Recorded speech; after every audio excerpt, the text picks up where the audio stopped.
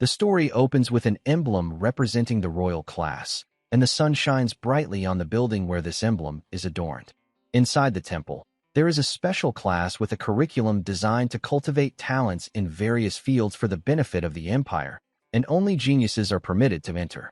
A group of students, 2 girls and 2 boys, are looking at the reader. These students have extraordinary abilities and talents. They have boundless opportunities. A blond man sits on the fountain with his arms crossed, and a pink-haired student admires him. Such students form part of an elite society, and this is what the royal class represents. A silver-haired man with glasses is reading a list and comments that the 11th entry in Class A is wrong. Someone asks why. The blond boy stands up, fixing his hair, while others whisper, wondering if this is the one with unlimited potential and if he managed to enter the royal class solely because of his abilities. They add that this is the first time they have seen something like this. Meanwhile, our boy, being confused, stands up after hearing congratulations for entering the royal class, mentally questioning why he managed to get into this hell. In the library, our boy reflects that he had already been looked down upon since he was reborn as a 17-year-old son of the Demon King, who is doomed for his past sin. Being over 30 in spirit, he is put in a position where he has to fight for survival while attending the academy. The burning of the academy building reveals to the hero that this world is destined for ruination. A brown-haired boy and a black-haired boy with an expression of discontent stand, looking at the reader. In the background are a girl and a boy scratching his head. Our boy understands that he has to survive among people who will do everything in their power to destroy him. Our boy thinks he has no choice but to become stronger to survive. To do this, he must gain achievement points. Changing memories flash through our boy's mind. A red-haired demon sitting on a throne expressionlessly, and a girl in uniform with an expressionless look pointing her sword at the reader. This is the novel our boy has written. System windows appear to proclaim a new event, and another declares that our boy must do all in his power to survive the novel's events. A Gothic cracked castle appears, symbolizing the protracted war between the demon world and human beings, which sealed the fate of both races. A man in shining armor with his sword ready to strike attacks a demon in dark robes. The great clash of the 2 races ended with the death of the Demon King, Valier, and with the Demon King's death came peace. 3 people sit before priests who are receiving awards, acknowledging the Empire's gigantic efforts during the long and arduous war. The academy, familiarly called the Temple, was established with the aim of finding talents and heroes. It was intended to be a place where brilliant people from all over the Empire would gather. It was said that the royal class was a special caste in such a group of students. It included geniuses among geniuses. In this class, Ludwig was a guy with a hot temper and a high sense of justice, but always in last place. This web novel, published weekly, falls under the fantasy genre. According to the description, it is an action-packed fantasy novel set in the temple. However, among all the hate comments, one comment bluntly states that the novel is boring and childish. Among them is one suggesting that the author should quit writing. Another commenter describes the work as dull and boring, complaining about the stupidity of the girls in love with the main character. One commenter even offers the author basic storytelling advice. Someone starts typing a new comment, but the keyboard seems to be stuck on the last letter, and the message is never sent. Our boy slumped over the keyboard, with his face pressed against it.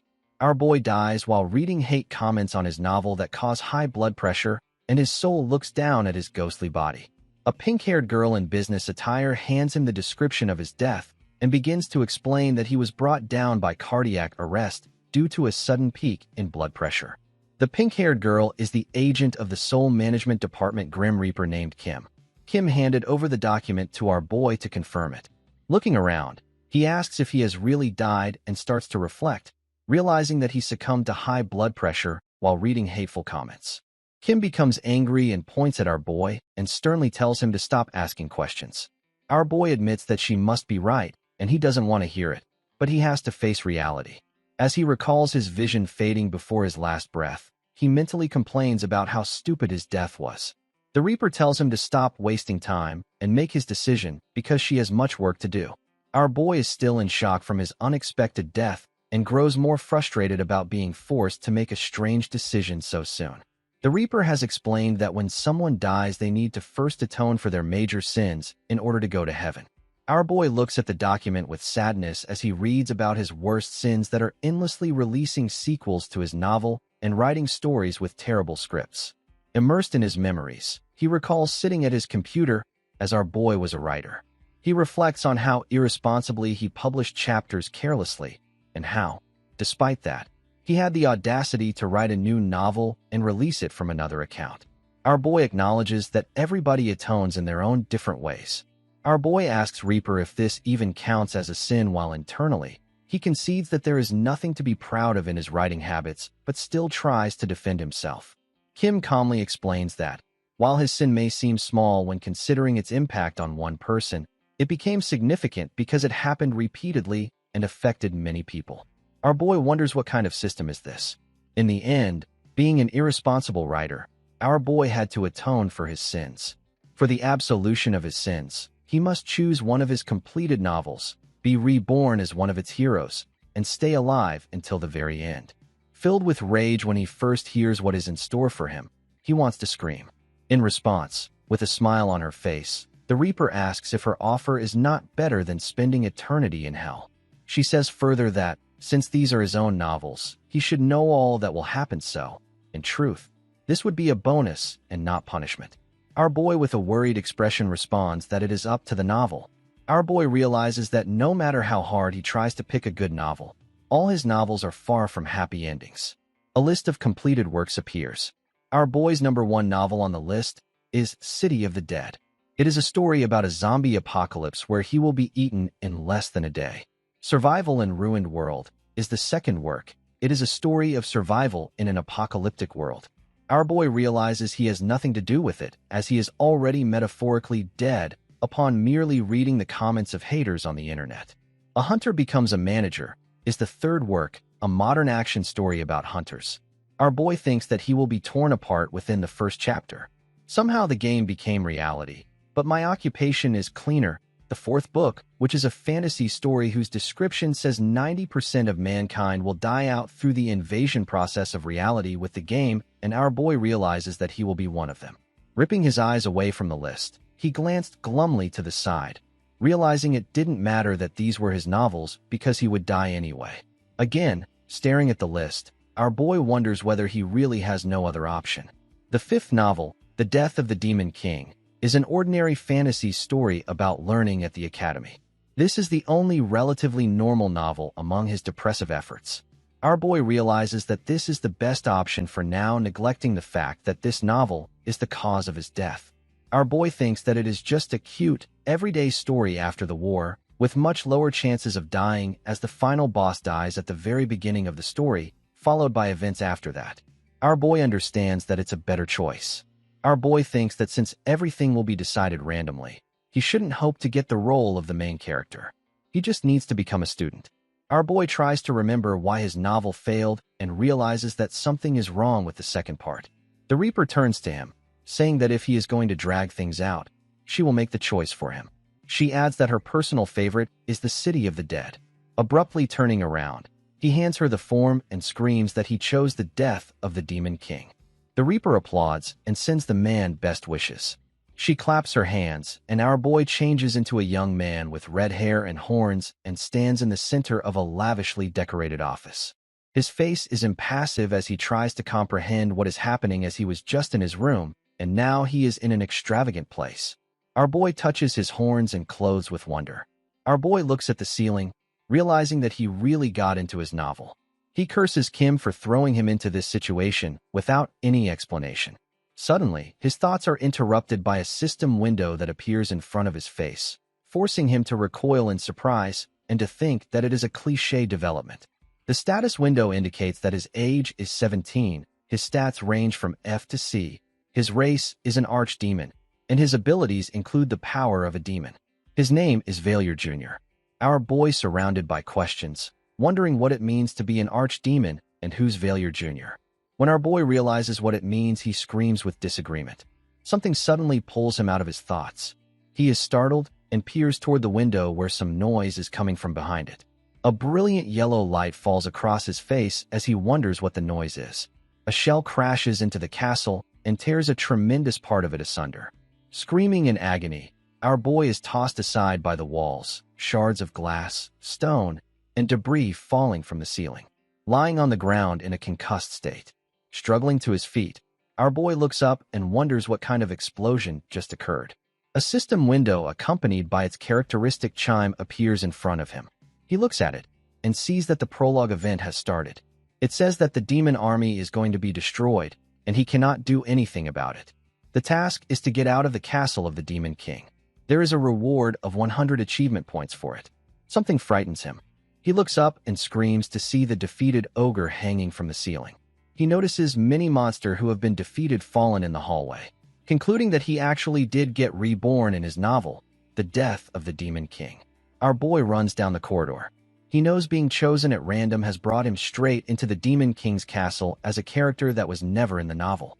At just 17 years old, he has no fighting skills and has been reborn where the Demon King dies at the very beginning. Crying and screaming, he curses while a fireball explodes behind him. He now realizes that he is the prince of the destroyed Demon Kingdom. Our boy keeps running, gasping for breath and being tired. The ceiling begins to collapse under the force of the bombardment. Our boy shows his disappointment, saying the Reaper was a scammer. Our boy remembers Kim saying that he should take it as a reward as he already knew the story of the novel. Our boy screams, asking why he became the son of the Demon King. Our boy realizes that the collapse of the temple is because the hero and the Demon King are in the middle of a final battle. These are the prologue scenes from his novel that he wrote himself. In this scene, both of them will meet their end, and the war will end with human victory.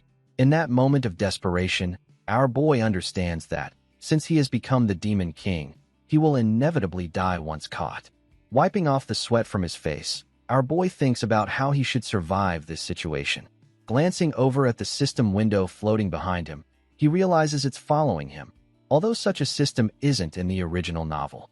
By the cliched status window format, he knows that the system window displays his characteristics. Although he doesn't understand the exact standards, he can say that his characteristics of him are not great. Our boy thinks being the final boss, he could have run away or tried to reach an agreement, and that anything would have been better than this. Staring at the system window, he realizes that he has no special skills that can help him survive or escape. The only remotely useful skill is his ability to read the language of this world. Panting after another desperate sprint, he looks up and sees a sign written in the language of this world. It reads, "Warehouse." Our boy hopes to find something useful there, but only sees trash. Sorting through a chest, he tosses out a red bottle. Realizing this is why the demon army lost to the Imperial army. A book catches his eye, and our boy realizes it's a magic scroll book that he added to the novel just for characters who couldn't use magic. He frantically flips through the pages. He assures himself there must be a spell that can get him out of this situation. A satisfied smile appears on his face as he finds exactly what he is searching for, the teleportation spell. The system window pops up, confirming its movement magic that transports a person to a specific place. As pieces of the ceiling fall around him, our boy thinks he will be buried alive at this rate. Picking up the book, he shouts that he must get as far away from this place as possible and uses the teleportation spell. The castle is framed against a clear sky. The hero, still clutching the book and standing in confusion and asking why he's still there. A system window appears, notifying him that the spell failed because of the movement of a magical barrier. Our boy starts whining that he doesn't even have time to look for another way out. Sitting in front of the book, its pages still flipping from the fall, he wonders if begging people to save him is all that's left. Then he suddenly notices something, a camouflage. The scene changes to a staircase creaking as someone approaches, and their shadow is visible. Our boy, covering himself with a cloak, transforms into a new form, a young man with brown hair. The status window shows that camouflage is the ability to change one's appearance into another person. Our boy thinks to himself that he doesn't believe disguising himself as a human prisoner will work, but he has to try everything he can. In his head, a comic book plan for getting out of Demon King's castle forms. Step 1. Transform into a human using magic. Step 2. Run into a prison cell. Step 3. Being alongside prisoners when the Imperial army comes to save them. Step 4. Escape while no one is paying attention. Getting saved by the army is the best option for survival for our boy. Our boy starts looking deeper into the prison. He realizes it's eerily quiet and wonders if he has entered the wrong room. Our boy is confronted by a smell that is so potent. His eyes widen, and he puts his hand up to his nose, wondering what the smell could be and wonders if it is the smell of fish, but then suddenly realizes it is the smell of blood. Jumping back in horror, he screams as the terrifying image overwhelms him. Sitting and trying to catch his breath, he screams again, seeing that all prisoners are dead. He questions why they are all dead, as he has never written of something like this in his novel. The novel was supposed to be a regular rom-com. He shivers with fear and thinks if he should run. Suddenly our boy sees someone alive and thinks if it is a survivor. When he goes close, he realizes it's a blonde-haired girl sitting on her knees. The girl is crying next to another woman who looks exactly like her. Our boy, not knowing what to say, thinks that this girl must still be just a child. The girl turns back at him and starts shaking. Our boy states that he too is a prisoner and asks the girl again if she is okay. Our boy glances at the dead woman and assumes she is her relative. He consoles the girl, saying that there is no need to be worried since somebody will come and save them soon. Our boy asks if she minds if they wait together. The girl looks at him suspiciously. Our boy wonders if that is too much to ask and then tries to calm the girl, saying that he himself is scared. Blushing slightly, our boy shows his empty hands to demonstrate his good intentions. He says that since they're in the Demon King's castle, it might be better if they stick together. The girl looks up with a sad expression as if trying to say something. Then she straightens up and begins to shake. Our boy nervously raises his hand, apologizing for his stupid questions. He tries to explain himself, but the blonde-haired girl rubs her eyes, wiping away tears, and tells him that it's fine and offers our boy to sit next to her. Our boy sits beside her and thinks it's a bit awkward. The girl tells him he seems very calm. Our boy replies that he is scared too and thinks to himself that he is truly terrified. If his plans fail, he knows he will be captured and killed. Our boy, stretching out his hand, continues, thinking that he doesn't have any other choice, and if it does go wrong, then it can go wrong. He feels something inside his cloak and finds out a pack of crackers. Remembering where he found the pack in his suit, he decided to keep them. Although he isn't hungry, he thinks there might be another use for them. Our boy turns to a girl with a small smile and tells her he recently picked it. Our boy asks the girl if she wants to share it. The girl remains silent for a moment and then decides to take it. After thanking him, she takes a small bite, which makes our boy think that she must be starving, but still why she is taking small bites. Our boy thinks in his mind if the girl doesn't like them, and to make the girl calm, our boy tells her that the Imperial Army will come soon to save them. However, their conversation is interrupted by a noise. Someone screams that they have found the prison. Both of them look in shock, and our boy thinks that the army is here. A bearded man with a soldier appears in front of them. The bearded man, with a furious look on his face, says, "Finally." Our boy shields the girl with his body, nervous because he doesn't understand the strange reactions of these rescuers. For people who've just stumbled upon prisoners, their behavior seems odd. The bearded man in a black suit kneels down and shouts and starts calling the girl Imperial Highness and apologizes to her for not coming early to save her. Our boy becomes surprised at why he is calling her Imperial Highness. The blonde-haired girl is revealed to be Charlotte, the first princess of the Cardia Empire. The system window pops up, informing our boy that the prologue is complete and he has earned 100 achievement points. The flag of the royal army flutters in the wind as knights guard the main tent. Our boy thinks about his luck. Getting out with the princess he had unknowingly ended up with was a good decision. Charlotte calmly cuts a steak with a knife and eats. Our boy continues thinking but gets awkward, realizing how hopelessly desperate his situation is. Our boy reminds himself of the man who bowed before his master and thinks about how he and Charlotte were saved by a noble. Even though he was saved, he was still a demon pretending as a man with a low-ranking spell called camouflage. He worries that if Charlotte's maid uses anti-demon magic, his disguise will be revealed and he'll be doomed. On top of that, Charlotte seems to care about him too much, expressing gratitude because he saved her. Our boy sits with an unsatisfied expression, thinking how Charlotte is giving him too much attention for someone who wants to go quietly. He realizes something strange. Charlotte, a significant character, is someone about whom he has never written in his novel. A blue-haired guy bows and asks the princess for forgiveness. He explains that since they are in a military camp, he has done all he can do for her. Charlotte replies saying it's not needed, calling him Lance. Blue-haired guy thanks Charlotte for her understanding. He says that once Duke Solarian arrives, she will be sent to the Imperial Palace immediately. Charlotte smiles sweetly, thanking him again. Charlotte then thanks our boy for helping her in prison, while our boy replies he doesn't think he helped her.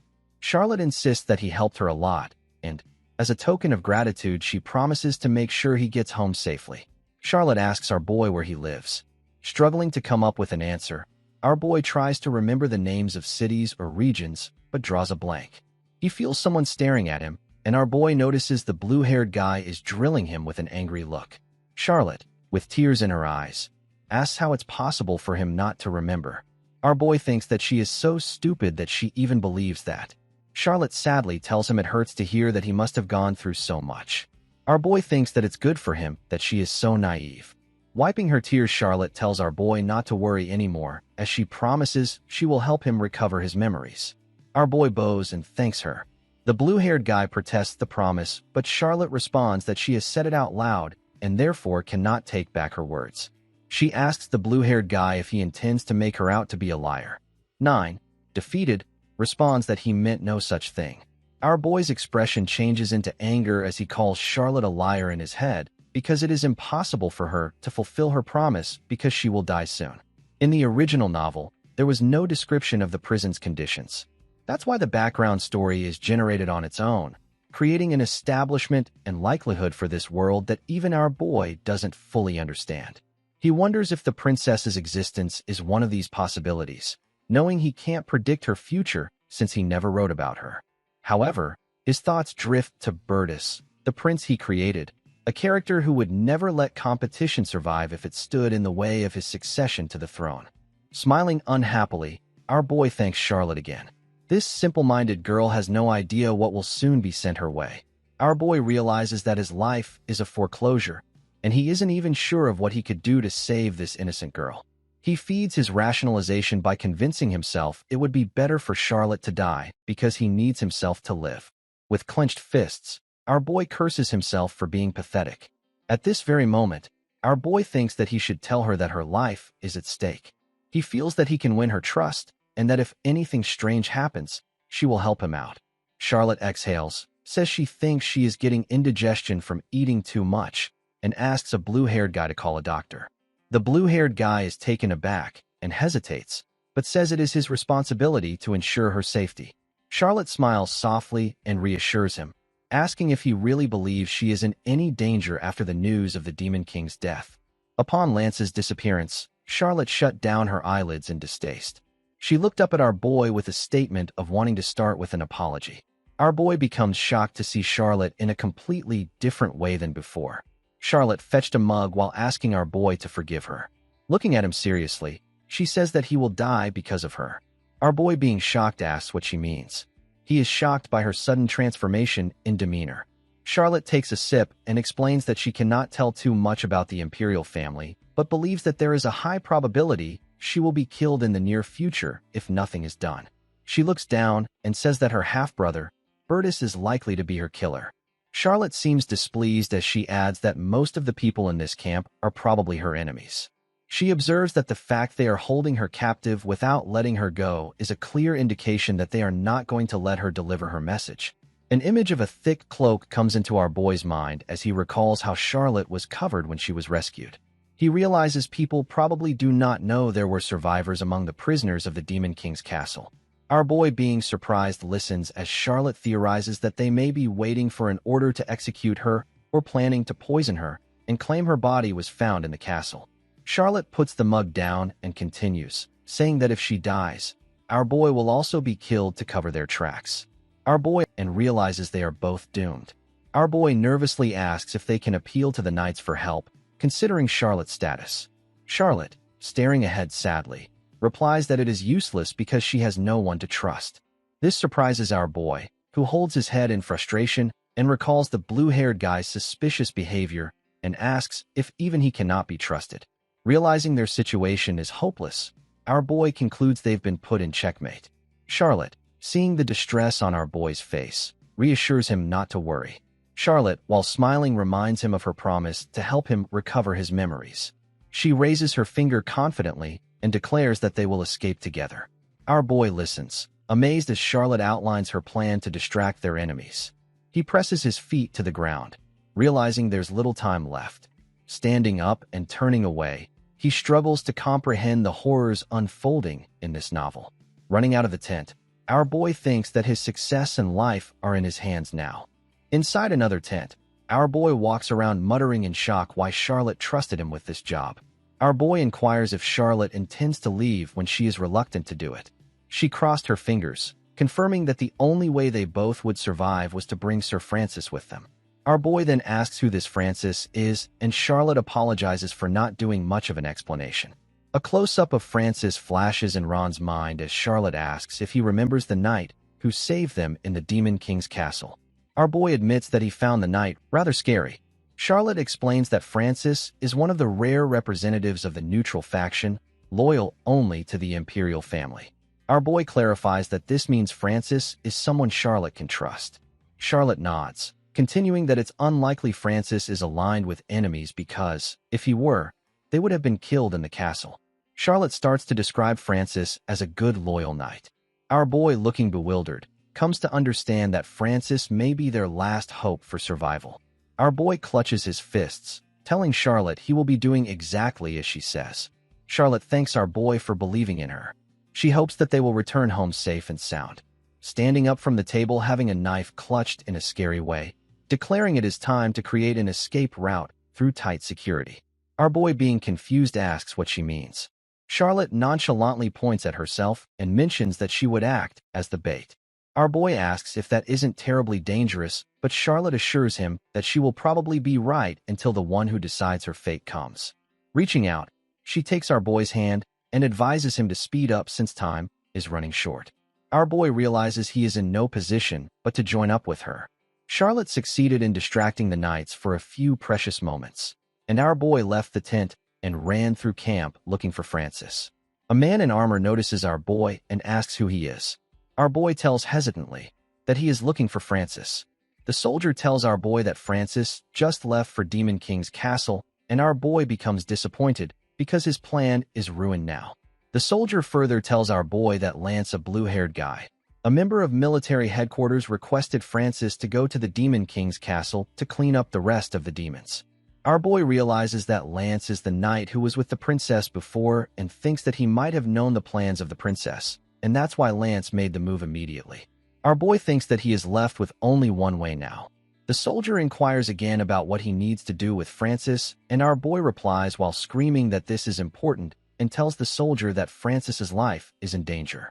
Our boy thinks the soldier will react that they need to rescue Sir Francis immediately, but instead, the soldier asked our boy what he meant by that. This response surprises our boy. The soldier asks our boy to explain it, but our boy explains that he doesn't know the specifics and says that something is happening that involves both Sir Francis and Her Imperial Highness. He further says that for both of their safety, we should bring him back here immediately. Our boy hesitates and says that he obviously won't believe him, but to his surprise, the soldier agrees and says he trusts him. Our boy asks again if he believes him and says that he has given him no reason to believe him. The soldier laughs and says the reason is simple. Our boy looks so stupidly desperate that even a stranger like him can see it. He adds with a grin that he has a gut feeling our boy is telling the truth because Sir Francis predicted this would happen. The soldier explains that Francis told him to stand by and wait because someone might approach him, just as our boy has now done. Our boy feels a chill run down his spine and becomes horrified, wondering if Sir Francis already knows about their plan and if Francis knew what would happen to the princess. Our boy is confused as he thinks if Francis knew it, then why did he leave for the Demon King's castle? Because he should stay here by her side. The soldier offers to take our boy to Francis. When asked if he has ridden a horse before, our boy admits he hasn't. Generously, the soldier assures our boy that his horse is strong enough to carry them both. Without hesitation, he instructs our boy to follow him. The soldier realizes he has not introduced himself yet and tells our boy that his name is Dyrus. As they leave, the blue-haired guy looks at them secretly. Dyrus and our boy ride on horseback. Dyrus grimaces in distaste as he orders the gates to open, yelling to speed up. Our boy looks on in horror, not knowing what demons are doing there. Our boy asks Dyrus about the demons on the roadside. Dyrus replies that they are demon prisoners and reminds him that the war has just ended. He explained that if demons were caught here, they are likely either defeated soldiers or ordinary demons. The demons stand in line as Dyrus continues. stating that they are still exploring areas closer to the castle and that the prisoners will be taken down once they go back to headquarters. Our boy looks back in shock as Dyrus continues, saying that he need not to worry. Our boy thinks to himself that if he had screwed up earlier, he would most likely end up like those demons. The horse brings them to the castle. Dyrus tells our boy that the area is on high alert and instructs him to prepare to dismount. A man with a mustache looks at them in confusion and asks who they are. Dyrus salutes and introduces himself as Lieutenant Dyrus, leader of the 11th Squadron's 3rd Platoon, 1st Troop, 4th Cavalry Regiment. The mustached man acknowledges him and asks what brings him there. Dyrus explains that he brought this boy, our boy, to deliver an important message to Sir Francis. The man with the mustache is taken aback and asks if Dyrus is referring to Sir Francis. Dyrus confirms, adding that since the information is confidential, he personally escorted our boy to deliver it. The man with the mustache says they just received a report that Sir Francis was killed in a battle with the remnants of the demon resistance. Our boy is stunned and asks himself if he indeed heard it right. The mustached man curses the demons, calling Sir Francis' death an incredible loss. Our boy realizes that that means no one is left with Charlotte. The man asks if there's anything in the message he should hear, but Dyrus denies it, saying the information was meant only for Francis. The mustached man turns around, tells them he understands, and suggests they leave because this isn't a place for outsiders. Picture of Bertus comes into our boy's mind and reaches a conclusion that Bertus wants Charlotte dead and hence is doing every possible thing. Our boy recalls Charlotte saying that Lance would cover up all traces of her survival, even if it meant killing everyone who knew the truth. Our boy reflects that this is why Bertus targeted Francis because he also knew about Charlotte. Our boy holds his head, trying to think quickly about what to do next. Dyrus calls out to him and says that now is the time for our boy to tell him the whole truth. Dyrus says that the real reason our boy mentioned Francis being in danger should now be revealed. Our boy looks at Dyrus, debating whether to trust him. From the words of Charlotte, our boy knows that most of the military men support Bertus and can't even determine whether the junior officer, Dyrus, can be on his side. Still, our boy had to leave everything up to him. Taking a deep breath, our boy decides and explains everything that happened between them, how he and Charlotte were held hostage, and how Francis saved them. Dyrus says that if everything our boy said is true, then Francis was likely killed by knights rather than demons. Our boy acknowledges that this is probably the case. Dyrus then asks if our boy wants to save the princess now. Placing his hand on his chest, Dyrus declares that he will help them. Our boy is astonished to think that Lieutenant Dyrus would make the offer of helping them out. Dyrus informs him that he belongs to Team Francis, and that assisting his team is the correct call for him to make. Our boy agrees, partly being placated though he could hardly trust this person yet. Dyrus tells our boy that they should run back to the princess as they have nothing to do there at the Demon King's castle. Our boy hesitates and awkwardly suggests that he has a plan. Dyrus raises an eyebrow but agrees, saying rummaging through the Demon King's belongings might be a good idea since they could find something useful to aid their escape. Dyrus observes the mess in the castle and comments that everything seems to have already been looted and turned upside down. Our boy in his thoughts blames himself for the mess and says they might find something useful if they keep looking. Dyrus hypothesizes that the demons had looted the vaults right after the death of the Demon King, who described demons as vile and unscrupulous creatures, but in reality, it was our boy who came there before. Our boy starts searching and finds a teleportation scroll. He holds it up and tells Dyrus that he found something useful. Our boy shows him the teleport scroll. Dyrus looks at the spell and comments that such magical scrolls are the hallmarks of demons. Our boy recommends that they get a couple of more scrolls as they might require them later. Our boy adds that he found a magic book too and explains that if they put all the scrolls inside it, then they will be easier to access when needed. Dyrus becomes confused as he thinks that our boy was a prisoner, but he appears to know his way around the castle a bit too well. After collecting everything, they decide to leave. Dyrus asks our boy if he knows which way they came.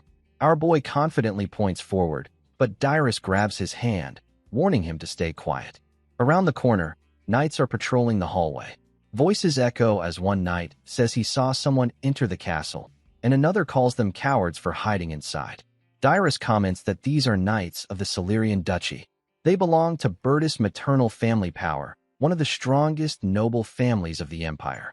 They want Bertus to be enthroned as the emperor, and because of that, most of the knights that make up the Solendrian duchy are no ordinary knights.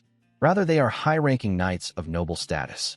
And probably that's how Francis died, because he didn't listen to Bertus. Dyrus and our boy remain hidden as our boy quietly assesses their surroundings, knowing that their next move could determine their survival. One of the knights tells the captain not to worry as they'll find them quickly. Our boy wonders how he can find us quickly. Suddenly, one knight's eyes glow. Dyrus and our boy stand petrified at the knight's boastful declaration that he had just checked on them, and they're behind the stone statue, hiding from them. He says if one listens closely, one could actually hear their breathing coming from there. The captain unsheaths his sword, pointing it in the direction of the statue, and asks them to come out submissively. A leg can be seen poking out from around the corner. The captain sneers and says Charlotte is pathetic for having sent innocent people to die for her. Being enraged, Dyrus says that the knight should be ashamed of his vile attempts to try and harm the princess. The captain dismisses what Dyrus says and says that the ravings of a worthless knight mean nothing to him. He declares that he wouldn't want to kill a civilian, but it's all for the future of the empire. Dyrus steps out from behind the corner, takes out his sword, and tells our boy not to interfere. Our boy, standing beside Dyrus, mutters that he went through so much just to escape this very castle. Looking away in fear, our boy wonders if, after everything, they're just going to kill him here. Our boy stares at the statue, frowning. He notices the glowing eyes of the gargoyle statue. Our boy looks puzzled and thinks that in comics or games, statues like this usually come to life in moments like this. To his astonishment, the statue begins to move. The captain gazes at the statue in horror, asking what is happening. The statue slams the knight into the floor. Our boy watches in shock as the other knight screams that their commander has just died and demands to know what happened.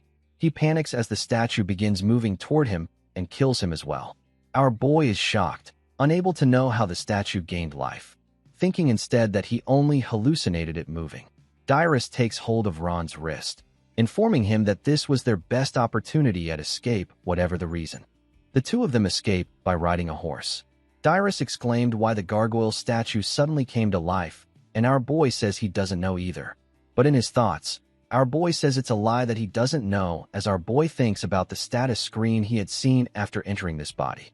In that status window, there is an ability called Demon Domination. The ability, in all probability, had unconsciously caused the statue to wake up. Our boy hopes that Dyrus won't suspect him about something like this. Dyrus turns around to our boy and says it was good that they were left unscathed. Our boy nods in agreement, saying they almost died. Dyrus suddenly notices something behind them and curses in horror. A group of knights is already catching up with them, shouting that they cannot let them escape the forest. Dyrus wonders where so many knights came from. Our boy urgently tells Dyrus to grab him, leaving Dyrus confused as he doesn't understand our boy's plan. Our boy flips through the magic book desperately, trying to find out what to do. He knows he cannot die here. He is holding a scroll and declares that it is time to get out.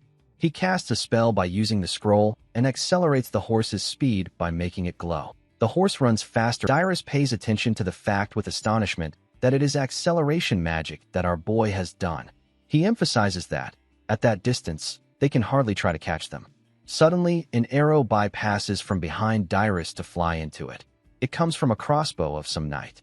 Dyrus saw they would not simply be left as well. Our boy flicks through the book, nodding confidently to say he's found a win-win option.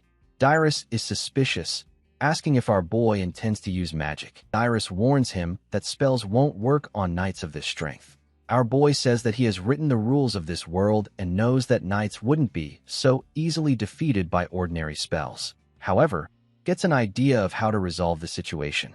Using the illusion ability, our boy casts a spell targeting the horses of the knights. The eyes of the horses glow and one knight is confused, asking his horse what was wrong with his horse as it struggles to control it. Our boy smiles, seeing that the illusion has worked. He says if they can incapacitate a few more knights, they will really have a good shot at escaping. He is flipping through the book again. Our boy keeps searching and begins to see their own horse get tired. Meanwhile, the knights are getting closer and closer. Feeling frustrated, our boy tries to think of a new solution, but suddenly spots something strange in the forest, a group of demons, and realizes that these are surviving demons from the defeated Demon King's army. They walk forward with displeasure, appearing ragged from their capture. Our boy watches, asking himself what this strange feeling is. He remembers having the same sensation when he made the gargoyle statue move. One of the demons steps forward, his eyes glowing with fury. Dyrus screams in horror that there is an orc in front of them. The orc roars and charges, and Dyrus screams that this must be the end for them. However, to their surprise, the orc ignores them and passes by. Dyrus wonders why the orc did not attack them. One of the pursuing knights also notices the orc and shouts, asking what's wrong. Dyrus and our boy stand there unmoving as a knight wonders out loud if they can really control a captive demon. The orc turns and strikes one of the knights from behind. The knight is enraged and bellows at the orc to get out of his way. Meanwhile, our boy is tugging on Dyrus's arm, insisting that they must leave now. Looking back, our boy grins to himself, thinking that he was right. After all, the demon's authority works in their favor too. Now they have succeeded in fending off the knight's cause of demons. This all comes very naturally to Dyrus. He is simply puzzled. He thinks about the whole thing and tries to understand why they keep on getting help from demons at random times. He decides not to suspect our boy because it's just pointless now. They have a princess to save. As they draw close to the tents, a knight who's standing guard interrupts them and mentions that this is Charlotte's barack. A knight orders Lieutenant Dyrus to pronounce his name before him. Lieutenant remains calm as he introduces himself, stating that he is Lieutenant Dyrus, while adding that they have an important report to inform the princess of. The guard knight questions whose Lieutenant Dyrus is and wonders how a common lieutenant would be requested to see Her Highness. He scoffs at Dyrus for thinking he would be permitted through so readily, especially with a boy, and commands them to be gone. Dyrus becomes angry. Without hesitation, he kills the knight and turns to our boy, saying it is time for Plan B. More knights rush to attack right away, shouting in anger. Dyrus notices the commotion and points to the side, instructing our boy to go to Highness and save her. Our boy hesitates, but enters Charlotte's tent holding the magic book. Inside the tent, two people wearing hats exclaim in shock, asking who is he and why he was allowed inside. Charlotte stares at him stunned. Without giving her a chance to respond, our boy urgently asks her to close her eyes. He uses the flash ability, temporarily blinding everyone. Our boy instructs Charlotte to follow him. She reaches out to him, and as he grabs her, he activates the mass teleportation ability. There suddenly bursts out an intense column of light from the seal, where our boy announces their arrival at the capital of the Guardium Empire. The notification congratulates our boy for completing the prologue. He is awarded an achievement called the Historical Turning Point, and in addition, gives him 1,000 points for the same. It mentioned that he has changed the fate of the entire future and emerged as the surviving main character instead of what really originally existed in this story. The story continues with an overview of the Guardium Empire capital city from an elevated perspective. Here is the main story of the Demon King's death unfolds. Gradium was modeled after Seoul, where our boy was born. Charlotte and our boy arrived at Guardium after teleporting. Standing in the middle of the city, our boy gazes at the sheer size and detail of the city, knowing he would not have described it that way in his novel. He can't even imagine how someone would bother to draw every brick on the massive streets, but then he reminds himself this isn't a time to turn into author mode. Charlotte has sat on the ground. Looking visibly distraught, asks if that could be really where the capital stood. Confused, they realize they were standing in front of a camp where they just met in demon territories. Our boy realizes she's clearly disoriented and leans down to apologize for bringing her here without explaining everything properly. He holds out her hand and tells her that when he reached the Demon King's castle, Sir Francis was already dead. Shocked, Charlotte asks if he is sure. She takes his hand and asks again if they ended up in the capital because of his power.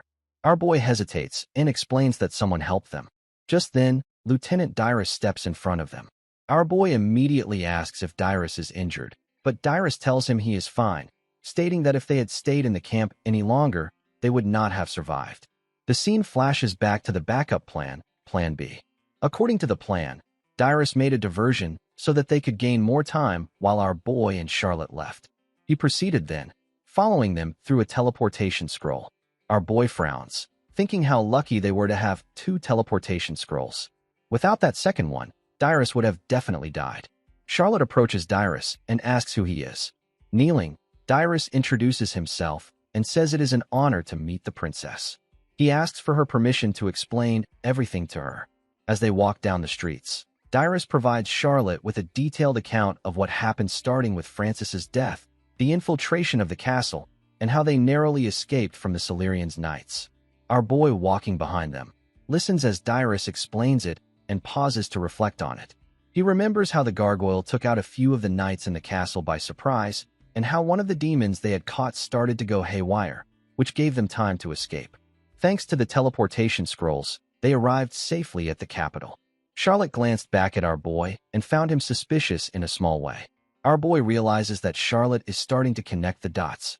Our boy frowns, thinking it would be unusual if she fully trusted him given everything she's been through, considering the intrigues of noble life. Knowing he can't remain with her for much longer without putting himself in danger, our boy slips away silently. He stumbles through an archway, gets a good breath of air, and falls into a wall. He sees how often he's escaped death, yet sat there as frail, starving, and broke. Now he sits on the ground, begging pennies from passers-by. As he gazes into the future, he regrets not having allowed demons in his book to consume mana. Then, suddenly, a window appears on his screen, alerting him to the fact that he has just unlocked the interference ability of world settings. Our boy stares at the status window, where he is informed of his gaining achievement points, as well as how his acts could alter history. It further enumerates some of the available challenges. Our boy examines the screen, which shows complicated details, and our boy asks to summarize details in 3 sentences. The status window then shows that our boy is able to interact directly with the world setting through the usage of achievement points. The second point is that major events might not be revisioned or might require a large amount of points. The final point is that skill can't be used to cause setting collapse. Our boy thinks that it might be complicated, but it seems a good cheat ability to make it out of this world alive. Our boy looks for more settings to get to know what he can do for now, and status window shows him to take the writer's advice. Our boy looks confused as he tries to code what is vague advice that shows him a riddle asking how many people were kidnapped at the demon castle, while the clear advice tells him to go to the magic item store. Our boy thought that it was suggesting that he make a quick buck with the magic scrolls that he got from the castle, so that's why our boy went to Aligar District Commerce Area. A bald man inspects the book, accusing our boy of trying to fool him. An older man in glasses laughs at the book, saying this is the first time he's seen someone trying to sell such garbage, and advises him to go home before he gets beaten by someone. A red-haired woman taps the book with her finger, saying he should go into art instead of wasting time. Everyone in the shop thinks our boy is trying to sell fake scrolls. Our boy puts the manuscript on the counter and insists that he wants to sell it. Our boy thinks back to the system's suggestion about visiting the magic shop. Didn't they mean for him to sell the scrolls from the book?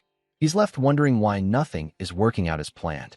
Not discouraged, our boy moves on to another shop, where he shows the scroll to the shopkeeper, who seems intrigued. The shopkeeper asks if he can trace another scroll, commenting on how well our boy draws, and suggesting they split the profits from selling the scrolls in half. The shopkeeper adds that if he can finish tracing the scroll by the next day, he will be paid 5 silver coins. Although our boy agrees, but decides not to do so as he is not confident that he can copy a scroll. Also, he thinks, what if someone tries to use that fake scroll in time of emergency, and it will not work? Our boy can't help but wonder why no one seems to recognize the scrolls he took from the Demon King's castle. Feeling suspicious, he decides to try one more shop and plans to sell the fireball scroll if no one recognizes the others. At the next shop, he finds the place messy and empty, but as he looks around, a red-haired lady enters and asks if he is a customer. Our boy tells her he wants to sell some scrolls, but she replies that she doesn't buy scrolls and also won't let him leave with them. Instead, she offers him 2 gold coins, but upon seeing the scrolls, her expression changes. She becomes serious and fixes him with an intense gaze, asking where he got the scrolls. She recognizes them as magic constructs used only by demons and demands answers. Feeling the weight of the situation, our boy becomes nervous. While he knows magic exists in this world, he never took the time to understand how it works or the differences between human and demon magic. He begins to realize this is why merchants dismissed the scrolls as fake. They were either not mages or didn't know enough about magic to recognize their value. However, this woman is different. She sees through him immediately and her serious tone makes it clear she knows exactly what the scrolls are. The red-haired girl again asks our boy in anger about the scrolls. In a moment of panic, our boy tries to use his status window to make her forget the situation, but he doesn't have enough achievement points to do so. Left with no other option, he reluctantly tells her the truth, admitting that he took the scrolls from the Demon King's castle, fully aware that this confession might bring serious consequences. Our boy hesitantly explains everything to the red-haired girl and tells her the story of how he saved the princess. But the woman doesn't seem to believe him. She says that if he had done something like that, he must have received a reward for it. Our boy insists that he is not lying and adds that this could even lead to his death at the hands of the imperial prince, Bertus. Our boy sighs with relief as the woman smiles sadly and asks if the Demon King is dead. She approaches Valor, saying he and the princess must have had a hard time, and that so much suffering has fallen on the life of an ordinary guy. He laughs nervously as the girl hugs him, telling him not to be afraid. Our boy feels glad that she is kind, but wants to leave quickly because he's very hungry. She looks at him and says she will try to remove the curse that was probably cast on him in the castle. Our boy becomes worried, thinking she might remove the transformation spell. She asks him to stand still, her gaze tense. The woman folds her hands, and a glowing ornament appears. The woman points her hands at him and exclaims, "Dispersion!" Our boy screams for her to stop, but it's too late. Pink smoke and a glowing light surround him as the girl steps back, frowning, with a drop of sweat on her cheek. The glow fades, revealing Valor's red hair, horns on his head, and confusion on his face. The woman kneels down and addresses him as His Highness. Our boy freezes, looking at her in shock, as she asks if he doesn't remember her. Raising her hands surrounded by flames, she speaks in an unknown language, her eyebrows furrowed. As she opens her mouth, our boy notices her red eyes, realizing she's a vampire. Flames swirl around her as she confirms this. Our boy raises his hand to his face, and the woman exclaims that he really doesn't remember her. Our boy thinks to himself, but can't remember. The woman walks to the window, saying they can't stay here for long because they might be seen. She pulls the curtains tightly and suggests moving to her room on the second floor to continue their conversation. Our boy looks at her wearily, wondering what's going on, but agrees. The woman offers our boy sandwiches, saying he must be hungry, and apologizes that she can't offer much. Our boy thanks her and thinks he can't address her the same way as before since she has switched to formal speech. As he eats a sandwich, the woman asks if he truly lost all his memories. Our boy confirms that he forgot everything except the fact that he is the Prince of Demons. Drawing the curtain, the woman says it's better this way for both of them because of the dangerous scroll he brought. Kneeling in front of our boy, she formally introduces herself as Elleris, a member of the Demon King Army's Guardian Infiltration Squad, Tuesday, and promises to serve him. Our boy can't remember if he has written something like this. As he eats, our boy wonders why a vampire is living in such a sunny place. She shyly explains that she stays there to save on rent. Her smile quickly fades as she tells him about 2 other demons in the capital. Elleris explains that one member is active under the false identity of Count Argon Pontius, Sparkgar, a white-haired werewolf, while another demon lives near Irene's riverbank, Lycanthrope. She is a demon called Irene's Wild Dog. Sparkgar kidnaps the princess of the Empire by using his mastery of transformation magic to blend into human society. Our boy remembers Charlotte and realizes Sparkgar has taken her, deciding he needs to be cautious. He asks about the wild dog, and Elleris explains that the werewolf controls the criminal underworld due to his incredible close combat skills. She adds that she has built an army in a short time. Our boy thinks the squad sounds more like a group of gangsters. Elleris explains that Lycanthrope is currently the leader of the gang and also handles the squad's income. Elleris lowers her eyes and asks again if our boy truly remembers nothing. Our boy sighs and wipes his face as Elleris admits she is relieved he has survived, believing they have a chance to revive their world. Our boy cuts her off, saying he has no intention of reviving the demon world. He argues that gathering demons would only restart the war, which he cannot endure again, as our boy says that doing something like this will only mean his death. Elleris becomes upset and shouts that he has a duty as the prince to save their future. Our boy firmly replies that the time of demons is over and tells her to stop acting like a servant. Elaris bows her head and apologizes, saying she understands. After a silence, she suggests our boy rest and begins to leave, but our boy calls out to her as he thinks he is being oversensitive. Elaris stops but doesn't turn around, and for a moment, our boy thinks she looks strangely happy. That night, our boy lies in bed while Elaris sits silently nearby.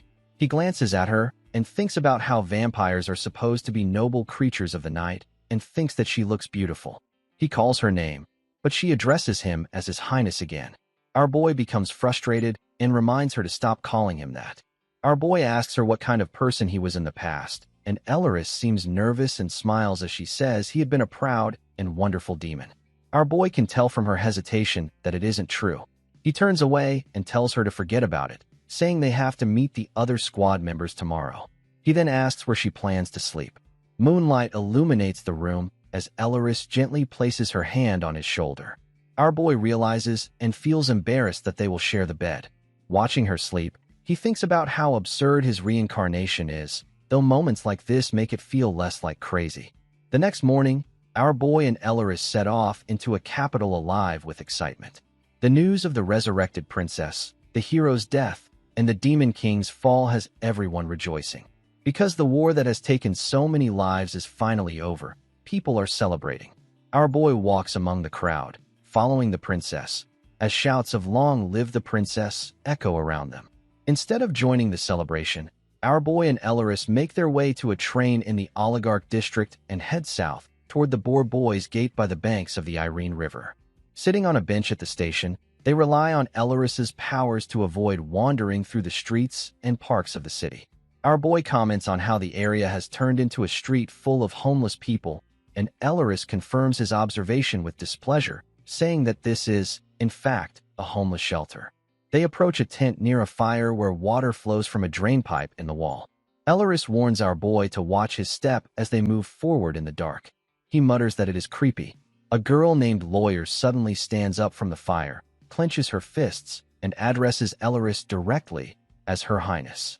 Our boy is taken aback and timidly says it is nice to meet her, not expecting her to be a girl. He had assumed he would meet a muscular man instead. Lawyer asks if our boy really doesn't remember anything, and Elaris confirms that he has lost all his memories except for the fact that he is the demon prince. Lawyer sighs in relief before suddenly clenching her fists and recalling an embarrassing memory of how our boy, in the past, had made her pretend to be a dog. Elaris laughs and teases her further, making Lawyer furious. Our boy, feeling awkward, apologizes and extends his hand to Lawyer, saying that while he can't change the past, he wants to improve their relationship. Lawyer hesitates, but shakes his hand. After a brief moment of silence, she yanks her hand away and yells at him, accusing him of treating her like a dog again. Our boy quickly apologizes, saying he doesn't mean it that way. Suddenly, someone runs toward them through the water, shouting joyfully. It is Sarkar, who immediately drops to his knees before our boy, overwhelmed with emotion. Tears stream down his face as he praises the great demon prince. He hugs our boy tightly, but our boy struggles to breathe and asks him to let go. Elaris reminds our boy to be cautious around Sarkar, who is fiercely loyal to the Demon King and will sacrifice anything to restore the demon world. Lawyer eventually pulls Sarkar back, scolding him, while our boy tries to catch his breath. Sitting by the fire, Sarkar begins insisting that our boy should rebuild the lands of the demons and take revenge on the Empire for their destruction. Lawyer angrily interrupts, accusing Sarkar of sugarcoating things and throwing around empty promises. Our boy crosses his arms and admits that while rebuilding the demon lands sounds noble, it is a reckless plan, as he says he is good for nothing. They sit opposite each other. Sarkar is indignant, asking what kind of good-for-nothing he is. Sarkar explains that he is a great and powerful archdemon standing above all demons. Our boy asks what kind of archdemon he is and why it is so significant. They all stare at him in surprise. Sarkar begins to speak, but Elaris interrupts him, saying that in the Dark Lands, they once called home, a merciless war raged amidst the backdrop of ancient events. Many years ago, humans began to form states to establish order. However, despite their attempts to unite with other races, the demons continued to exterminate one another. One day, a demon appeared who stopped the endless war, invading their minds. He earned the title of Archdemon as a symbol of their recognition. Over time, this title was passed down to all his descendants. Sarkar raises his fist as our boy asks what he should do. There is a plan, he replies, explaining that first, he must become stronger. His face grows serious, then softens as he says they must return to the demon territory and rally the survivors. Our boy folds his arms across his chest, closes his eyes, and declares, "No." He says this plan is the worst. It's too risky to go there so soon. Frowning, he looks ahead. They are in the heart of enemy territory, the capital of the empire. He resolves to stay, study human culture, and build a strategy. Sarkar bursts into tears. He cannot stop crying at our boy's courage. Our boy, observing his reaction, thinks to himself that it is indeed much more comfortable here than in the lifeless forests. Sarkar raises his hand, claiming to have a brilliant idea. Our boy looks confused. Sarkar suggests attending the Empire's educational institution, the temple. Lawyer laughs at the suggestion, finding it absurd, but for once, she and Sarkar seem to be on the same wavelength. Our boy looks at them both, feeling thoroughly confused. Sarkar excitedly declares that our boy can grow stronger and sow the seeds of revenge within the temple, where geniuses are trained and heroes are born. Our boy says the plan is quite decent, but feels nervous as he glances at Elaris, realizing he might not convince them so easily. Elaris also praises the idea as brilliant. Our boy steps back, stuttering as he tells them to slow down. He reminds them they don't even know how the temple works or what will happen if his identity is discovered. Sarkar takes off a ring and hands it to our boy, assuring him that it will take care of everything. Our boy puts it on and learns it allows him to transform into anyone. His pitch-black eyes gleam as Sarkar declares that the revival of the Demon Empire is within reach. They decide he will join the temple. He will use a fake identity created by Elaris or Sarkar, but he also worries about the risk of discovery, especially after the princess returns and investigations into Charlotte's kidnapping begin. Lawyer lifts the flap of a nearby tent and introduces him to Daibun, a trusted ally. Daibun shakes our boy's hand, and they exchange greetings. When asked for his name, our boy hesitates before giving a false name, Reinhardt, as Elaris has advised. Then the scene shifts to few moments earlier, where Elaris and our boy were talking. She warns that using the name of the previous Demon King will expose him too easily. Thinking back while sitting around the fire, the group brainstorms potential new names for him. Lawyer suggests Hellscream, which Sarkar rejects as too vicious, and Elaris vetoes Rich King for being even worse than his real name. Our boy grows frustrated and shouts that this endless debate has to stop. He accepts the name, Reinhardt, even though it feels strangely familiar, as it is the name of our boy. With his appearance changed by the ring and a false identity crafted, he prepares to join the temple. Lawyer tells Daibun to create an ID for our boy and arrange for him to enter the temple. Daibun agrees, but asks how they will cover the cost of tuition. Everyone freezes, realizing they have overlooked the expense. Daibun reveals that their current income can't cover even a single semester's fees. Our boy becomes shocked and suddenly remembers that these beggars don't have enough money for such an elite education. The temple, the most prestigious school on the continent, charges tuition equivalent to $100,000 in his world. Lawyer, resting her head on her hand, remarks that it is surprising how poor they are. Our boy, drinking from a glass, avoids the subject. When Lawyer angrily suggests taking money from their candy business, Daibun dismisses the idea, reminding them it will ruin their shop. Frustrated, our boy raises his hand and proposes they only pay for the first semester and earn a scholarship after that. He reasons that, with the world lacking a hero, the temple might begin searching for candidates and will cover training costs for those who prove themselves worthy.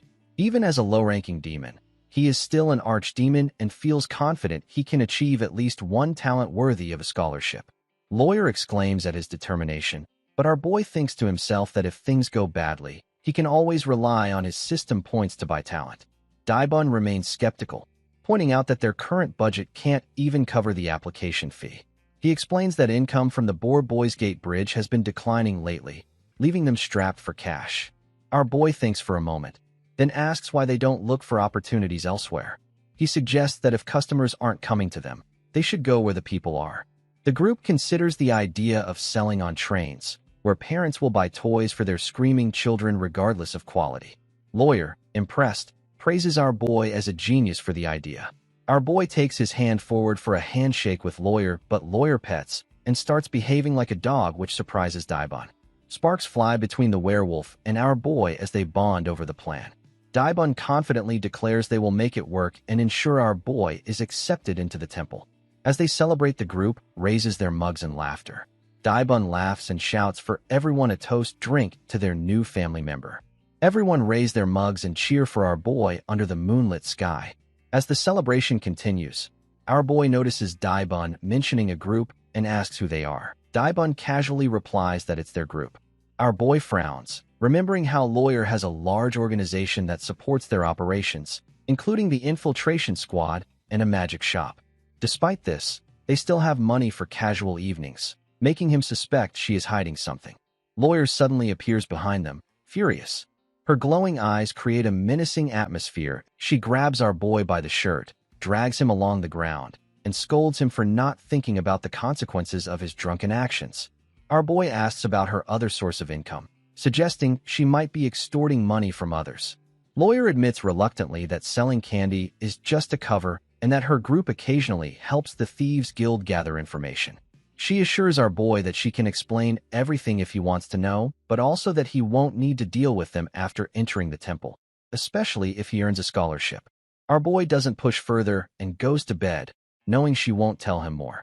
The next day, our boy and Daibon visits the capital's administrative bureau to get our boy's fake ID. The process is easier than expected. Daibon then guides him to the temple's reception area, an elaborate building with golden interiors. Daibon comments on the sheer number of wealthy families sending their children to the temple. They notice a consulting office where a test determines if applicants have outstanding abilities, granting free training to successful candidates. Daibon suggests they try, and despite our boy's hesitation, they proceed. At the application window, a girl greets them coldly. Our boy confidently announces his intention to pay for one semester. But the girl sighs and explains the temple no longer allows students to pay for just one semester, citing issues with students borrowing money. Our boy, irritated, realizes his plan is falling apart. Daibon suggests they take the free abilities test instead. Although our boy doubts it will lead anywhere, Daibon convinces him to give it a try. The girl sighs tiredly, opens a closet door, and prepares for their test. Our boy whispers that it might be a waste of time, but Daibon urges him not to be a coward. With no other choice, our boy reluctantly follows, hoping for a hidden talent to be revealed. They need to try everything possible. In the testing room, the employee tells our boy to place his hand on the ball. He hesitates, worrying it might detect his demonic power, but decides to rely on the ring if his identity is revealed. He places his hand on the ball as the employee glances at the screen and frowns. Our boy panics, wondering if he should run, but the employee apologizes, saying the device seems faulty and needs to be replaced. Daibon leans toward our boy with a grin, asking if he is secretly gifted. Our boy brushes him off, hoping the malfunction is due to his human transformation. The employee brings out a new sphere and assures them it has been tested. Our boy touches it again, and text appears on the screen. Daibon, growing impatient, shouts to know what it says. The employee stutters and explains that our boy has aptitude. It's not enough to call him a genius, but it indicates a high chance of success with proper effort. Our boy stares at the screen in shock as it reveals something extraordinary and his potential extends to everything. The results show that our boy Reinhardt was born with an aptitude for everything in this world. According to the results, our boy can use both holy and dark magic. Daibon, overwhelmed with excitement, hits our boy on the back, causing him to slump forward onto the table. Meanwhile, people outside the testing room sell gums to the crowd. Lawyer asks our boy about aptitude. Daibon murmurs that it is amazing that an elite talent appears among them. Our boy, though initially stunned, thinks about how his limitless potential makes sense. With achievement points, he can develop talent in any field: swordsman, mage, archer, and more. It seems the world is gifting him this ability to carve any path he desires. Daibon calls out to him, worried, but our boy quickly assures him he is fine. Daibon laughs and reminds our boy that without him, he'd never have discovered this. As they leave the temple, our boy realizes his inclusion in the main plot is inevitable. With his limitless potential, he can easily be placed in the royal class. The royal class is the most elite at the Temple Academy, granting scholarships, luxurious dormitories, and freedom to attend any class. It is home to the Empire's brightest talents. Our boy, however, feels conflicted. He hopes to quietly study in his first semester and accumulate achievement points, but now it seems impossible to keep a low profile. By evening, our boy finds himself assigned to Class 1A, the most elite among the royal classes. Elleris worries about his condition as he sits at his desk, his head on the table.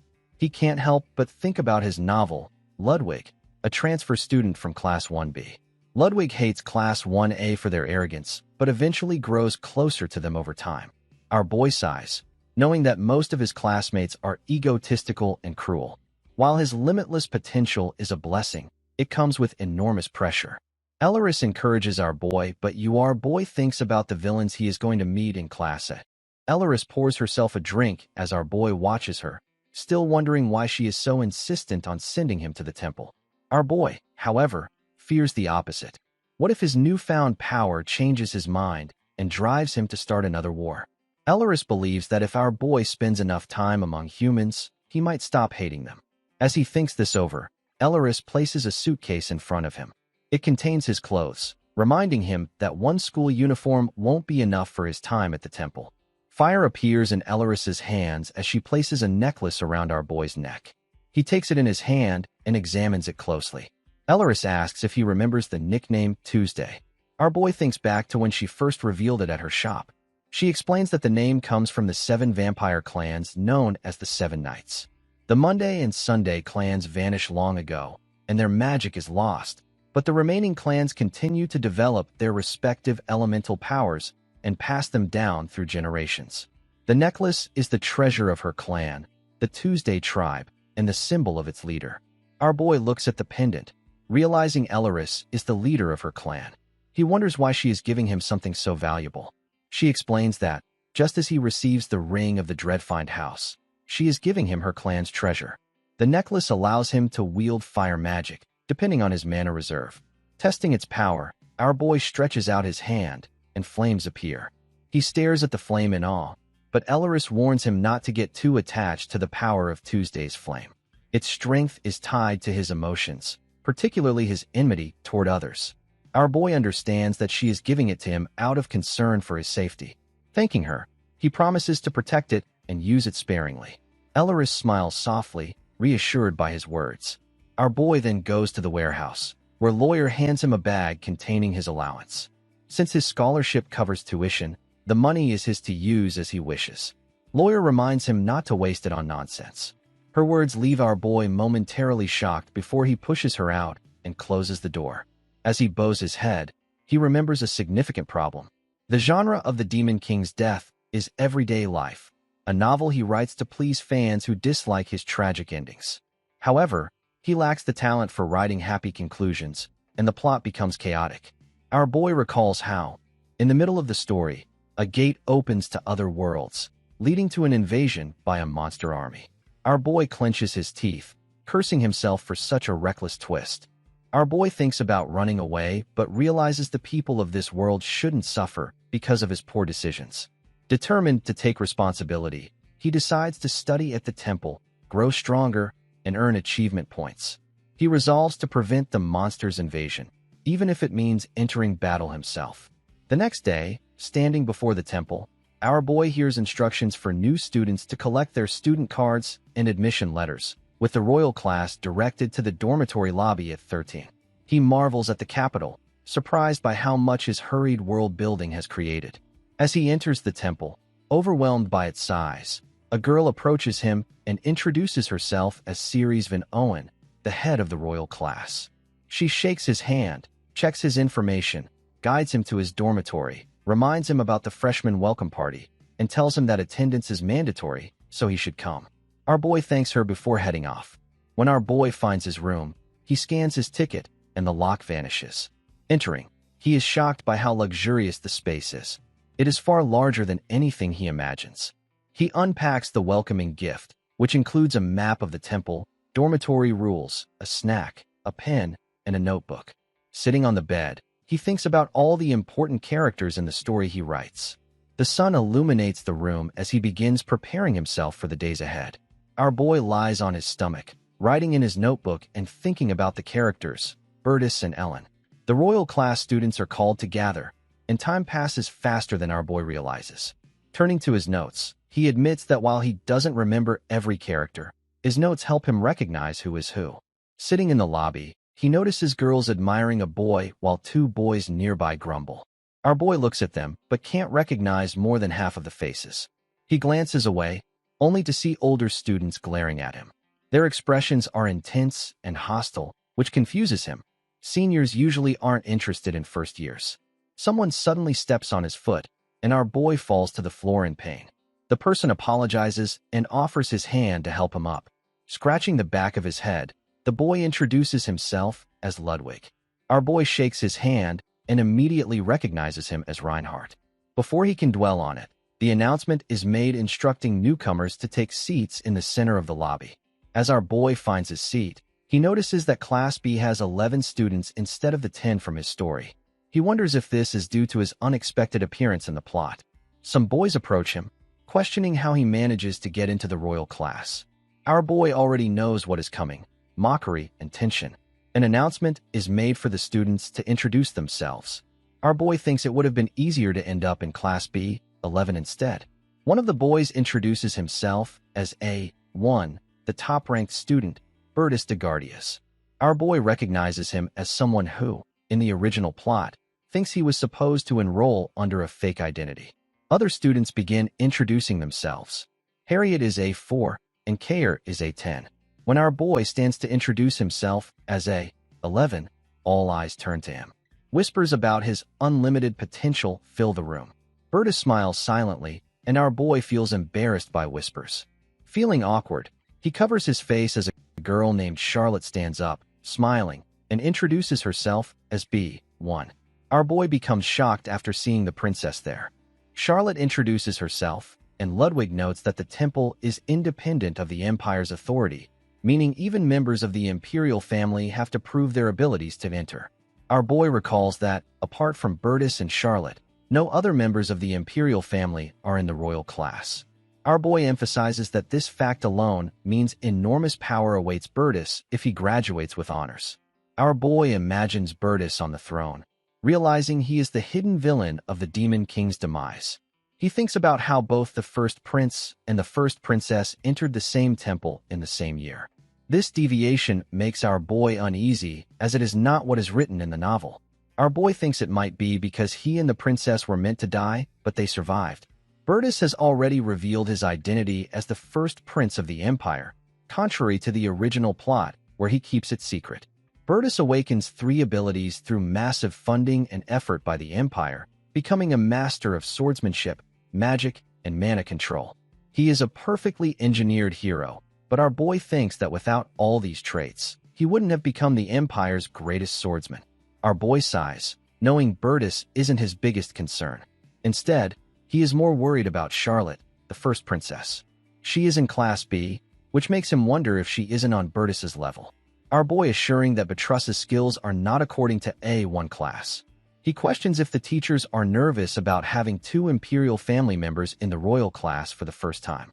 Ceres steps to the microphone and explains the rules of the royal class. She declares that within the temple, all students are equals regardless of their status. Commoners and nobles alike are treated the same, with no exceptions beyond the distinctions between upper and lower classes. She raises her hand to emphasize her point, making it clear that merit is all that matters at the temple.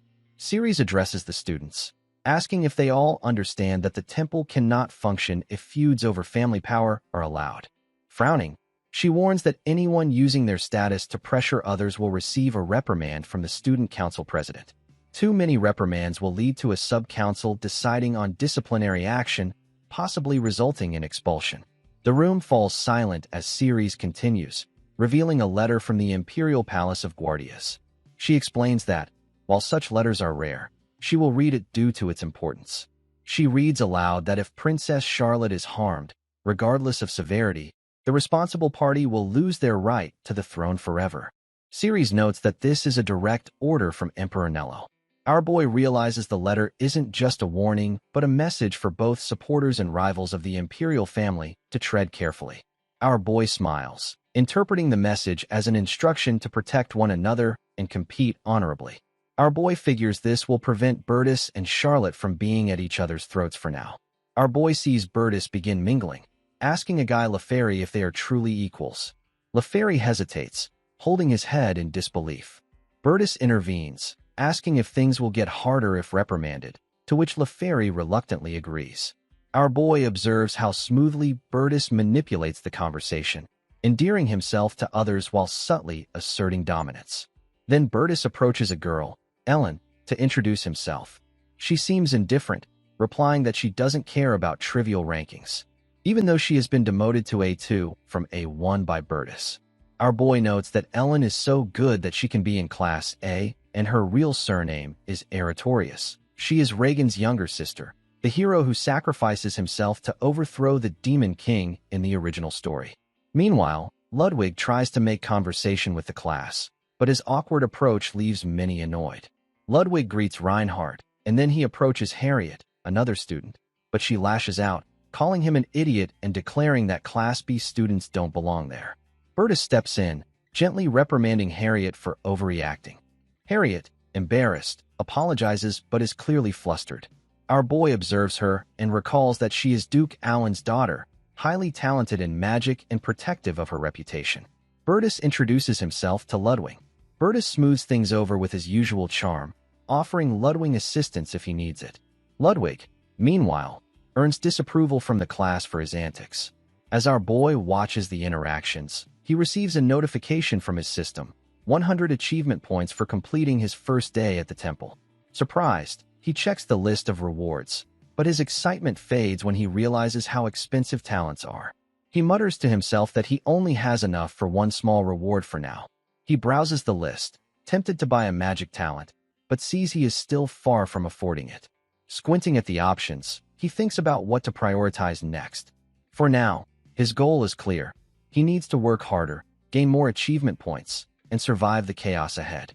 Our boy imagines how people cast spells and emphasizes that, at the initial stages, superpowers are terribly weak, difficult to control, and require regular training. Frowning, our boy notes that he wants to save up a few more achievement points before taking a superpower. Our boy mentally notes that he will make a decision after looking around. Sunlight envelopes the castle. Despite the fact the entry ceremony of the royal class is held separately, the whole process is quite simple.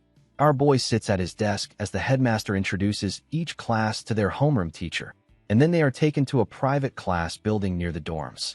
Looking out the window, our boy notes thoughtfully that there is nothing special about the entrance ceremony. He wonders if that means that, even with a prince and princess, nothing will really change there. The teacher asks him not to get distracted. Our boy turns his gaze and looks at the teacher, noting that it is the homeroom teacher of the class. The teacher, Eppenhauser, introduces himself with a serious expression. Looking at the students, he says that on Mondays and Thursdays, they will have general classes, and on Tuesdays, Wednesdays, and Fridays, they will have classes that they sign up for in advance. Eppenhauser looks at A1. Bertus tells him that it is him. The teacher looks at him and announces that he is temporarily appointing him as the leader, noting that management of the group and suggestions should be made through the leader. Eppenhauser, with his hands behind his back, states that if they want to change the leader, they should discuss it with the class and then report to him. He notes that anything he needs to convey to them will be through A1. The teacher looks back and notes that there is an exception. He looks at the frightened students and says that they can contact him directly if they witness a fight, adding that they do not allow students to kill each other as much as they can. Putting his hand on the book, the teacher says that they cannot stop all precedents, so they have to be careful with each other. He asks them to find out what skills their classmates have. The boy turns to him. Eppenhauser turns his attention to him.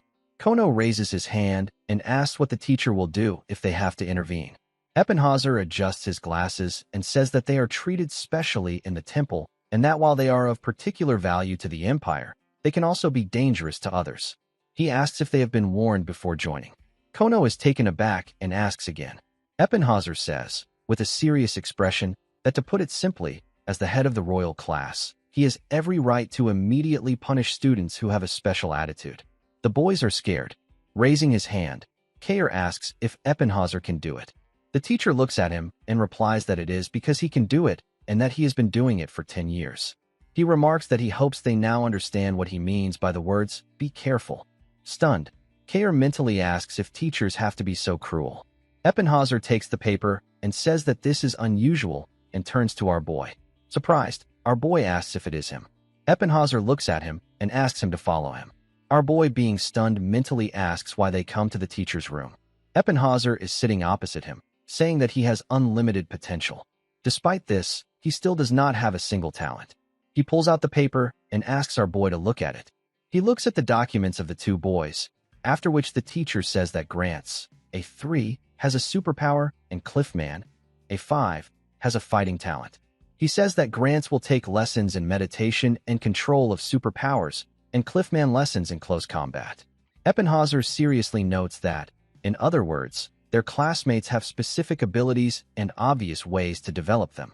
Taken aback, our boy replies that this is true.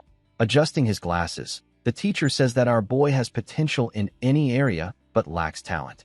He suggests that our boy can't decide on the area in which he would like to develop. Our boy, with a stone face, asks if Eppenhauser is trying to help him. The teacher says that sometimes it happens that someone's potential and talent differ from what they would like to do. Closing his eyes, Eppenhauser notes that he has seen this more than once, but unlike them, our boy has the advantage of choosing absolutely any area. Our boy closes his eyes and says seriously that he would like to study superpowers. Eppenhauser stares at him. Looking at the document, the teacher replies that he understands our boy has potential in many areas and asks if superpowers are included. Holding the back of his head, our boy replies with a smile that he has unlimited potential, so it is possible. Our boy thinks about how he chooses superpowers because they are cheap, but he doesn't really like Eppenhauser's reaction. Putting the paper down, the teacher states that, according to the temple's rules, students who don't have the appropriate talent are not allowed to attend superpower classes. Looking down, Eppenhauser notes that, for the royal class, everything is a little different, but our boy can be expelled if he doesn't show results. Our boy looks serious. Putting the book away, the teacher says that, for now, our boy will have one subject. Our boy looks at his schedule. The teacher states that our boy cannot ask to change it. Looking at our boy, he says it is quite difficult to awaken a superpower with just one effort, so he should not be afraid to try other areas. Our boy's face is puzzled. He looks out the window and thanks the teacher for his help. Our boy returns to the classroom. Opening the door, our boy notes that this teacher is much better than he thought. Our boy is suddenly taken aback. All his classmates are looking at him. Looking at the guys, he wonders why they are staring at him. Kair calls out to him from behind. Grinning, he asks if our boy has any talents. He is standing next to him. Frowning, our boy answers that he does and asks what is wrong. Kair stands in front of all the guys and asks if they are okay with it, noting that this is the royal classroom. Pushing his chair back, he asks if it is okay to let rabble with some kind of unlimited potential in there. Looking at our boy, he asks how he gets in there at all, noting that only the most gifted are allowed into their class. Bertus watches him with a smile. Looking down, our boy asks him to shut up. Kair is taken aback by this. He asks how our boy dares. He pointed out that he was there because the admissions committee had decided so. Standing up from the table, our boy asked if Kair was trying to say that he was better than the temple administration. Our boy asked with a serious expression whether he was above them or not. Our boy stands face to face with him and asks why Kair had opened his dirty mouth in that case. Our boy pointed at him and asked him to look at himself. He points out that this Mr. is an A10 whose ability was a huge supply of mana, but who had no aptitude for magic. Our boy put his hand on his head and asked him to show it when he was worth something. He sits down at his desk. His classmates, dumbfounded, begin to whisper about him. Our boy sits at his desk and assumes that he is screwed up. He thinks seriously that he has no talent, so now they will think he can't control his anger. He wonders in his mind if he should just let it go. He looks back. Bertus is looking at him with a smile. Our boy stares at him, wondering in his mind why he is staring and if he is up to something. People are getting food from the cafeteria. The boys are sitting at tables and eating. Our boy watches Bertus.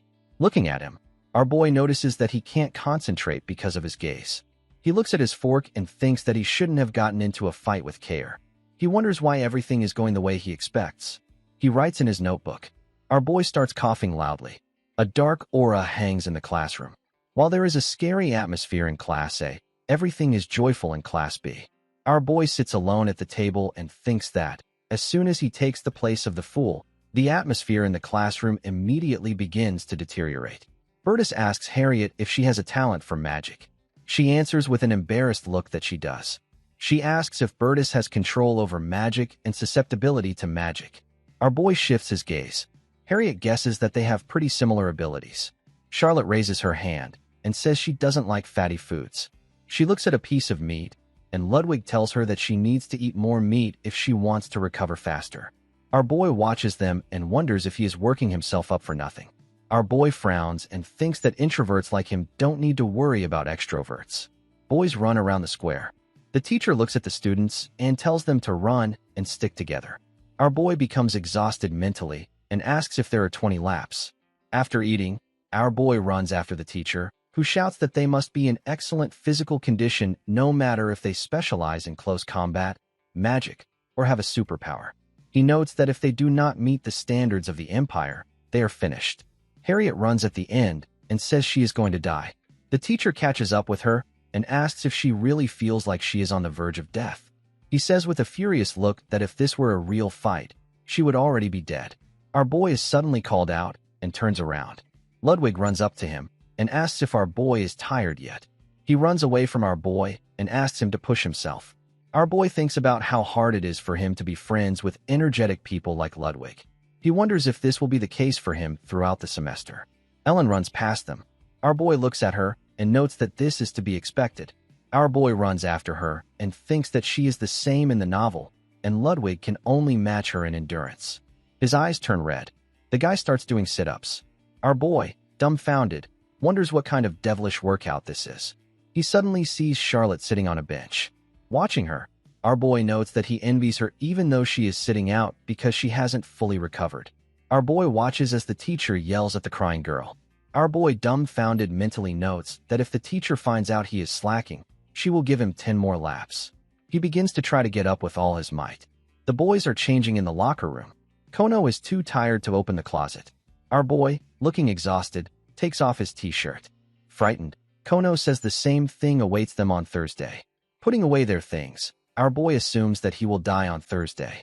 Kair approaches him and says that our boy is not in such great shape. Putting on his shirt, our boy asks what he cares about. Kair replies that looking at our boy, he doesn't seem good at fighting.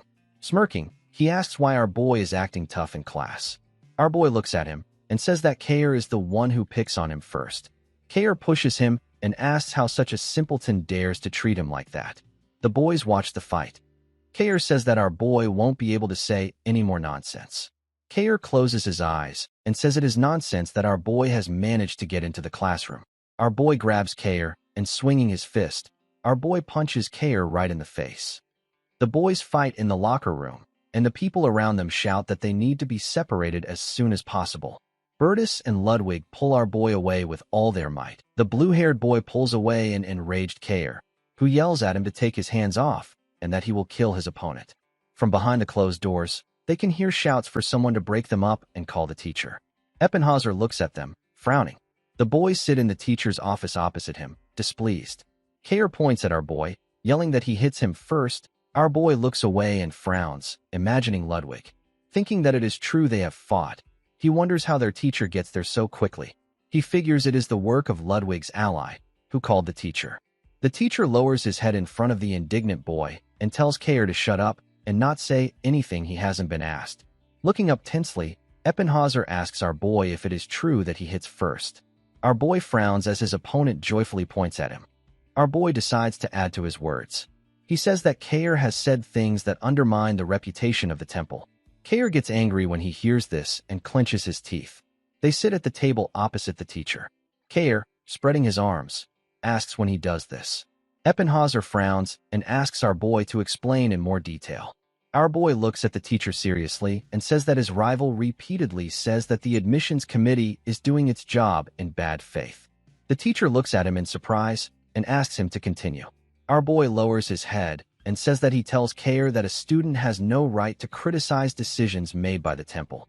He clenches his fist and says he admits he has gone too far because he is angry that the temple's authority is being undermined. The guy looks down in frustration. Kair raises his fist while our boy says that his rival tries to humiliate him for his lack of good physical training. Kair tells our boy to stop talking nonsense. The teacher gets angry and tells the two to keep quiet. He looks at our boy and asks what he means when he says that A10 is damaging the temple's reputation. Our boy tilts his head and smirks, deciding that his rival has been caught. He thinks that he knows perfectly well how to anger or please his characters. The guy raises his head and begins to cry, shouting Kair's name. He looks at the surprised guy and says that he declares in front of the entire class that our boy has cheated his way into the class. Our boy thinks that, after all, he has created this world. Kair listens in fear as our boy says that he can stand his mockery. The teacher looks at the very frightened Kair and listens to him say that he has encroached on the sanctity of the temple. The guy lowers his head, holding it with his hands, and our boy says he regards this as an insult to the great empire of Guardias. He cannot contain his anger. Our boy stands up and lowers his head, apologizing for his recklessness. Our boy believes that Epenhauser's personality trait is patriotism. The teacher frowns and glares at Kair, asking if it is true. Kair looks confused and raises his hand as the teacher repeats the question. The teacher looks at our boy and the crying Kair, saying that he only needs to hear yes or no. Our boy imagines a framed photo of Epenhauser and says his name. He imagines the man standing and reading a book, thinking about how he is a patriot with an incredibly strong sense of pride in the Guardias Empire and the temple, so he is hostile to anything that defames them. Kair sits with his fists clenched and his head down and listens as the teacher tells him to stay there. The teacher sits opposite the boy and allows our boy to return to the classroom. Our boy enters the classroom with his classmates. He walks around the classroom, and the boys turn to look at him.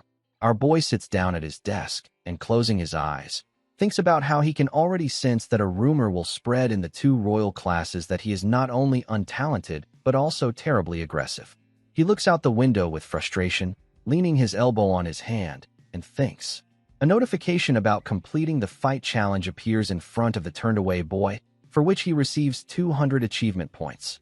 He frowns at the message and wonders what it is.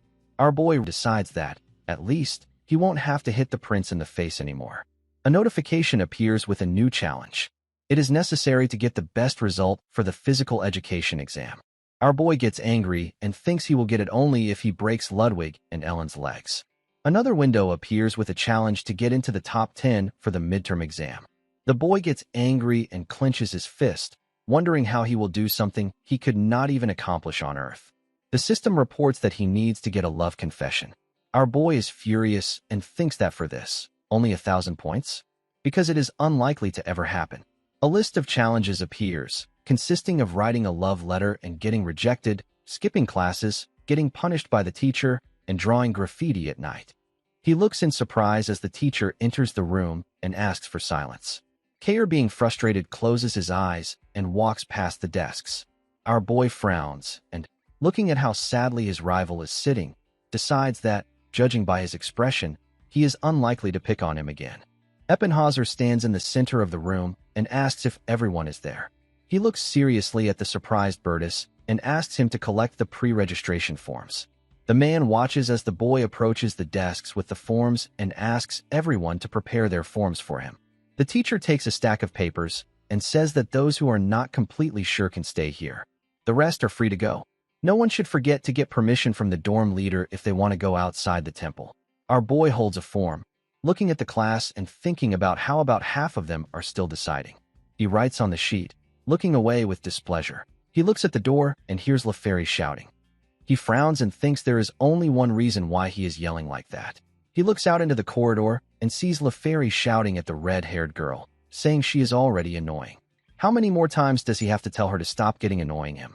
Our boy looks at the confused girl on the floor and thinks about her red eyes and hair, which are impossible not to notice. The guy remembers that scarlet is a symbol that foretells trouble. Leferi turns around with displeasure at the fallen girl and tells her not to catch his eye. Ludwig sits down next to her, helping her up, and our boy thinks about how, in the novel, he has made her bullied just because of her red hair. According to history, red is used to symbolize courage and bravery. However, It later becomes considered a symbol of trouble since archdemons have red eyes and hair. Can and thinks about how her own parents have thrown her out for this reason, forcing her to live on the street. Unlike him, our boy imagines the girl standing there while everyone laughs behind her and thinks about how she endures all the bullying because, without the temple, she has nowhere else to go. Our boy looks away in frustration and decides everyone rejects her and bullies her just because of her hair color. What a terrible scenario. He goes into the classroom while Ludwig helps her up and thinks about how she has managed to make friends with a guy and how the bullying has decreased, but wonders how long it will last. Our boy looks at the screen with various talents and decides it is time to choose his first talent. He thoughtfully looks at the list and thinks about which one to choose. Our boy sees a talent and wonders didn't he leave out this talent because it was too overpowered. The sun shines over the dorm. Our boy lies thoughtfully on his bed, absent-mindedly poking his finger at the screen. He reads through the list of talents and is shocked when he spots an unexpected ability, self-hypnosis. The very skill he had once abandoned has now reappeared on the list. He reflects on why he gave it up in the first place. He had deemed it too much of a cheating ability. He remembers the moment he discarded a piece of paper labeled self-hypnosis into the trash while sitting at his computer, contemplating how hypnosis could allow him to achieve the impossible. It had always been a real ability, yet it had never been included in the novel. Frowning, he clenches his fist, puzzled by one thing. He had wanted to be rid of it. Yet now, someone had recycled this discarded idea and given it a new life. With hesitation, he presses the buy button, noting that the ability isn't particularly expensive, probably because it was never supposed to be available in the first place. Now he must check his status. Our boy stares at the screen in surprise. A new window with detailed information about him appears, catching him off guard. Strange symbols are displayed next to the abilities. He focuses on the words self-hypnosis and notices a lock icon beside them. Confused, he wonders why the ability is locked and why it is at level 0. Frustrated, our boy hurls his notebook at the screen and shouts. Even if it hadn't been cheap, he wouldn't have bought it had he known. He feels deceived. He sits on the bed, holding his head in frustration. Most people, upon acquiring a new superpower, immediately awaken it. However, in extremely rare cases, certain abilities remain dormant. Lowering his hands, he looks back at the talent list, coming to terms with the reality. He has purchased a dormant superpower. Worse, prices have gone up. For this ability to activate, something extraordinary must happen to him, or he must find a way to forcefully awaken it. Checking his points, he sees that he has none left. He doesn't have enough to purchase anything else. Our boy presses the Earn Points button on the screen. Now, his only option is to accumulate more achievement points. He understands how crucial it is to save enough points to buy a skill that he can actually use. He frowns, leaning on his elbow as he examines a task worth 200 points, writing a love letter to a classmate and getting rejected. His pride kicks in. Does he really want to confess and set himself up for rejection? The idea surprises him, making him thoughtful. He smirks slightly. Perhaps he could give it a try. Switching to another task, he selects the challenge of receiving a confession. The scene transitions to the main street of the temple. Our boy imagines a bustling street filled with people. He explains that this street is part of a vast educational complex, which includes more than just the academy building. Students and civilians alike roam the area, and the presence of a shopping district is entirely justified. He envisions his classmates gathered at a table in a cafe, describing how restaurants, boutiques, game rooms make this district lively. It is the favored spot for the temple's students to spend their time. Kono, sitting at the table, raises his hand and smiles, asking the group if they like the place. He adds that the food is delicious. Kair, however, stares dejectedly at his dessert, arms crossed. He listens as Kono insists that everything here is indeed tasty. Our boy notes that Kono and Kair are commoners, while Leferi comes from a noble background. A black-haired boy frowns. He admits that Kono is right. There's no reason to worry about him. With a playful grin, Kono offers a donut to his sulking friend, urging him to stop pouting and take at least one bite. The group laughs as Kair begrudgingly accepts the treat. Our boy reflects on their friendship. These three shouldn't have bonded so quickly, yet they became incredibly close from the very first semester. He imagines himself in a mirror and muses that he was the catalyst for their friendship. It was all because of the talentless and hot-tempered number 11, our boy. On the very first day, he had sworn like a sailor and even started a fight with a classmate. The conversation continues as the blue-haired guy presses further, asking who they think is the prettiest among their class. One of them confidently states that the princess is the most beautiful. Another quickly dismisses the thought, arguing that she is too far out of reach for any of them. Another classmate chimes in. Ellen, number 2, is really pretty. She is, someone agrees, but she's a little intimidating. Kayer, on the other hand, declares, Lady Grant is my type. As they continue their discussion, someone suddenly interrupts them. Kayer freezes, worried that they've been caught talking about the royal class girls. The group turns their heads slowly. Standing before them is a stunning young woman with long, flowing blue hair. Kono turns around as a cute girl touches her hair and asks to speak with him for a minute. He frowns in shock and exclaims, asking if she is really calling him. His friends look on in surprise, watching as she invites him to talk outside. Kono glances up at the building against the sky and asks what is in the note she handed him. She simply tells him to read it. As he unfolds the paper, he finds a declaration of love. She then asks if he is dating anyone. Holding the note in confusion, Kono blushes and admits that he is single. The girl, feeling embarrassed, places her hands behind her back and looks away before asking what he thinks of her. Kono, still in shock, turns red and confesses that he also falls in love at first sight. Smiling, she quickly runs ahead, calling back that they will see each other next time. Kono waves after her and shouts that he will wait as long as it takes, and that he loves her. Meanwhile, his friends knock on the window, watching the scene unfold with clear displeasure. Then the scene shifts to an alley. Clothes fall to the floor. Our boy struggles to pull his sweater over his head, breathing heavily. He yanks at it with all his strength and shouts in frustration for it to finally come off. When he finally manages to remove it, he holds it indignantly in his hands. Sitting down on the floor, he sighs and wonders how everything has come to this. Our boy sits in front of the screen, staring at a completed test. Holding his head, he lets out a laugh, relieved that at least one is done. Placing his hands on his knees, he smirks and looks away, remarking that nowhere was it stated that he should be recognized for being wrong. Just then, the system sends a notification, an update to the list of tests. Now, our boy is required to complete every single one. His anger flares. Clenching his teeth, he glares at the screen, seeing a new test, going on a date with Kono while pretending to be a girl. He grits his teeth and mutters, asking if someone is spying on him in real time. Feeling exhausted with life, he frowns, remembering the embarrassed Kono. It seems cruel to make such an innocent teenager fall for a deception like this. Maybe Kono is a little foolish, but he is a good guy. Shaking off his thoughts, our boy slaps his cheeks and closes his eyes, reminding himself that now is not the time to dwell on such things. He needs to focus. He can buy a new talent for 1,000 points. He pokes at the screen absent-mindedly, leaning his head on his hand. Scanning the remaining tests, he realizes that some, like skipping class, could lead to severe punishment. However, there is one test that won't bring consequences, only sheer embarrassment. His eyes land on the test, writing a love letter to a classmate and getting rejected. He exhales deeply, deciding that since he has already sold his soul once, he might as well do it again. The sun sets behind the temple. Our boy walks along the path, stopping at the gate with the letter in hand. He stares at the doors with a deep sense of displeasure, feeling utterly pathetic. He thinks about how, in addition to his soul, he is now sacrificing his dignity as well. Looking down at the envelope, he reminds himself of his goal.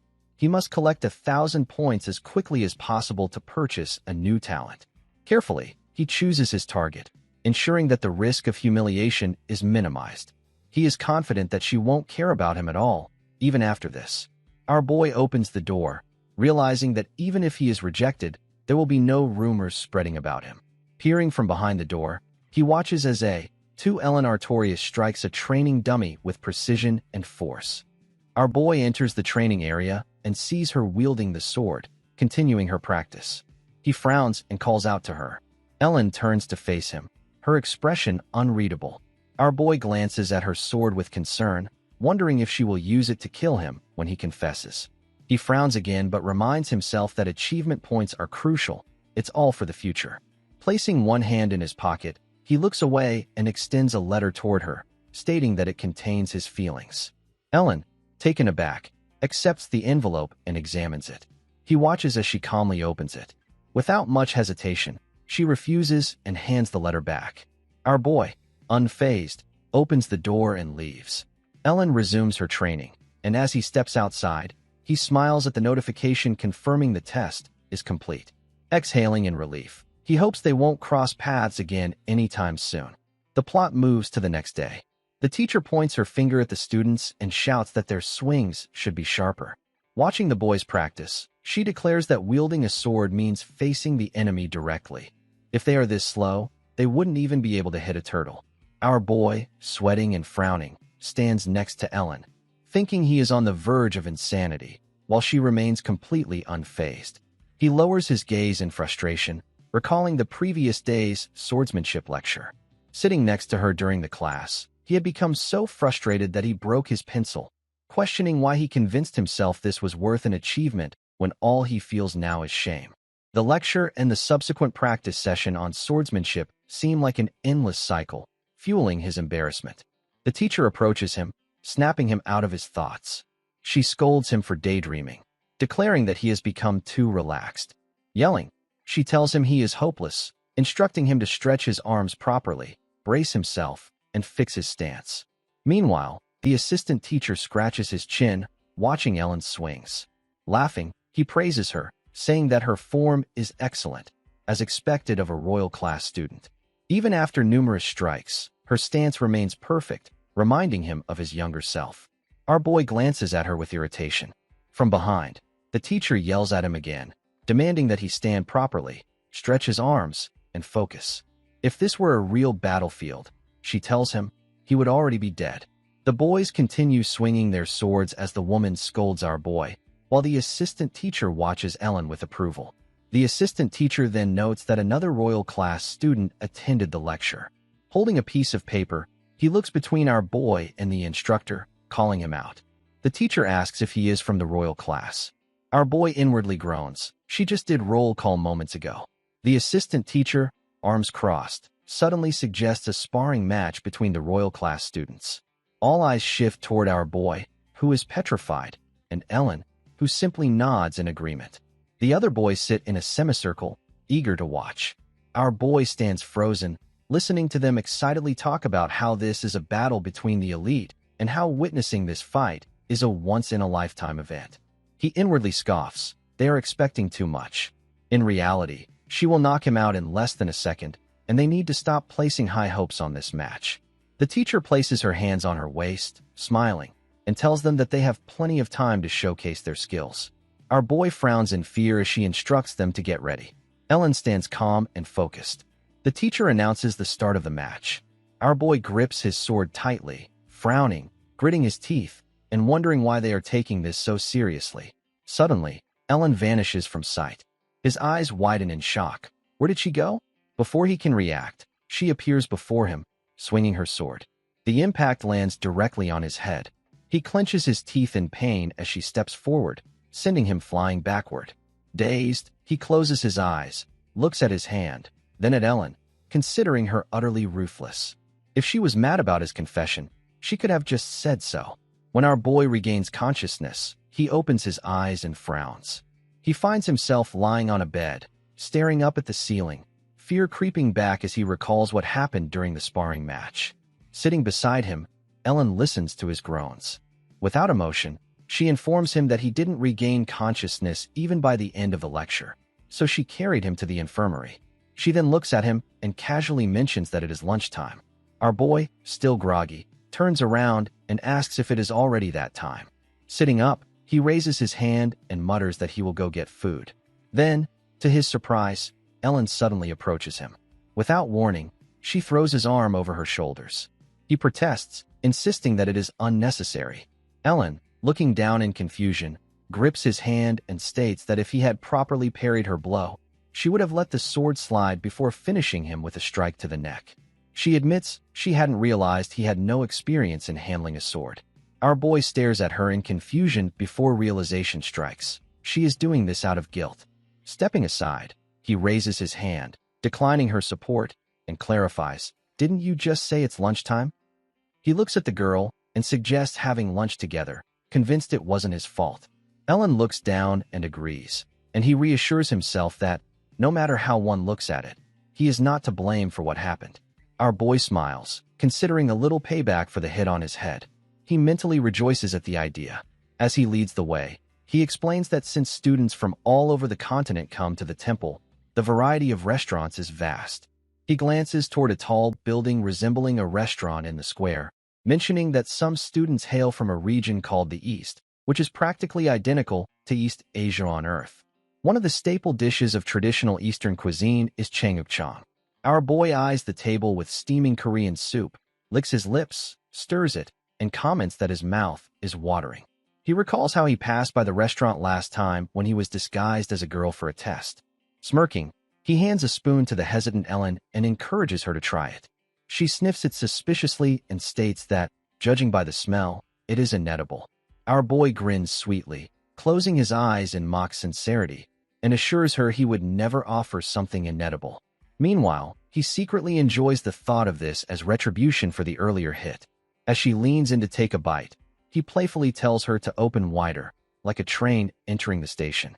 The moment the soup touches her tongue, Ellen's expression twists in horror. She winces at the overpowering taste, grips the table. Watching her reaction, our boy grins mischievously, holding his chopsticks.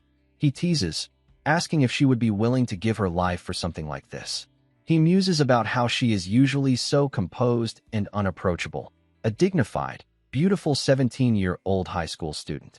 But surely, she can't remain that way forever. How naive. As she clutches the table so tightly that it nearly cracks, he silently revels in the moment.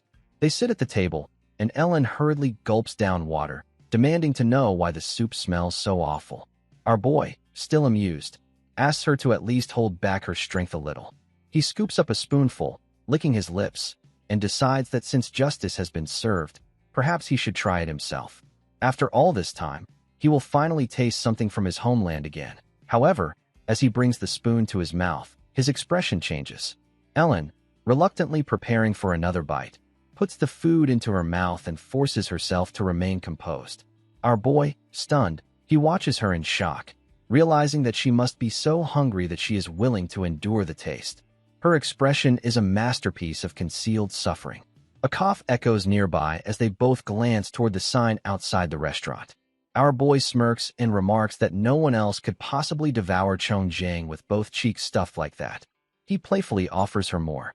Ellen shoots him a glare of pure disappointment and declares that she will never eat it again in her life. He blinks in surprise. Despite everything, she actually ate it all. A voice echoes from the brick building, instructing the students to examine the formula. Chalk moves across the board, sketching intricate patterns during a lesson on magic theory. The instructor explains that the formula must be transferred in a specific way and tested in practice. A blonde student's spirit nearly leaves his body when another student remarks that it isn't difficult and that there's no reason to be upset, adding that from next quarter, the material will become even harder. Our boy touches his face, feeling completely lost. He thinks he might as well quit right now. Just as he prepares to leave, someone asks where he is going. Later, our boy lies on the carpet as an instructor tells him to relax all his muscles and allow the universe to fill his body, part of an exercise in magical receptivity. Our boy peeks through one eye when the instructor suggests ending the session. Others stand before them as the man wishes everyone a magical day. Our boy sighs, thinking everyone was asleep. That must be why these classes receive such good reviews. A sign with arcane symbols marks the entrance to the superpower control class. Roll call begins. A blonde girl named Liana announces her presence, followed by a boy named Heinrich. Our boy leans his head back, exhausted from the endless lessons. His classmate, Kono, loudly exclaims that he is present. Our boy looks up when his name is called, noticing a familiar face he didn't expect to see. Charlotte stands among the students.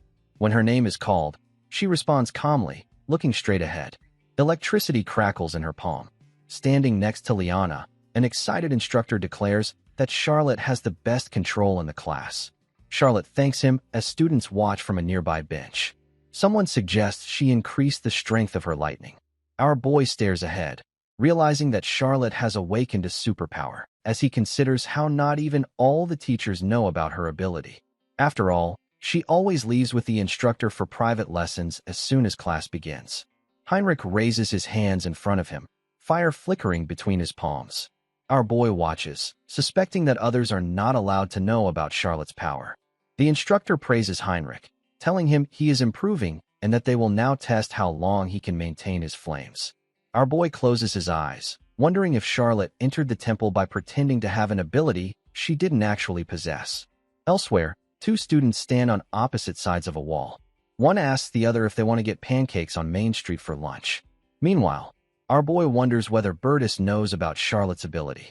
Near a wooden training wall, the instructor tells students to practice teleporting in a specific direction.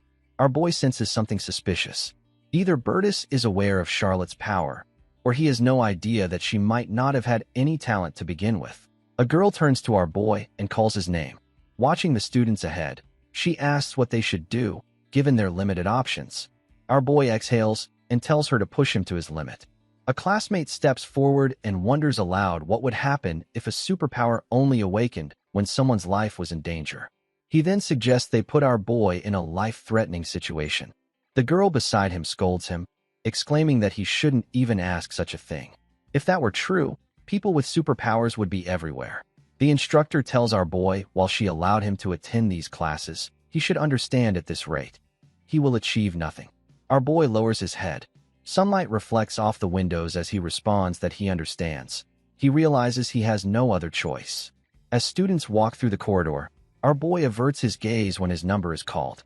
Behind him, a boy steps forward and sneers, asking if he thinks the temple is some kind of joke. He points at our boy and demands to know why someone without abilities is attending the superpowers class.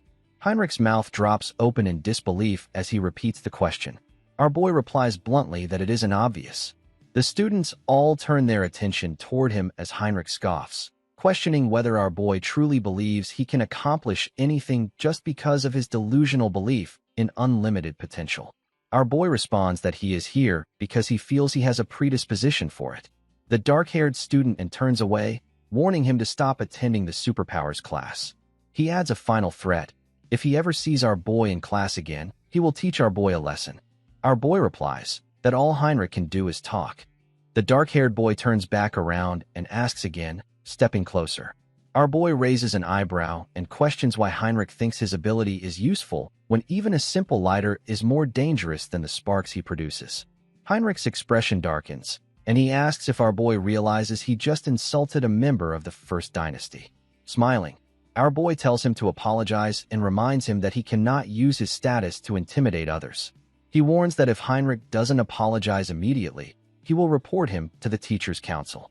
As our boy begins to count, Heinrich clenches his teeth as flames ignite between his palms, demanding to know how our boy dares to speak to him like that. The dark-haired boy steps forward, but our boy strikes him before he can react, demanding to know what he is trying to do. Heinrich touches his forehead in shock and asks how our boy dares to hit him. Our boy calmly replies that it was self-defense. Flames flare up in Heinrich's palm as he shouts that he will finish him off. Before he can act, our boy punches him again and asks if Heinrich really thinks he'll just stand there waiting for that to happen. The students watch in stunned silence as our boy adds that he will slap Heinrich every time he tries to use his superpower against him, and that he won't report him to the teachers because he isn't a jerk. Heinrich stumbles forward and falls face down.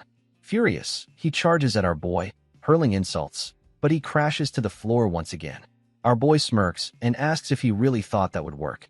Our boy leans in slightly, pressing down, and questions why Heinrich is targeting someone who hasn't even touched him, when all he wants is to attend classes in peace.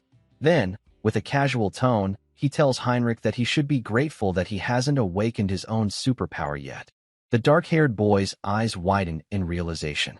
Our boy continues, pointing out that, at this moment, Heinrich's superpower cannot even travel 5 meters, and takes 10 seconds to activate, making it weaker than ordinary fire, and warns that if Heinrich tries to use his ability on him one more time, our boy will not hold back and will teach Heinrich a lesson that Heinrich will remember forever. Heinrich grits his teeth as our boy asks if he has already forgotten their homeroom teacher's words. Smiling, our boy reminds him to be careful with each other. Later, students sit at the tables during dinner. 2 girls glance at our boy, while the students behind him whisper that they shouldn't look at him. The blonde student glances at Heinrich, but the dark-haired boy quickly turns his head away. Our boy sits in his chair, thinking about how much of a mess this place has become because of him. He wonders if he truly wrote such a terrible novel that every other person here is a fool. Looking away, he considers whether Ludwig will punish him. Just then, someone speaks. "Do you have a moment?" Bertus stands next to him, his gaze steady. He says he wants to talk. On the balcony, Bertus stands while our boy studies him carefully. Bertus looks at him and offers some tea. Our boy nods. He contemplates how Bertus isn't openly hostile but doesn't see him as an equal either. Since predicting his intentions is impossible, relaxing around him would be a mistake. Bertus closes his eyes while our boy wonders what he truly wants, whether he will try to force him into submission, believing he will become an outstanding swordsman. There is no doubt Bertus is up to something. He wears the same deceiving smirk he uses on everyone. Bertus explains that he called him here because he was asked to deal with a local troublemaker. Bertus continues, claiming he speaks on behalf of their entire class. Our boy raises an eyebrow and asks what exactly he has done to deserve such treatment. Bertus imagines him surrounded by red smoke and states that the students are afraid of him. He recalls the red-haired guy and admits he understands why he acts the way he does. Then, picturing the blonde guy, he adds that Kayer is definitely guilty, as he thinks too highly of himself. Bertus closes his eyes and declares that our boy didn't lose his temper because he was personally insulted, but because the honor of the temple was disrespected. Bertus adds that, as a student of the temple, he should treat everyone equally. However, in reality, he should present himself as a patriot of the academy. Our boy thinks the situation is taking an unusual turn. Bertus smirks and tells him that he likes him very much. Sitting in silence, our boy realizes this is the worst-case scenario. Looking ahead, he decides he wants nothing to do with this scoundrel. His so-called patriotism has impressed Bertus far too much. The blonde boy smiles and says he believes our boy is going too far, clarifying that he doesn't mean punching a nobleman. Sitting across from each other, Bertus points out that our boy wouldn't have dared to challenge the Schwartz royal family unless he had backing from others, which is exactly what their imaginative classmates believe. Bertus touches his face and suggests that our boy either wants to avoid drawing attention to himself or is unable to use his family name to conceal his origins. Regardless of whether it is his family's power or personal ability, it still belongs to him. Our boy's face grows tense as Bertus asks how many people have enough influence to walk without fear of the Heinrich family. Our boy quickly denies any affiliation. Bertus explains that many believe our boy is secretly a member of the imperial family. Even Heinrich is beginning to suspect it. But our boy knows that isn't true. He reflects on how imaginative children can be. Bertus's eyes light up as he asks permission to pose a question. Our boy watches him as Bertus asks if he truly has outside support. Crossing his arms over his chest, our boy firmly denies it. Looking away, he adds that he especially doesn't want to be the kind of cowardly, despicable person who throws punches just because he has someone to cover for him. Bertus's mouth falls open. Sitting across from him, he asks if our boy truly has no one backing him and acted purely out of anger. Our boy answers affirmatively. Thinking that Bertus probably doesn't believe the nonsense about him being a secret member of the imperial family, but is definitely curious to know if he's hiding something else. Realizing that if Bertus ever discovers he is an archdemon, our boy will be in big trouble. In that case, he must continue playing the fool. Bertus smiles, then bursts into laughter, closing his eyes. Sitting in front of him, our boy watches as Bertus praises him for answering honestly. He explains that if he had confirmed the rumor about having outside support, he would have simply ignored him. Our boy raises an eyebrow and asks if Bertus understands that he could have lied. Our boy looks at the cup in his hand and replies that anything is possible, but Bertus would never believe that someone who can't even hold a mug properly could be a member of high society. Bertus smirks as our boy contemplates how unsettling he is, considering he even watches how he holds his cup. Light reflects in the window as Bertus tells our boy that if he plans to lie, he needs to do it much better. He then asks if our boy has ever considered that he could easily be disposed of outside the temple for touching someone like Heinrich. Our boy recalls when Heinrich hit him and answers that he has thought about it, but lying to Bertus of the Empire would never end well, and explains that even outside the temple, killing a royal-class student would be unacceptable. If he were killed so soon, it would be too obvious who the culprit was. Bertus smiles and remarks that he could still use his family's power to cover his tracks. Our boy crosses his arms and acknowledges the possibility, realizing he hadn't even considered it before, given that Heinrich has been abandoned by his own family. However, voicing that thought aloud would only worsen things. Bertus smiles and calls it wonderful. Our boy then adds that he doesn't think the empire would bow to a sovereign nation and that ruining the temple's reputation would have consequences. Our boy watches as Bertus stands up, remarking that, for the first time, he actually likes an upstart like him and that life at the academy is becoming very interesting. Our boy thinks he can't believe the first person to like him is the main villain. Bertus and asks if our boy loves their empire. The boy responds that, of course, he does. Bertus gazes at the moon and asks why. Leaning back in his chair, our boy explains that it's because of money. After all, they let a poor man live in a palace, making him feel like he's worth something. Since he has no reason to hate money, why wouldn't he love the empire? Bertus turns to him and asks again. Our boy replies that he comes from the streets. Bertus turns away as our boy states that if that's enough to make him hate him, then so be it. However, Bertus replies that it's quite the opposite. His eyes widen as he adds that our boy's loyalty is built on clear foundations. Bertus asks if he knows about their hierarchy. The boy answers that there is a queen, workers, and soldiers. Bertus comments that while they may seem divided into simple roles, the reality is far more complex. Some individuals hold greater or lesser roles depending on circumstances. He suddenly exclaims that he doesn't care about any of it. Our boy asks what he means, wondering if he truly finds this a source of pride. Bertus smiles and questions what more he needs to understand, concluding that, in the end, they are all just pathetic ants. He approaches our boy and states that he doesn't care about people, whether they are homeless or commoners, aristocrats or sovereign nation leaders, members of the imperial family, grand dukes, counts, mayors, or barons. Bertus closes his eyes and adds that, for this reason, he doesn't care at all whether Heinrich considers him an equal. It means nothing to him. Our boy looks at him and admits that he makes a good point, though he is surprised he said it aloud. At the same time, he thinks Bertus is a hypocrite. Bertus spreads his arms and declares that this is power. People with power are free to commit vile acts. He widens his eyes and adds that our boy behaves this way despite having absolutely no power, making him different. Our boy glances sideways and responds that all sorts of people exist in the world. Bertus smirks and comments that our boy is quite intelligent for a beggar. Bertus states that, eventually, all of his secrets will be uncovered. Our boy sits at the table and assures him that he wasn't lying about not having abilities and that he doesn't think friendship with him would benefit Bertus. Bertus introduces his classmates and dismisses them as talentless fools, stating that talent alone isn't everything. He smiles and adds that it's far better to use someone who is smart. Sweat appears on our boy's face as Bertus remarks that, given his intelligence, his reckless actions raise many questions. However, considering the conditions in which he lived before, it makes sense. Our boy reflects that he isn't actually a beggar. His origins aren't so different from Bertus's. Bertus places a hand on his shoulder and insists that the essence of his request hasn't changed. Standing behind him, Bertus asks him to control himself. Our boy raises a hand to his face and replies that he will try, but only if he can get along with the others. Bertus laughs and says they will end their conversation there. Bertus looks at him and states that they will have more important matters to discuss in the future once he is sure of his reliability. Closing his eyes, Bertus wishes our boy a good evening. Our boy watches him leave as the crescent moon illuminates the balcony. He mutters that this guy gives him goosebumps, as someone reflects on how Bertus was right. He had told him to control himself. A man grips a sword in both hands, thinking those were definitely his words.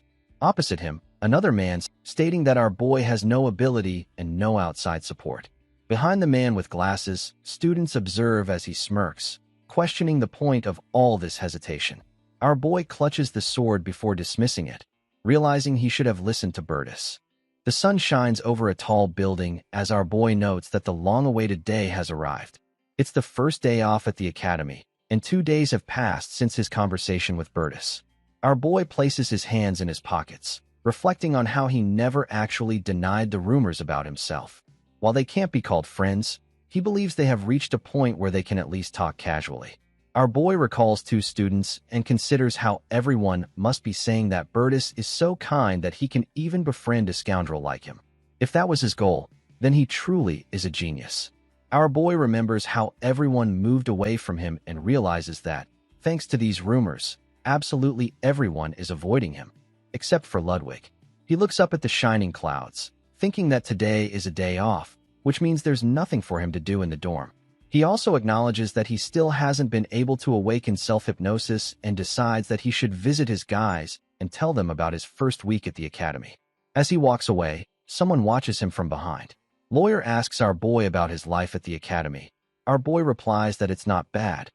Nearby, Lawyer, standing by the table, mentions that she heard Bertus and the Princess of the Empire enrolled this year.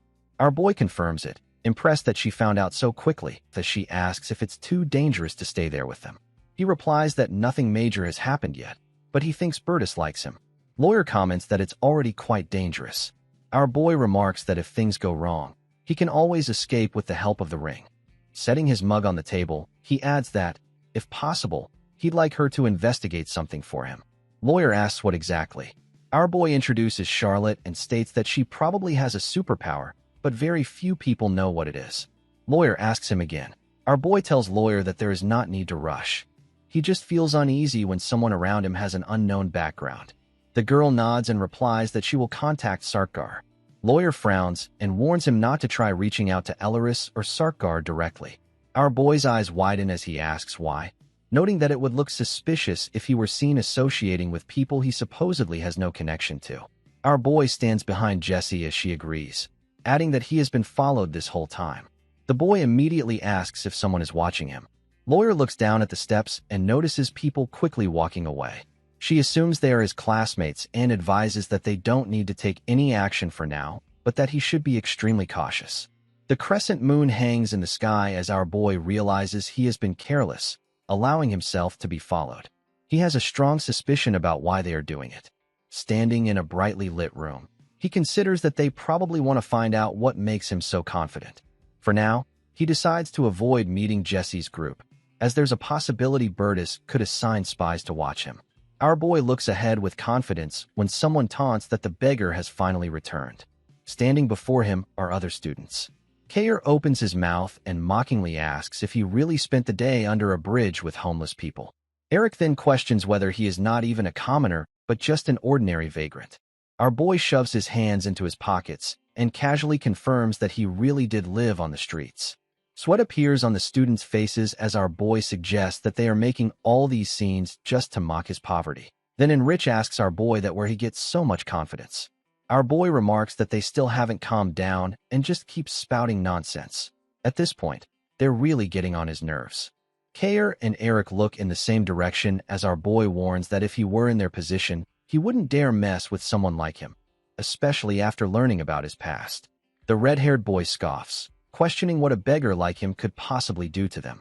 Stepping forward, our boy reminds them that they are speaking to someone who has fully experienced street life. Stopping just in front of Kayer, our boy's eyes narrow as he calmly asks whether Kayer is afraid he might be defeated by a beggar if he turns away.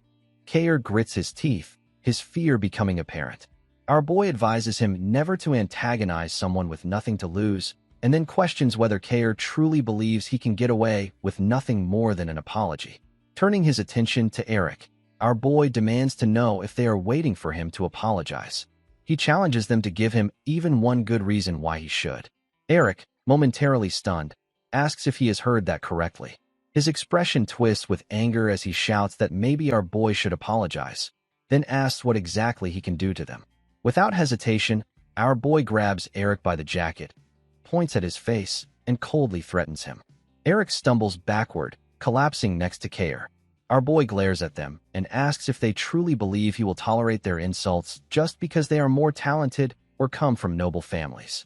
Raising his hand to his face, he warns them not to follow him anymore. They can do whatever they want, but if he catches them again, he swears he will teach them a lesson that they will never forget.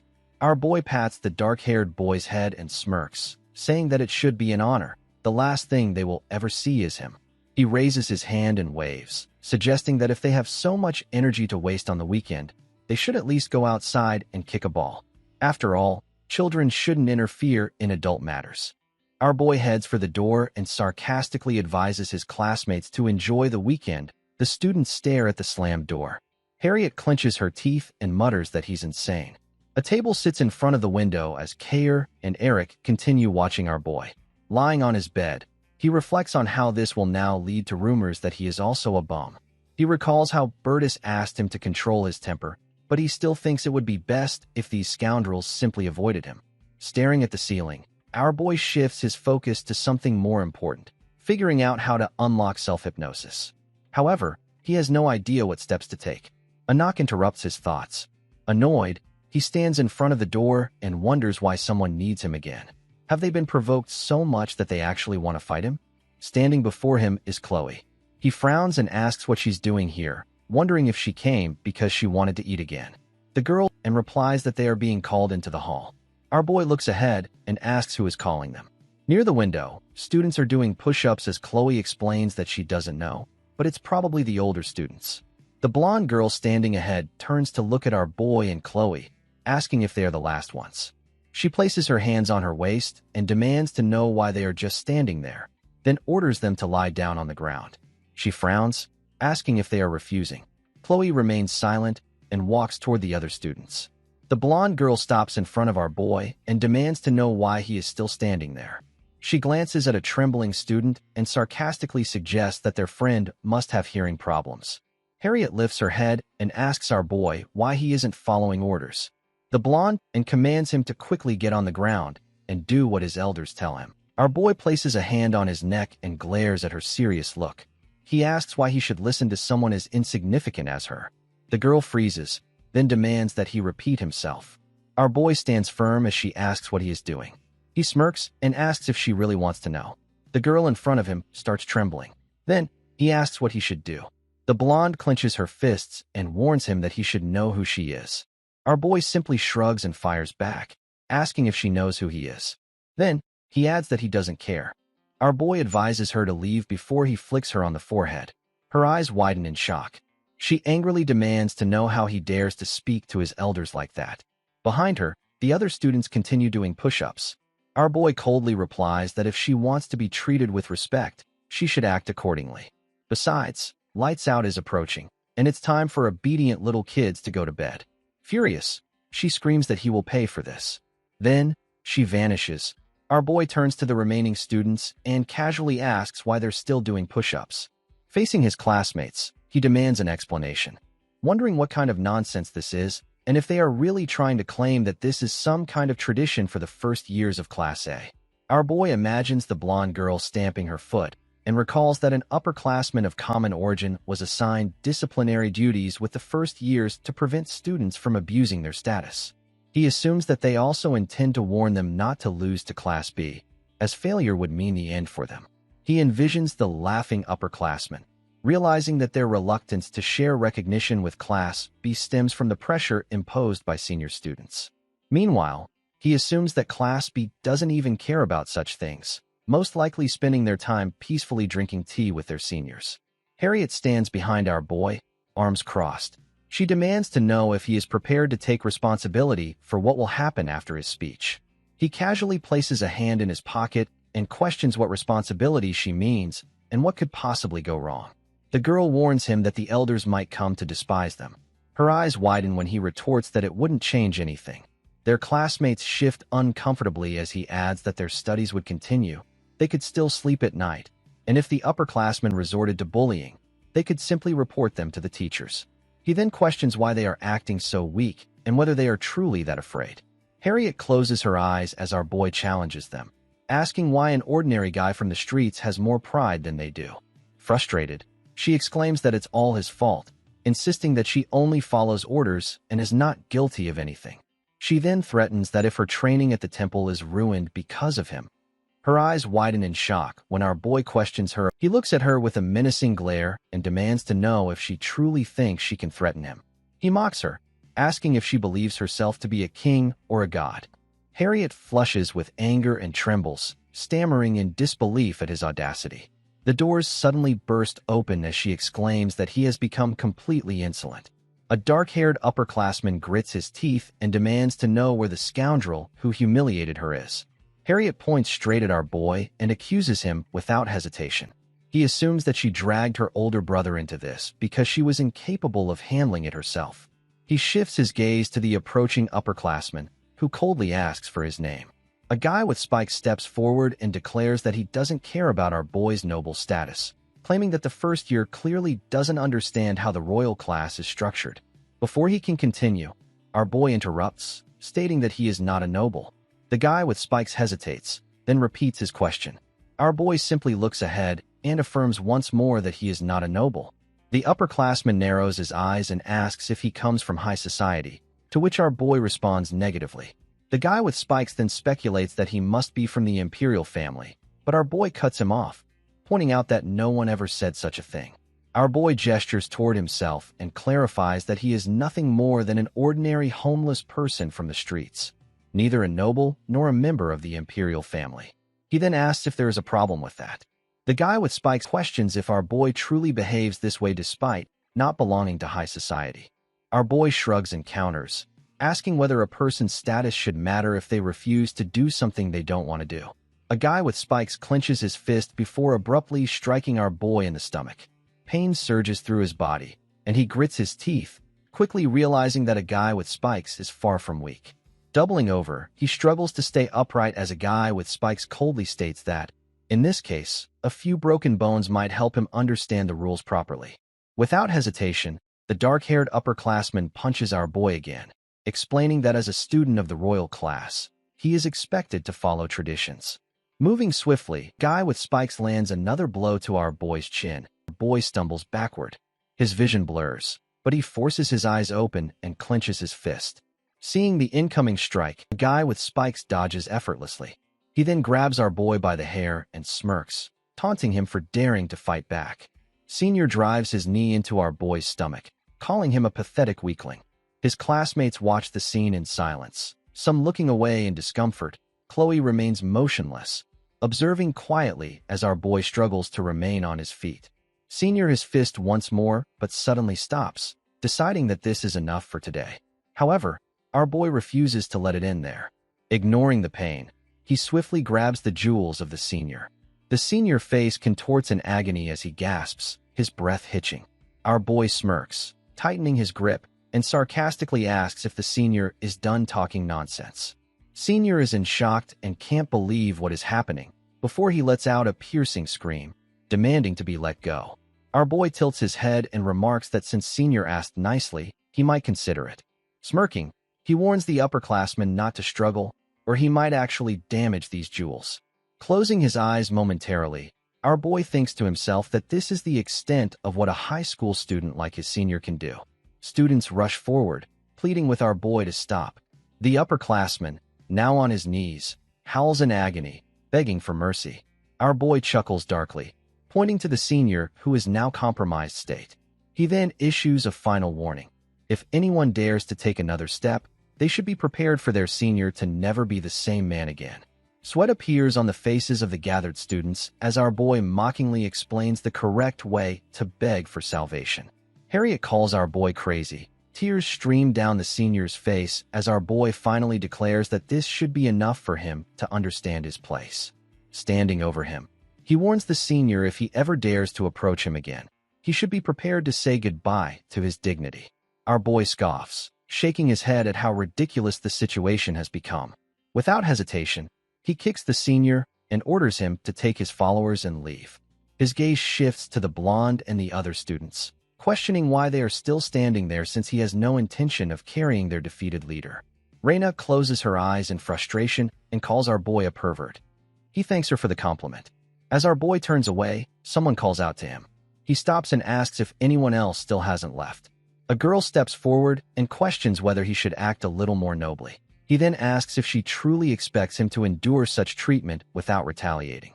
Adriana, standing in front of him, clarifies that she simply wants to talk. Adriana introduces herself as a second-year student and asks if his name is indeed Reinhardt. As the upperclassmen and the others are dragged away, she explains that what happened wasn't entirely their choice.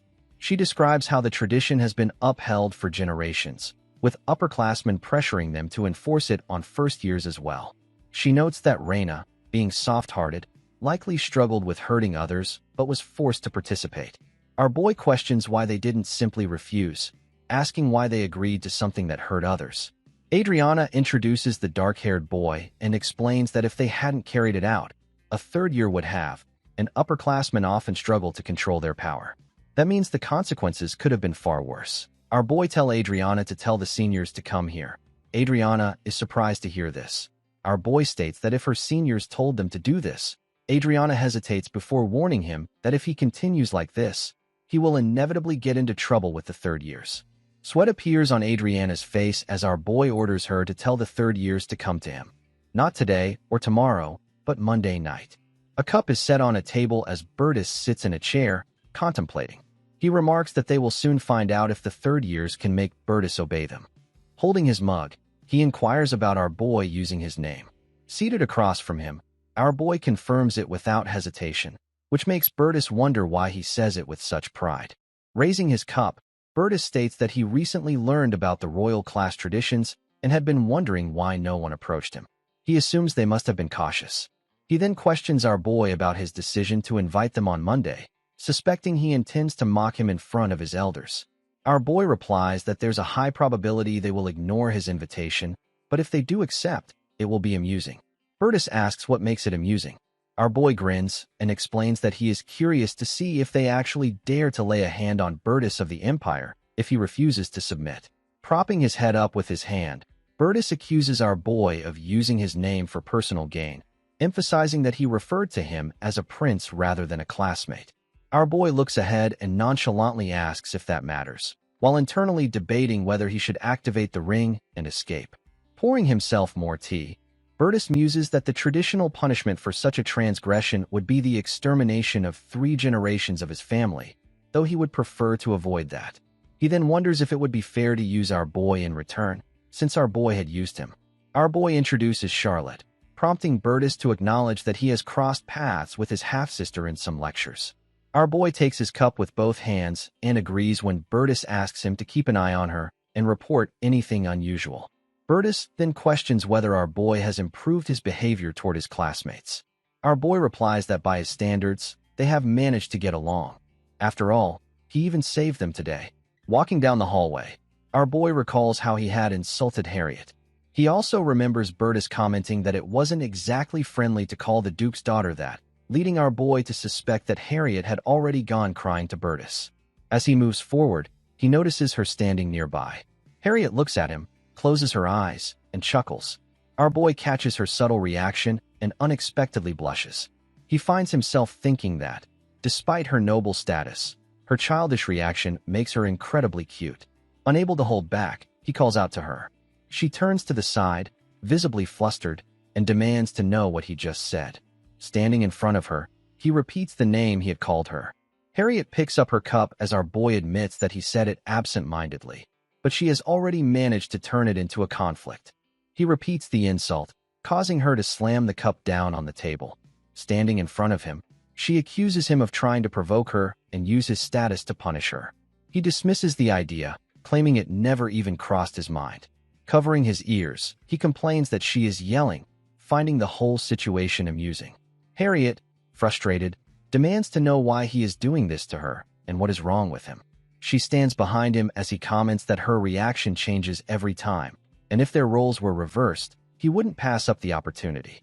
Harriet's face turns red when he suddenly calls her cute. He repeats the word. Harriet clenches her fists as he casually states that even if she is some kind of genius, children will always be adorable. Adding to the teasing, he smirks and tells her that she should go to bed soon, or she will never grow up. Standing in the hallway, Harriet struggles to process his words, wondering what kind of nonsense he is even talking about. On Monday, students gather outside Class 1, calling for our boy. Gloves are thrown onto a table as someone declares that he has ruined the upperclassman reputation. Upperclassman announces that, to restore his honor, he is officially challenging our boy to a duel. Upperclassman looks at our boy and asserts that he may choose the time and place, but an observer will be present to ensure fairness. Our boy calmly points out that his senior yesterday had no issue trying to defeat him up before, only now, After being humiliated, does he seek a fair fight? Looking away, our boy questions whether they weren't the same people who silently watched the senior, ignoring their difference in strength, attempted to injure our boy severely. The senior smirks, declaring that if our boy refuses the duel, it will prove that he can only win using tricks. The two stare at each other in silence before our boy finally accepts. With a serious look, senior states that it's great. He only hopes our boy remembers one thing. Berta smirks as the senior vows that this time, he won't fall for any cheap tricks. Reina gets worried seeing this. The senior concludes that he will not back down simply because our boy is weaker. Our boy places his hands on the table as the upperclassman tells him he will explain what it truly means to be under the authority of his elders. On the stairs, a girl approaches and asks if he has any free time. He turns to her and asks what she needs. Reina stands beside him as he mentions that he still needs to stop by the homeroom teacher before his next lesson. She immediately exclaims that now is not the time to relax, reminding him that the senior is a second year out of 3. She then questions whether he understands the danger he is in and if he is tired of living. Our boy dismisses her concerns, stating the senior isn't going to kill him. Reina, clearly frustrated, insists that our boy has already declared he has no talents or abilities, making his decision to fight even more senseless. Clenching her fists, she pleads with him to simply apologize, explaining the upperclassman has agreed to forgive him if he sincerely asks for forgiveness. Our boy turns away from her and shrugs, saying that life is just like that. If he is destined to get hit, then so be it. Descending the stairs, he reflects on why he agreed to this blatantly unfair duel. It's not because he's reckless or foolish. His true goal is to push himself into a high-stress situation in hopes of unlocking self-hypnosis, his only potential talent. As he imagines the system window displaying abilities, something begins to materialize in the interface. He refuses to let this ability remain locked away forever. A sudden notification disrupts his thoughts. Gardas has issued a duel challenge to reclaim his honor. The system warns that his chances of victory are slim, but the stakes are clear. 600 points for winning, 200 even in defeat. Though the odds are stacked against him, the guaranteed reward offers some consolation. He wonders if accepting the challenge and simply forfeiting might be the safest choice. The evening sky glows with shades of orange as unease settles in. The reason for the reward remains unclear. The duel is scheduled for 2 weeks later in the first-year dormitory's training hall, with Mr. Eppenhauser assigned as the observer. The instructor states that both participants' consent makes the arrangement official, then records the information. Meanwhile, our boy wrestles with an unshakable sense of dread whenever our boy stands in front of Instructor Eppenhauser. Soon, news of the duel spreads across Class A and Class B. Then the scene shifts to the training ground, where our boy and Ludwig are running. Ludwig inquires what happened. Facing a second year is no small challenge, he reminds him, especially since Class A is full of exceptionally strong individuals. He adds that, because it's an official duel, he won't be able to step in to help. Our boy responds vaguely, reluctant to discuss what led to this situation. He first heard about the duel during a joint physical education session. A nearby girl silently observes them as Ludwig suggests apologizing to avoid unnecessary trouble. However, our boy dismisses the idea, insisting that it's not that simple. Already exhausted, he cuts the conversation short. At that moment, we see the girl who was watching Ludwig and our boy was Charlotte. Charlotte walks ahead. She seems angry. Then the scene shifts to inside the class where our boy struggles to keep moving. His legs feel weak, and the world around him seems to spin. Training has become more demanding than ever. Then a voice from behind suddenly calls out. Charlotte approaches and asks if he is Reinhard. Our boy replies yes. Then she hands him a folded note, telling our boy to take a look at this. Then she turns and walks away, offering no explanation. Frustrated, he calls after her, but she doesn't acknowledge him.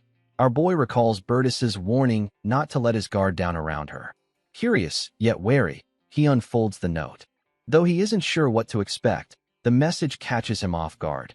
The message states that he is to remain in the classroom after school and wait for her. He has no idea what she wants. As sunlight filters through the windows, our boy finds himself seated at a desk, waiting despite his uncertainty. His mind drifts.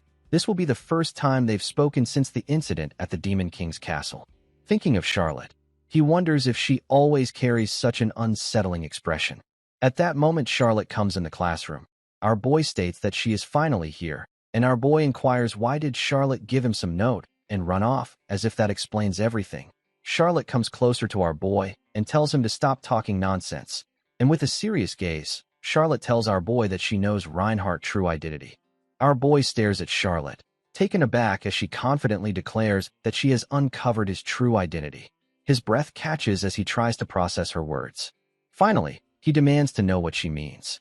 Charlotte responds calmly, saying she never wanted to associate with someone like him. Her expression darkens as she reveals that after learning about his background, she realized he was a beggar, and the people around him were no better. When she mentions the Rotary group, our boy tenses. He knows that while Charlotte hasn't discovered his identity as a demon, she's already putting the pieces together. She's linked the Rotary group to a robber guild that secretly supplies them with labor, all based on a small clue. Fixing her gaze on him, Charlotte warns him not to make excuses for criminals, calling them vermin.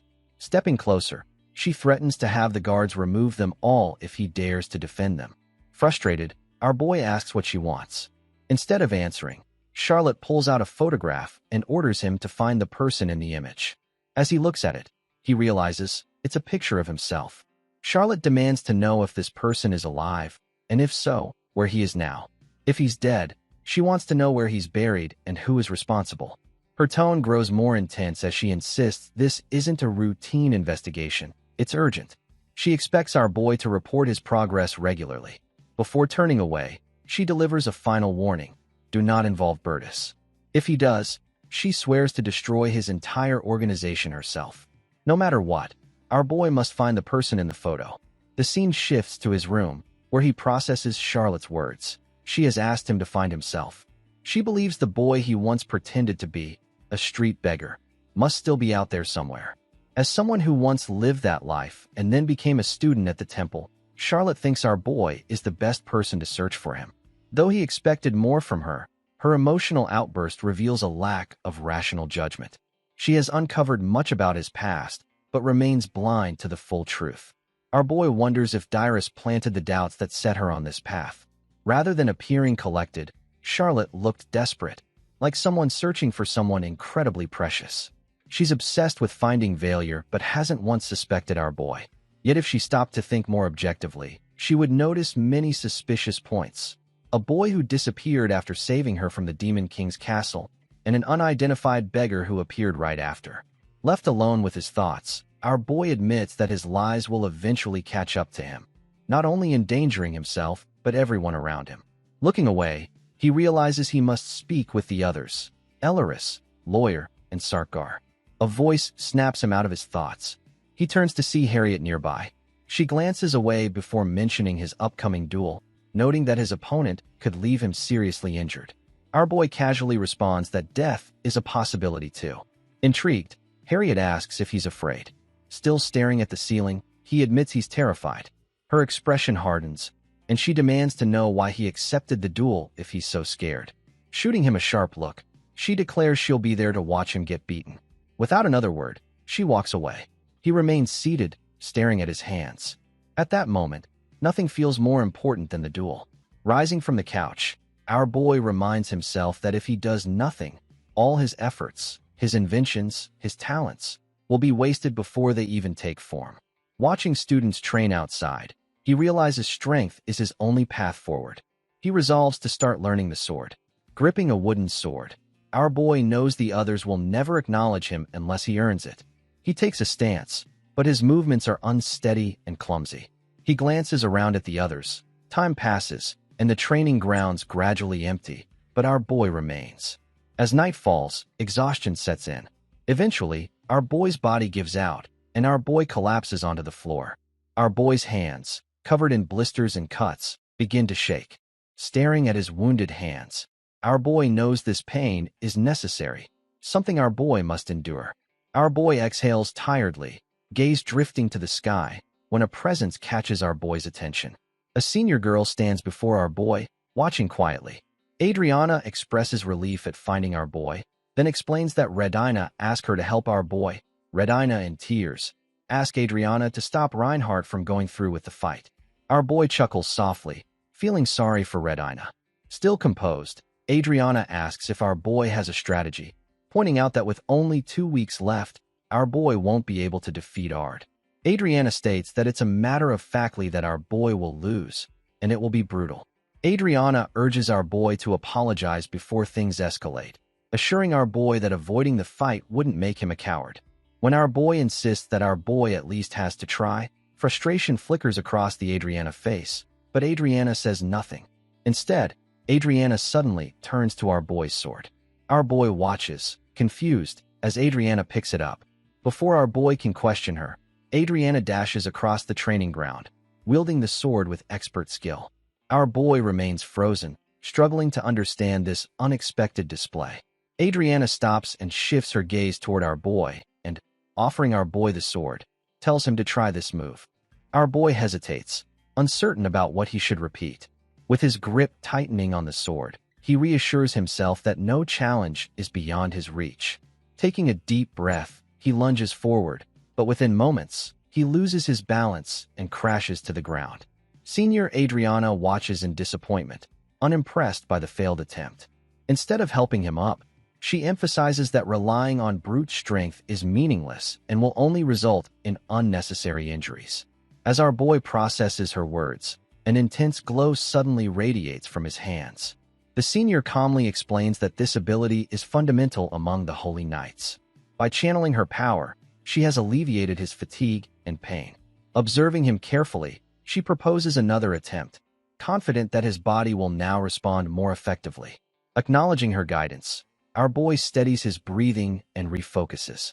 Adriana reminds him that training will resume at dawn, instructing him to meet her in the dormitory lobby.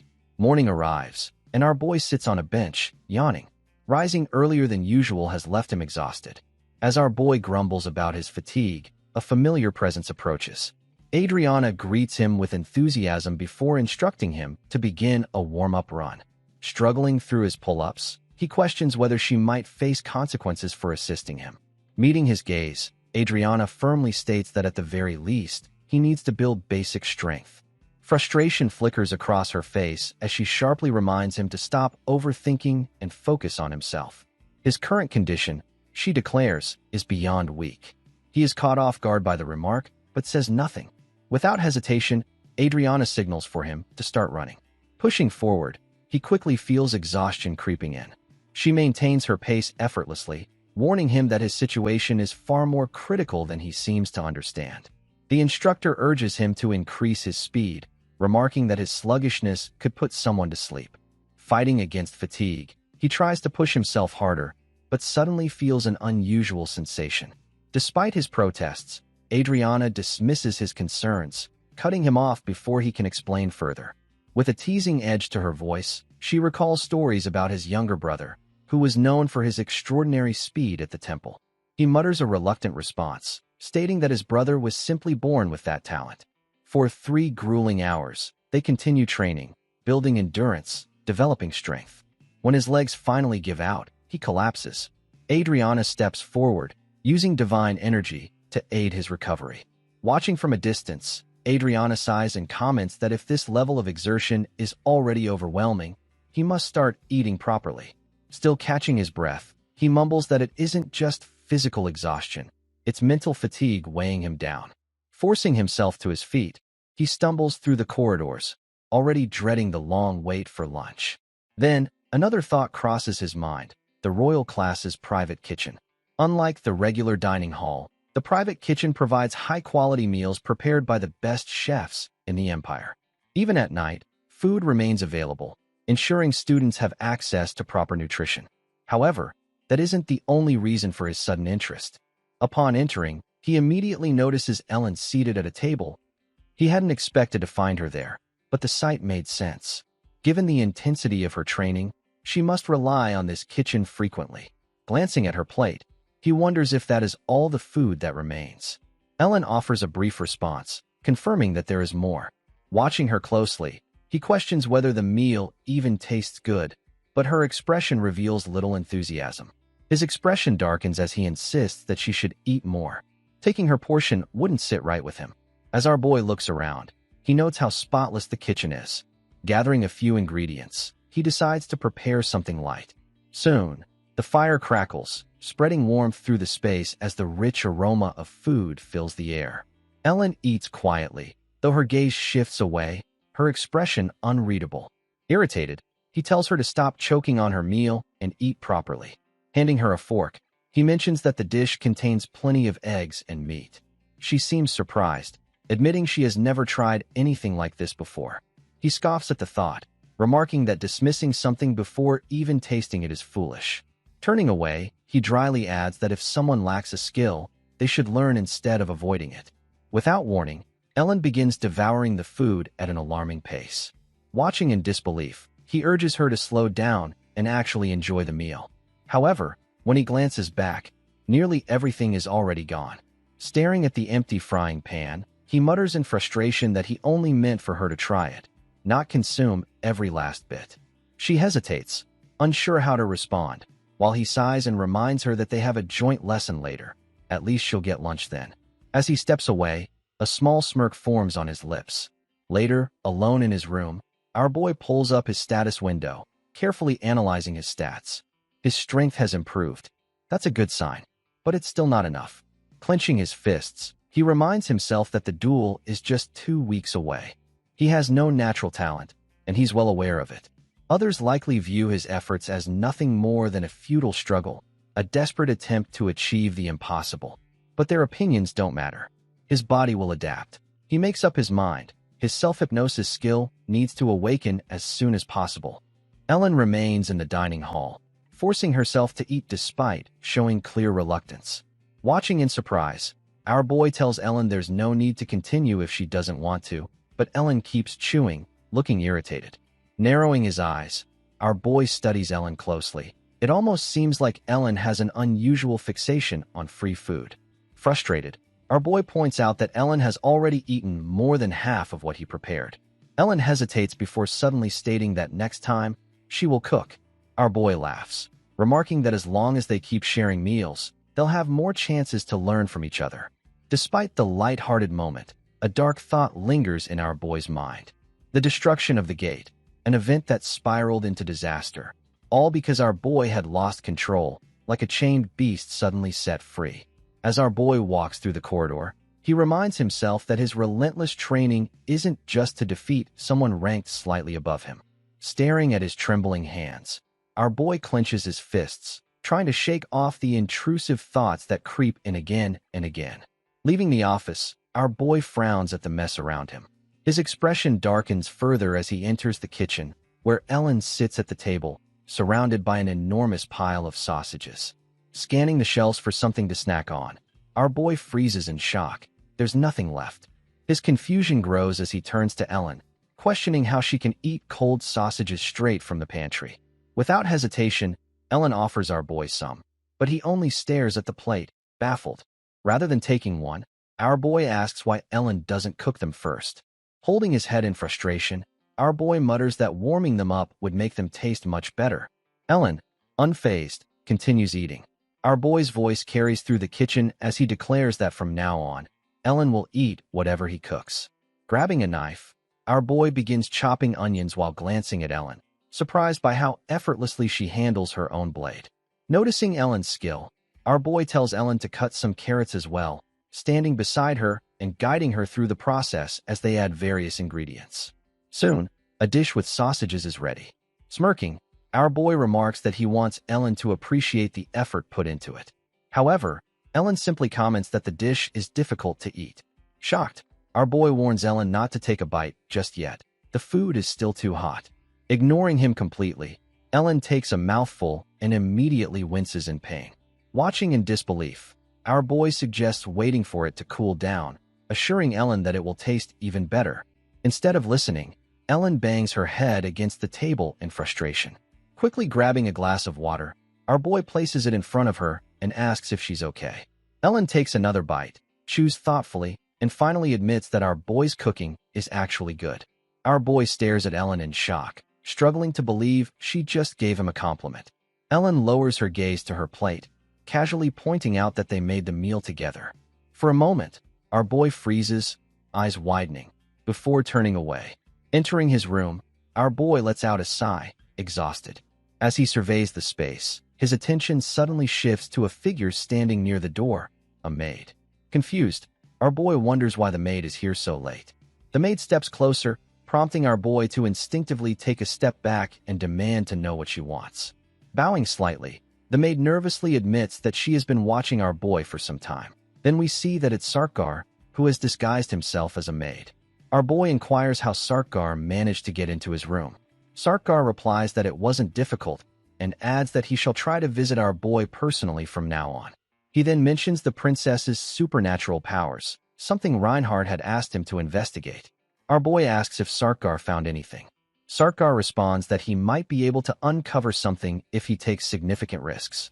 However, he came to our boy to report what he has discovered so far. He explains that the princess's supernatural powers are considered highly controversial, even within the imperial family. In particular, the faction supporting the prince doubts the legitimacy of her powers, suggesting that they're kept hidden because they might be fake.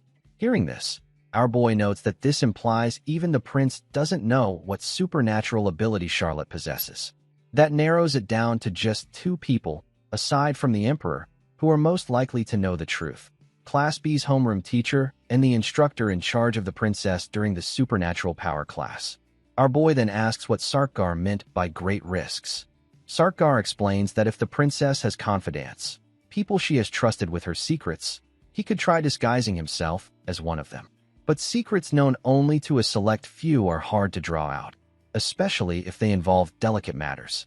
Our boy remarks that the circumstances surrounding the princess's supernatural powers are truly suspicious. Reinhardt further states that if the princess does indeed have such powers, then it's likely something she wishes to keep hidden, meaning her powers may be highly problematic. Sarkar agrees, saying he thinks the same. Our boy then tells Sarkar to let it go if it's too dangerous. The truth will come out eventually. Sarkar replies that this is a wise decision. Reinhardt then mentions that he has something to report from his side. A surprised Sarkar asks if something happened. Our boy responds that Princess is looking for him. Sarkar gets confused hearing this. Hearing the entire story from our boy, the maid becomes frustrated and fearful. She warns him to stay away from these matters, emphasizing that the palace is a dangerous place. Our boy responds that even if he disappears, Charlotte will undoubtedly continue searching for him. His gaze darkens as he considers the implications. Being in debt to the princess is a serious issue. Looking up with a scowl, he resolves not to take any action that could expose him. Uncertain of what to do next, he briefly considers spreading a rumor about his own death, but quickly realizes that he would then have to refute any evidence proving otherwise. The room falls silent as he contemplates his next move. The maid suggests that if the princess is satisfied with the current situation, perhaps it is best to leave things as they are. However, he warns that predicting her next actions is impossible. He agrees, recognizing the delicate balance of the situation. The nights spent with weapons between them make him aware that pushing too hard might make her suspicious, but doing nothing will render him useless in her eyes. The maid as he proposes getting to work. With a thoughtful expression, she listens before responding with a firm nod. He confirms his intentions, pointing out that as long as the princess believes progress is being made, she will not interfere.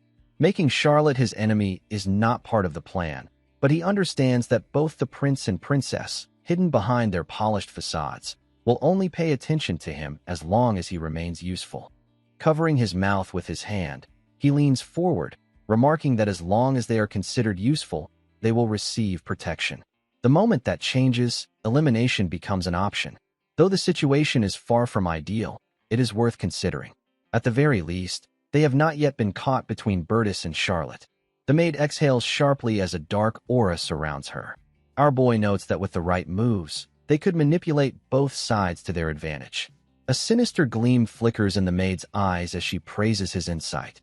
Watching her eerie smile, our boy silently muses that she should stop smiling like that, especially with such an innocent face. Then the scene shifts to the next day at the training ground. Breathing heavily, our boy presses his hands against the floor. Adriana, observing him, had not expected such rapid improvement in just a day. Sweat drips from his face as he meets her gaze with mild irritation. She extends a hand, announcing a short break before continuing the run. His thoughts drift to an unsettling question, whether training a future demon king with such dedication ever made her feel guilty. Standing up with his hands on his knees, our boy contemplates a more efficient method. Training with divine power would yield better results, so he asks why she does not use it. Adriana explains that relying on divine power for strength feels like cheating, akin to drinking potions until the body collapses. While divine power restores physical strength, it does not replenish lost nutrients. That is why she always insists he eat more after workouts. Processing her words, our boy maintains a serious expression. She emphasizes that if he wants to reach a certain level, he must do so on his own. Without further protest, he follows after her. Adriana, visibly exhausted, declares it is time to continue jogging. Looking to the side, our boy notices Ludwig surrounded by a group of girls. It appears Ludwig is also training in the morning, accompanied by Lanin, a skilled musician, and Julie, a talented archer. Watching Ludwig from a distance, our boy sees him adorning himself with a decorative accessory before stepping away from sparring. In the original story, Ludwig constantly clashed with Charlotte, yet now, all of Class A's trials seem to fall on our boy, leaving Ludwig idle. The shift intrigues him, yet unease settles in his chest. The unpredictability of the butterfly effect lingers in his mind, though he remains uncertain about how much it will impact him. The castle stands beneath the morning sun as Ellen asks our boy what occupies his thoughts. Keeping pace with her, our boy responds that he is coming. Then the scene shifts to later that day, where a look of mild surprise crosses his face. Today, Ellen wants to cook. Holding a jar and a spoon, she stands before him. Skeptical, our boy asks if his cooking is that unbearable. She calmly explains that she plans to make stewed meat, a dish she frequently ate at home. Dipping a spoon into the jar, Ellen hesitates when he asks if she has ever cooked it herself. She admits she hasn't. Our boy informs her that she will handle the process alone. Holding a knife, Ellen exudes a dark aura, prompting our boy to shield himself with a frying pan, warning her not to glare at people while holding a weapon. She challenges him, asking how else she should look. Grimacing, he tastes the food and immediately notices the excessive salt. He instructs her to redo it. The glow from the dish catches his attention, and to his surprise, she actually completes it this time. Smirking, our boy remarks that if Ellen eats more slowly, the meal might last beyond a single sitting. Ellen tries the soup, and as he rests his elbow on the table, he asks if it is edible now. She hesitates, unsure how to respond, while he watches her closely. After a brief pause, she states that she could finish it. Sitting across from her, he comments that he is glad she moved to the temple. When she asks why, he taps the pot with his spoon and sarcastically remarks that, given her cooking skills, she could have poisoned her entire family. Noticing Ellen's hesitation, our boy listens as she explains that she did not come to the temple by choice. It was forced upon her. Tilting his head, he finds it unexpected for her to share something so personal. When he asks if she resents it, she merely shakes her head. Covering his mouth with his hand, he suppresses a smirk, thinking that if she is opening up while he is clearly agitated, perhaps he should push her further. Just as he laughs, a sudden realization strikes him. A black spot in his vision alerts him to something troubling. He is being foolish, even sadistic. Holding a wooden sword, our boy scowls, realizing that provoking Ellen carries a high price. Resting her weapon on her shoulder, she coldly tells him he is doing it incorrectly. Adjusting his stance, he prepares to try again, but she begins taking revenge for his arrogance. Pointing his sword forward, he braces himself, but she continues to criticize his form. Ellen actively demonstrates each movement instead of merely lecturing. Training against a live opponent proves far more beneficial than he anticipated. Maintaining a firm stance, Ellen explains the importance of every body part in combat. Through rigorous practice, our boy realizes that swordsmanship extends beyond technique. Fists, legs, and lower body movements all contribute to effective combat. With relentless precision, she forces him to adapt, guiding him through fencing techniques, offensive maneuvers, and defensive strategies. However, he learns primarily through pain, because he keeps losing. Pressing the tip of her blade to his face as he lies sprawled on the ground, Ellen declares that he is dead. Groaning, he mutters that he truly wants to die. The sun sets behind the castle, marking the passage of time. Friday arrives, leaving only 2 days until the duel.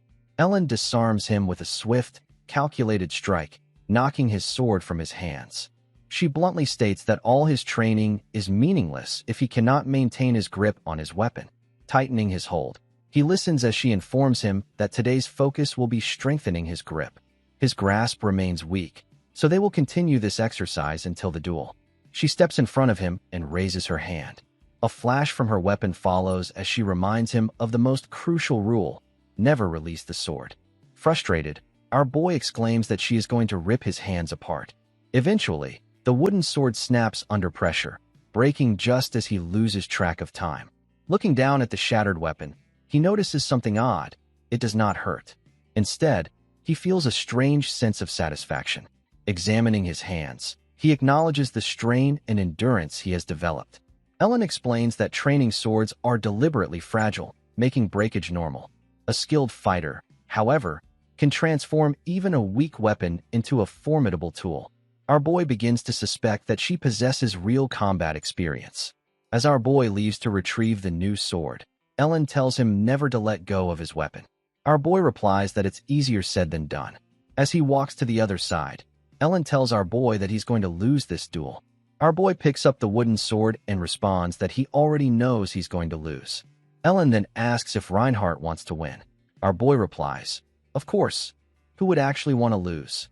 Ellen steps closer to our boy and, with a serious gaze, says there is a way for him to win. Our boy is stunned by her words. The sun casts a warm glow over the temple as Adriana hands our boy a bottle of water. He sits on the grass, drinking deeply.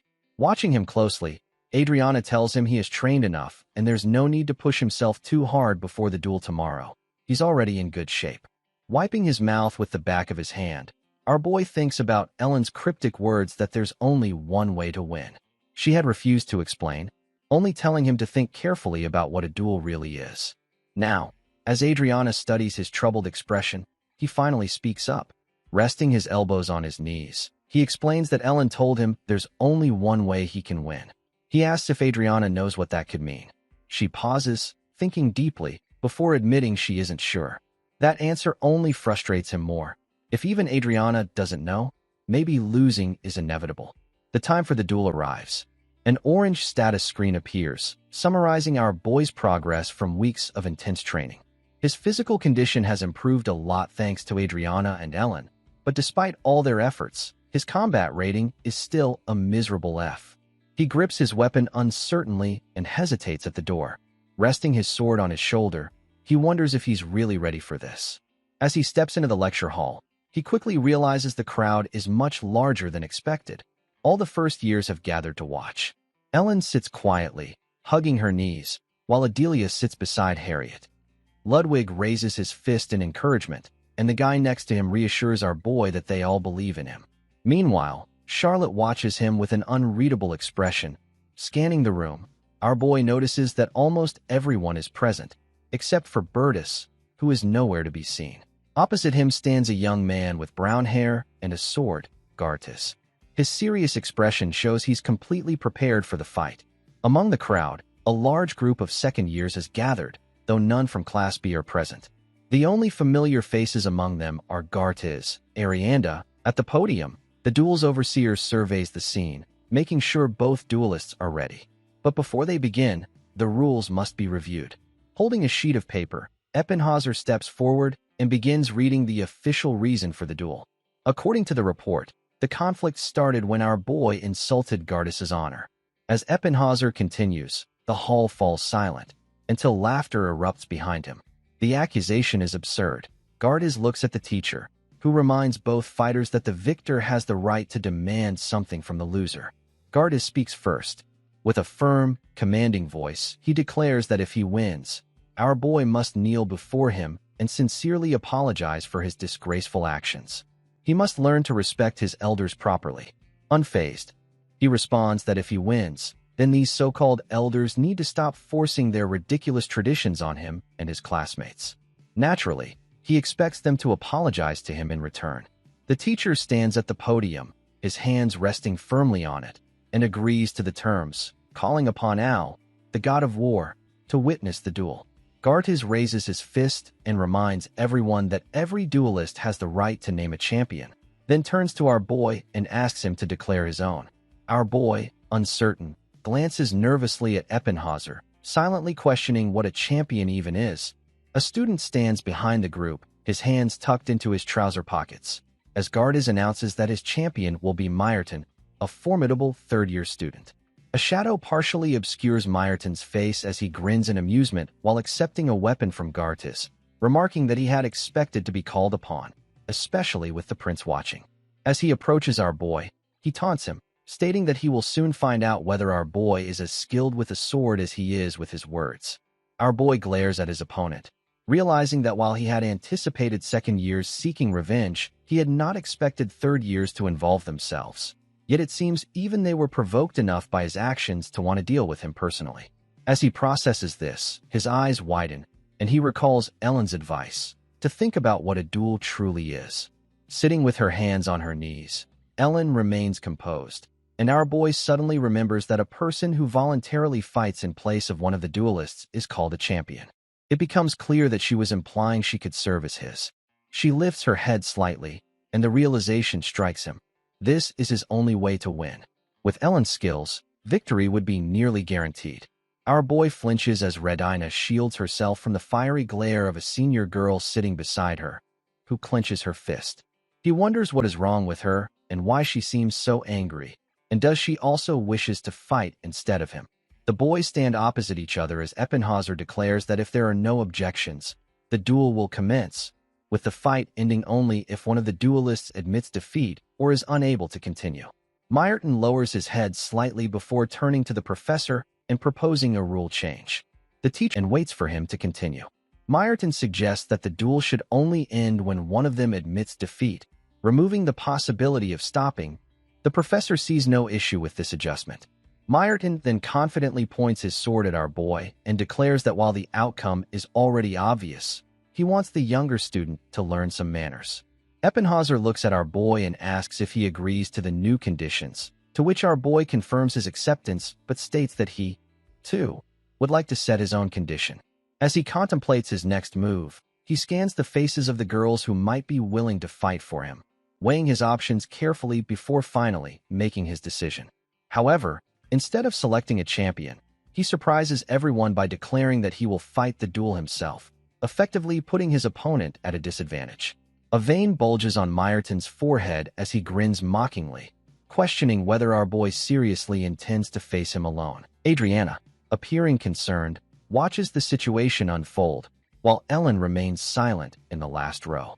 Meyerton, wielding his sword with ease, positions his left hand behind his back, and our boy requests that his opponent use only his right hand during the duel. In contrast, our boy grips his sword tightly with both hands. Previously, he might not have considered this detail, but now he understands that a poor grip could put him at a significant disadvantage. He recalls his training with Ellen, which taught him the importance of a free hand, and he realizes that all the effort he put in was not in vain. Raising his sword, he positions the blade in front of him, yet he remains aware that overcoming such a vast difference in skill will be nearly impossible.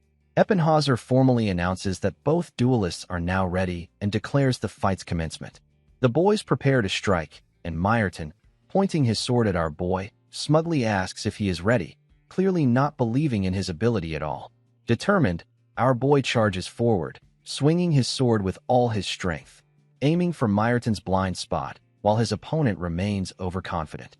He jumps, removing one hand from the sword, closing one eye as he clenches his teeth, fearing that he might drop the weapon altogether. He wonders just how much strength his opponent possesses. Meyerton, an evil grin spreading across his face, pulls his hand back before dashing forward. Their weapons collide in a fierce clash. Our boy's face tenses as he recalls Ellen's relentless training. Only now does he finally understand its purpose, though he can barely land a hit. His opponent, far more experienced, easily knocks the sword from his hands. Expecting this outcome, our boy attempts to react, but Meyerton moves faster and kicks him instead. His eyes widen in shock again as he screams in pain and falls to the ground, clutching his shoulder. Meyerton sneers and asks where he dropped his sword before kicking the weapon toward him. A shadow falls over our boy's face as the air grows heavy, and Myerton orders him to get up. Myerton kicks at our boy's chest, sending him crashing to the ground with a cry of pain. He struggles to breathe as his opponent sneers down at him, demanding that he stand. Our boy reaches for his sword, barely able to process Myerton's words, when he sees the upperclassman raise his weapon again. With a mocking tone, Myerton reminds him that he has neither the skill nor the authority to win this fight. Our boy attempts to parry, but Myerton easily disarms him again, scoffing at his pathetic effort. Dismissing him entirely, Myerton delivers another brutal strike, warning him that without proper training, he has no chance. The blows keep coming, and the fight seems all but over. Eppenhauser watches in silence as Myerton glances at him and smugly suggests that our boy's classmates must be enjoying the spectacle. He then declares that the duel is finished.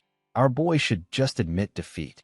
In the audience, Charlotte's expression hardens while Harriet protests the teacher's inaction, asking once more if he will surrender.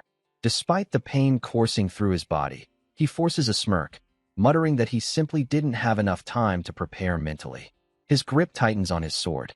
He knows he cannot win, but quitting isn't an option. Using his weapon for support, he drags himself to his feet. His body is battered, but his resolve is unshaken. With a sudden burst of energy, our boy charges, yelling for Myerton to fight. He swings at his opponent's head, fully aware of the overwhelming difference in skill. Myerton grins, finding his persistence amusing. But this was never about winning. From the start, our boy's goal has been to push himself past his limit, to awaken his ability. A notification appears. The restriction has been lifted. A new ability is now available. But he is barely standing. The exhaustion weighs on him, and he realizes that even with this power, victory is not guaranteed. Myerton moves to strike again, and our boy braces for impact, expecting his weapon to shatter. Then, another message appears. Activation requires 20 achievement points. Without hesitation, he activates it. In an instant, he leaps. Myerton's sword splinters apart.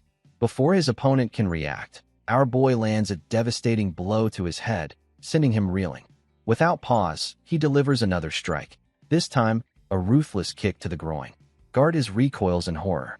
Myerton staggers, his face contorted in pain, calling our boy inhuman.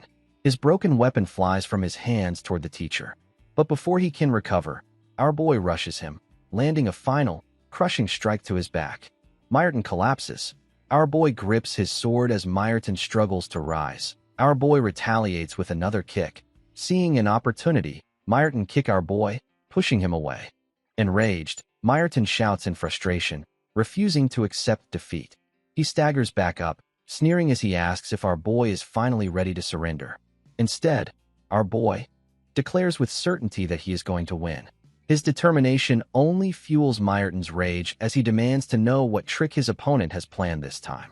The watching students, still in shock, wonder the same thing, already imagining the humiliation of kneeling in his place. Myerton steps forward, weapon raised, vowing to teach our boy a lesson while still insisting on a fair fight. His only goal is to force him to apologize, to break his pride. But suddenly, something changes. A glow emanates from our boy's hand. This is not just his will to win, but something far beyond that. In a fight where victory should have been impossible, he finally understands. Clenching his fist, he realizes the true nature of his power. Myerton watches in stunned silence as our boy, standing tall, announces that he has already won. His ability, auto-suggestion, allows him to believe in anything he chooses and make it reality. Harriet gasps, calling him insane, while Redina covers her mouth in disbelief. Even Charlotte's tense expression betrays her shock. Ellen, however, remains calm, watching closely. With unwavering confidence, our boy spreads his stance, sword gleaming in the light, and calls out the name of his attack. Myerton charges, swinging his blade, but our boy dodges effortlessly, moving with a speed and precision he never had before. He stays focused, certain of his victory. In an instant, he lands a clean hit to Myerton's face. His power has awakened. This is his strength. Myerton tries to rise, but our boy slams him to the ground. The audience watches in shock. He lifts Myerton again, demanding his surrender. Our boy reminds him that this outcome was inevitable. Then our boy turns towards the audience.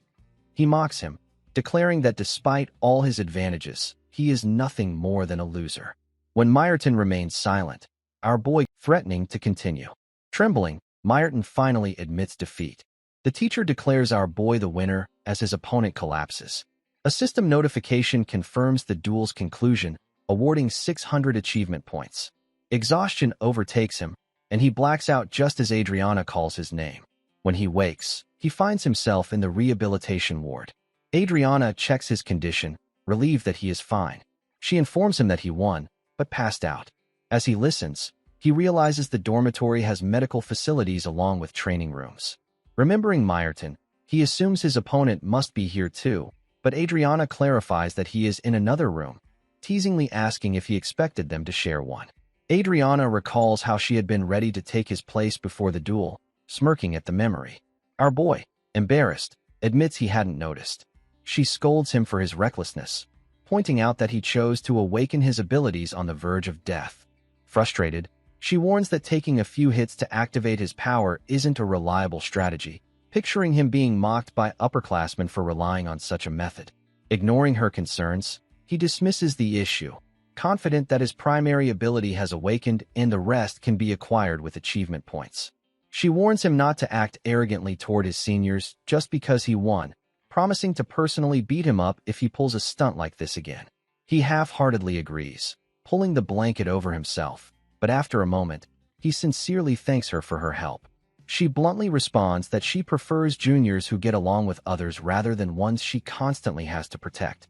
After recovering, he meets Eppenhauser for a consultation. The instructor remarks that self-hypnosis is an unusual phenomenon, but scolds him for recklessly fighting an upperclassman. Our boy admits he was testing a theory and hadn't expected it to work so well. Eppenhauser acknowledges that luck plays a role in talent, but forbids him from using his ability to attack others. Our boy reassures him that there's no need to worry. As he leaves the office, he reflects on the conversation, realizing that Eppenhauser is cautious because his ability is completely unheard of. Still, he's certain Eppenhauser would be shocked to see its true potential. Walking through the corridors, he senses the tense atmosphere. Students whisper among themselves, watching him warily. Rumors about the duel have already spread, but strangely, no one questions how a first year managed to win. Even those who once despised him, like Eric and Kayer, now seem to regard him with a mix of respect and fear. He then spots Harriet ahead. Expecting her to make some snide remark, he is surprised when she passes by without acknowledging him. Curious, he calls out to her, causing her to turn around defensively. A faint blush appears on her face as she accuses him of winning unfairly, calling him a coward for relying on such a cheap ability. Smirking, he notes that her reaction isn't what he expected. Casually, he suggests that she should just admit she was worried. This stuns her. The thought vanishes as Harriet suddenly shouts for him to stop talking. Plugging his ears, he pretends not to hear her, causing her to point at him in frustration, insisting that she has no reason to be concerned for someone as pathetic as him. Amused, he reaches out and squeezes her cheeks. She pulls away, warning him not to touch her again, but he simply muses that, despite everything, she's actually quite cute. Before he can dwell on the thought, he hears a soft sob. His expression changes as he notices a tear rolling down her cheek. Concerned, he starts to say something, but she cuts him off, demanding to know why he is always pestering her. She wipes her tears angrily, insisting that she hasn't even done anything to deserve this treatment. Our boy pulls a small cake from his pocket and offers it to Harriet, suggesting she eat it to calm down. Instead of accepting, she furiously snaps at him, calling him stupid and declaring that she neither wants nor will eat it. As he watches her reaction, a childhood memory resurfaces, his grandfather teasing him in the same way older people do with children, provoking them to tears. Realizing that his behavior mirrors this, he regretfully scratches the back of his head and apologizes, admitting he may have gone too far. However, Harriet is far from appeased and demands that he shut up, accusing him of constantly teasing and insulting her. Irritated, our boy listens as Harriet rants about how her family, her father, mother, and brothers, never treat her this way, accusing him of having no sense of decency. She calls him a beggar and demands to know why he only acts this way toward her. Watching her stomp her foot in frustration, he recalls that she was the one who first mocked him. He calmly tells her that he wasn't making fun of her either. he just finds her too cute not to tease. Her anger fades slightly, a soft blush spreading across her face. Extending a hand toward her, he reminds her that he already told her she was cute, then questions why she takes everything so personally if it was merely a compliment. Harriet, still flushed, mutters that after all, her cheeks were squeezed, and they laughed. Watching as she crosses her arms, our boy casually remarks that it was only because it made her look even cuter. Scowling, she demands that he stop touching her with his filthy little hands. Ignoring her, he grabs her shoulder and pushes the cake toward her, insisting she eat it and let out some of her frustration. Standing by the window, they remain side by side as Harriet reluctantly eats the cake when she suddenly asks if he is still in pain, reminding him that he took quite a beating. He admits bluntly that it hurt so much he thought he was going to die. Watching him closely, she questions why he put himself through it if it was so painful, pointing out that he could have simply surrendered. If his strength hadn't awakened, things could have ended much worse for him. Our boy listens before responding that his life has never been easy.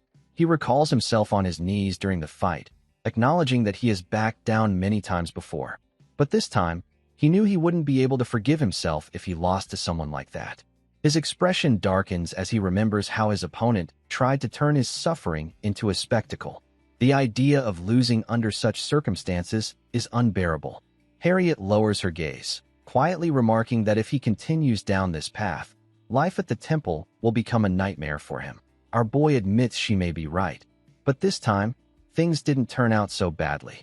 Meanwhile, near the temple building, the prince arrives, announcing that he has heard the news and offering his congratulations. Standing over his desk, he commends our boy for his victory, calling it amazing. Our boy responds that he was fortunate his superpowers awakened.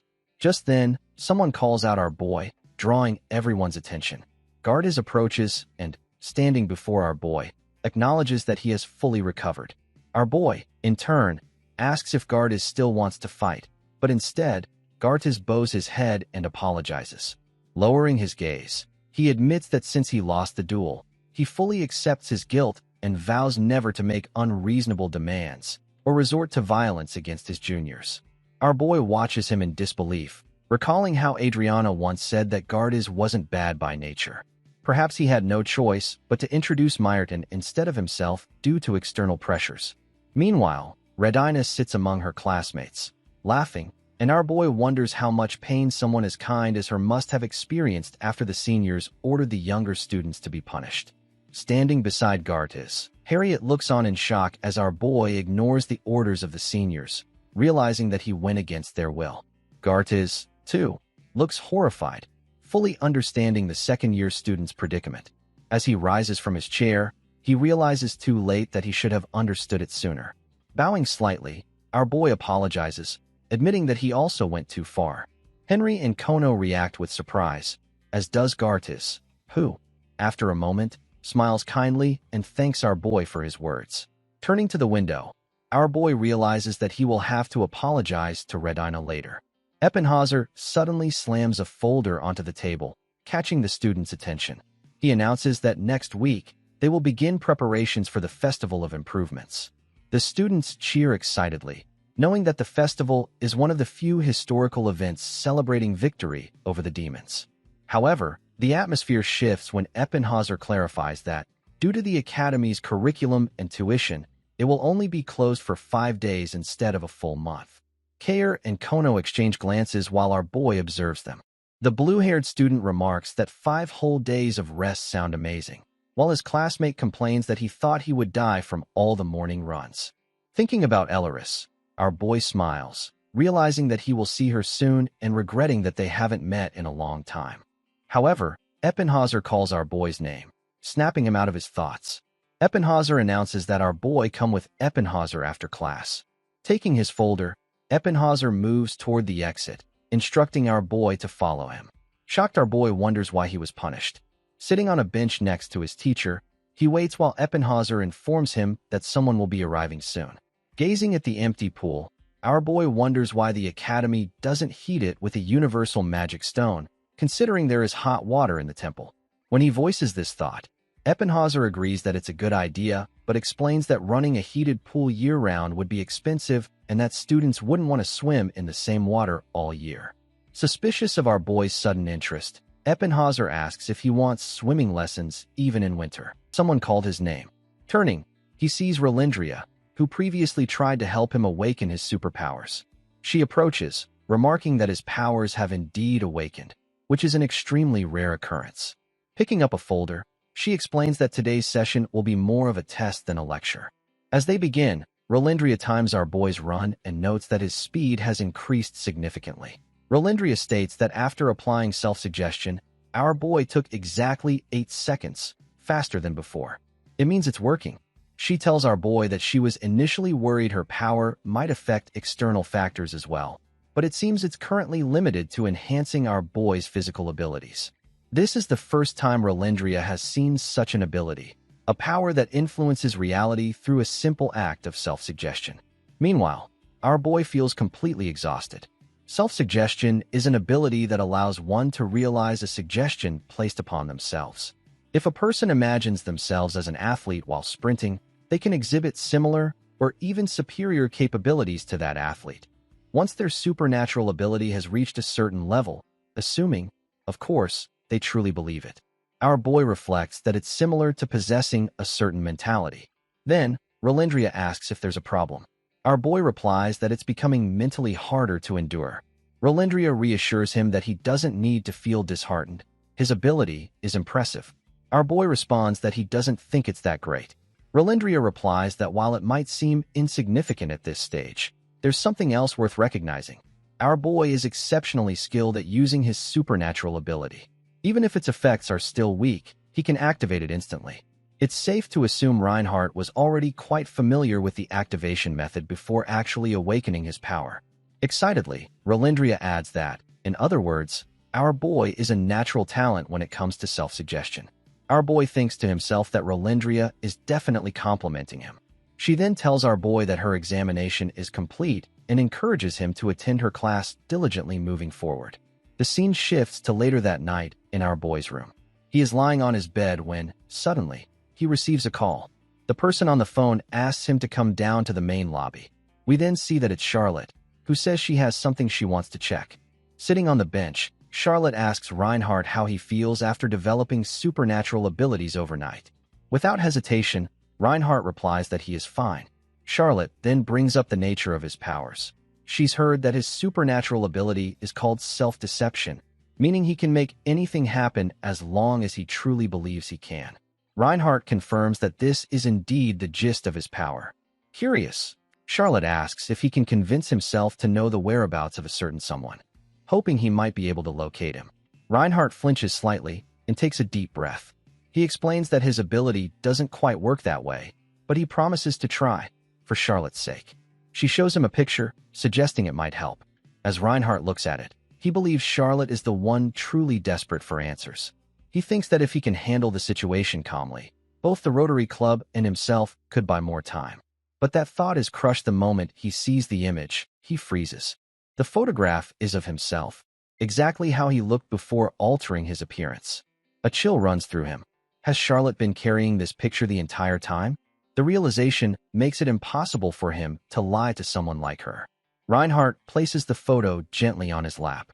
He closes his eyes and begins describing a vision. A massive castle crumbling into ruins. Charlotte reacts with urgency, asking where the castle is.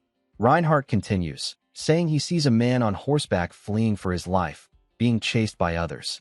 The man is trying his best to escape. Charlotte grows more anxious. Reinhardt adds that demons are nearby, but says that's all he can see at his current level. Suddenly, Charlotte grabs his hand. With teary eyes, she pleads for him to look closer. She begins to cry, begging him to try harder. This deeply unsettles Reinhardt. What began as a small lie has now spiraled into something far more dangerous, and he knows that if it continues, the weight of those lies will fall hardest on Charlotte. Realizing the depth of the deception and the pain he's causing her, Reinhardt tries to stop. He tells Charlotte that he can no longer see anything new, only the same scene repeating over and over. He offers an explanation. Perhaps his power is still too weak. Charlotte doesn't respond immediately, but eventually asks him just one question. Is the child alive? She leans on him, crying harder than before.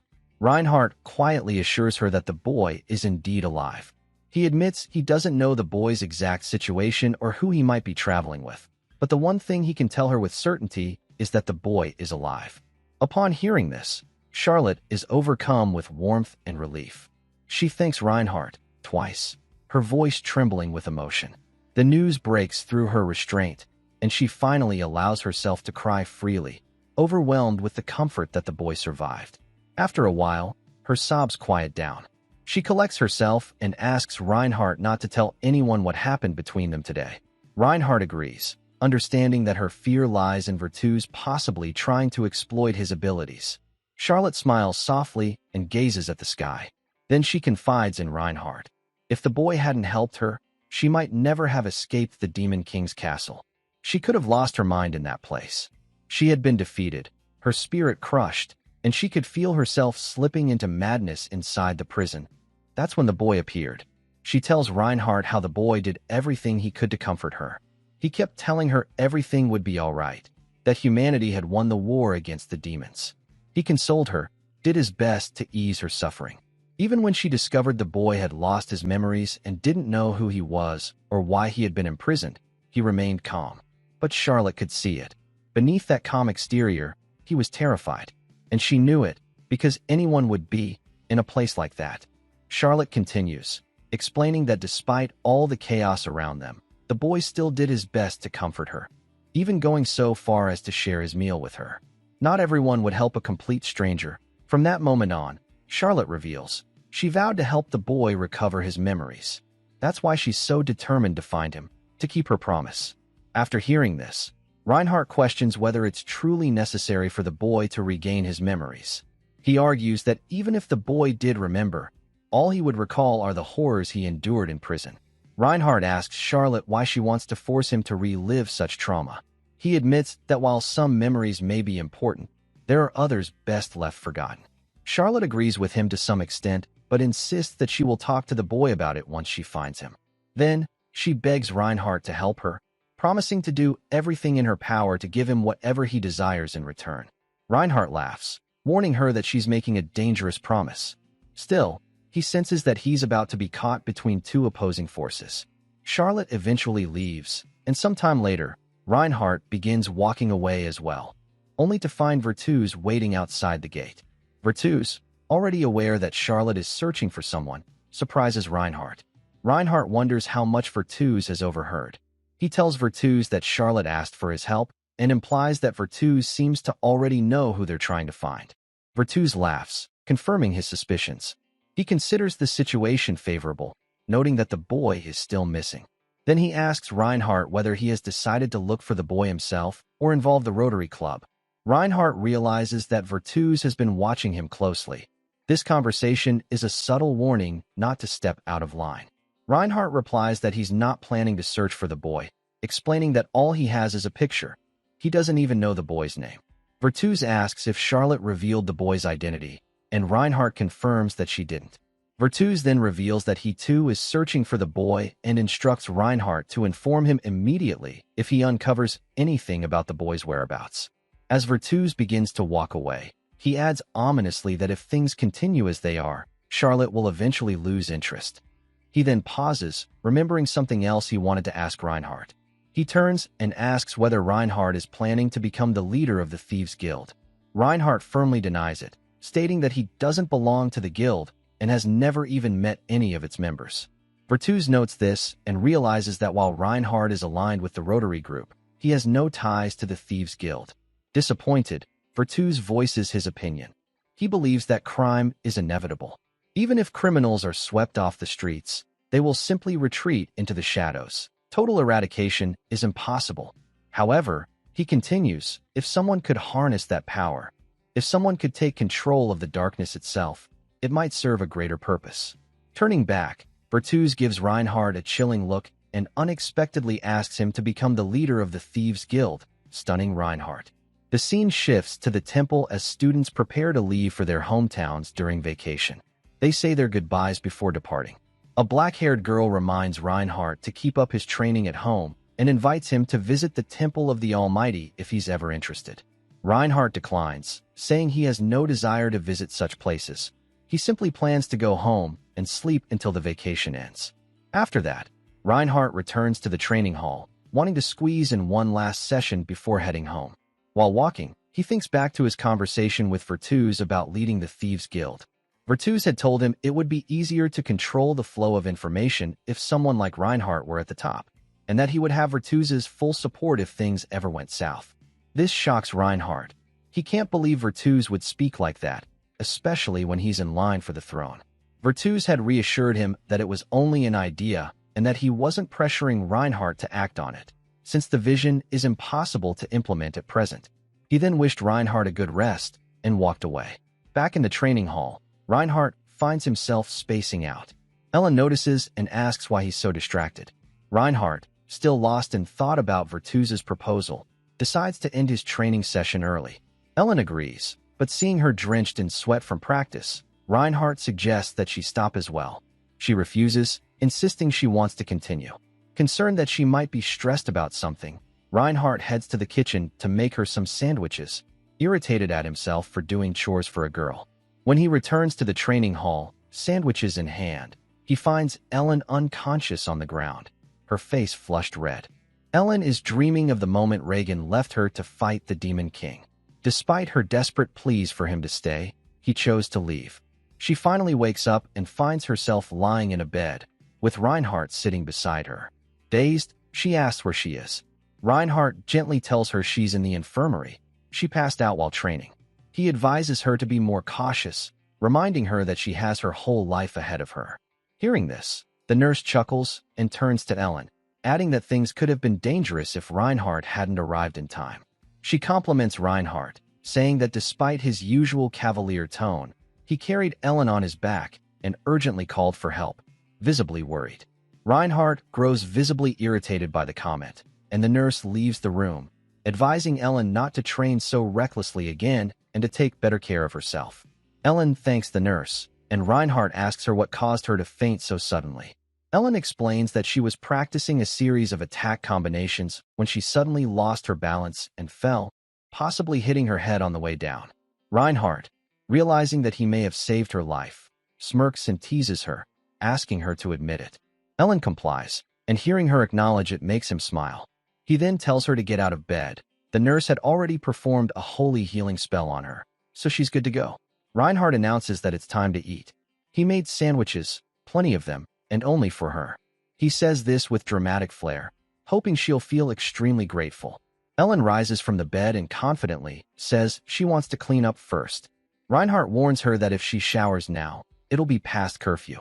Still, Ellen insists. She says she reeks and needs a shower. Reinhardt, recalling how Ludwig used to sneak around in his story, figures it won't be too risky and tells Ellen he'll meet her at the cafeteria after she's done. But Ellen refuses, worried the dorm's supervisor might catch them. When Reinhardt asks for her suggestion, she calmly invites him to her room. The scene shifts to Ellen's room. It's neat and simple, not unlike a typical girl's room. Reinhardt sits at the desk near the window, glancing around. He thinks to himself that it isn't strange for students of the opposite gender to visit each other's rooms. After all, it was he who wrote the school to be co-ed in the story, because nothing interesting ever happened in an all-boys school. According to Reinhardt, Ellen is just a kid, which is why he doesn't feel anything unusual about being in her room. He's confident Ellen feels the same. Looking around, he notices the room is as empty as his own, except for the scent and some workout equipment. In the corner, he spots a suitcase and moves toward it, curious, but before he can open it, Ellen returns, fresh from her shower, drying her hair with a towel. Deciding not to pry further, Reinhardt suggests they eat and head back to their rooms. They sit by the window and eat the sandwiches in silence. But sensing Ellen's subdued mood, Reinhardt tries to comfort her. He reminds her that he's human too. He has bad days, heavy thoughts, and feelings. That's just life, and they all have to keep moving forward. He gently suggests she talk to someone about what she's going through instead of bottling it up inside. That might be why she keeps pushing herself to the point of collapse. Moved by his words, Ellen finally opens up. She asks Reinhardt if he believes he can save the world by sacrificing himself. Reinhardt realizes that Ellen sees death as a final, irreversible end.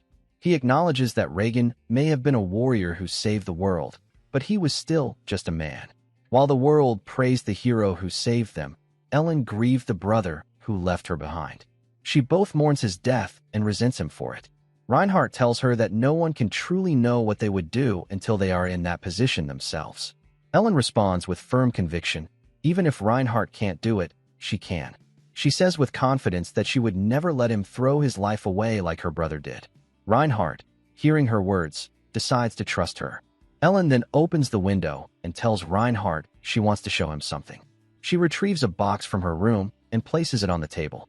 Inside lies a strange, gleaming sword, one forged from tears. Reinhardt doesn't recognize the inscription, but he immediately knows the weapon. Ellen picks up the sword and tells him it's called Lament. Reinhardt can't forget it. It's one of the twin holy swords that Regan once wielded. One of the swords was Allsbronger, once wielded by Assel, the god of war. The other was Lament, the sacred blade of Menses, the goddess of the moon. Of the two, Reinhardt was now looking at Lament, the sword whose location was known only to Ellen and a select few. Before Ellen's brother went off to fight in the Great War, he entrusted the blade to her as an heirloom. Reinhardt chose to play dumb, pretending he hadn't already figured out that Ellen was Regan's sister.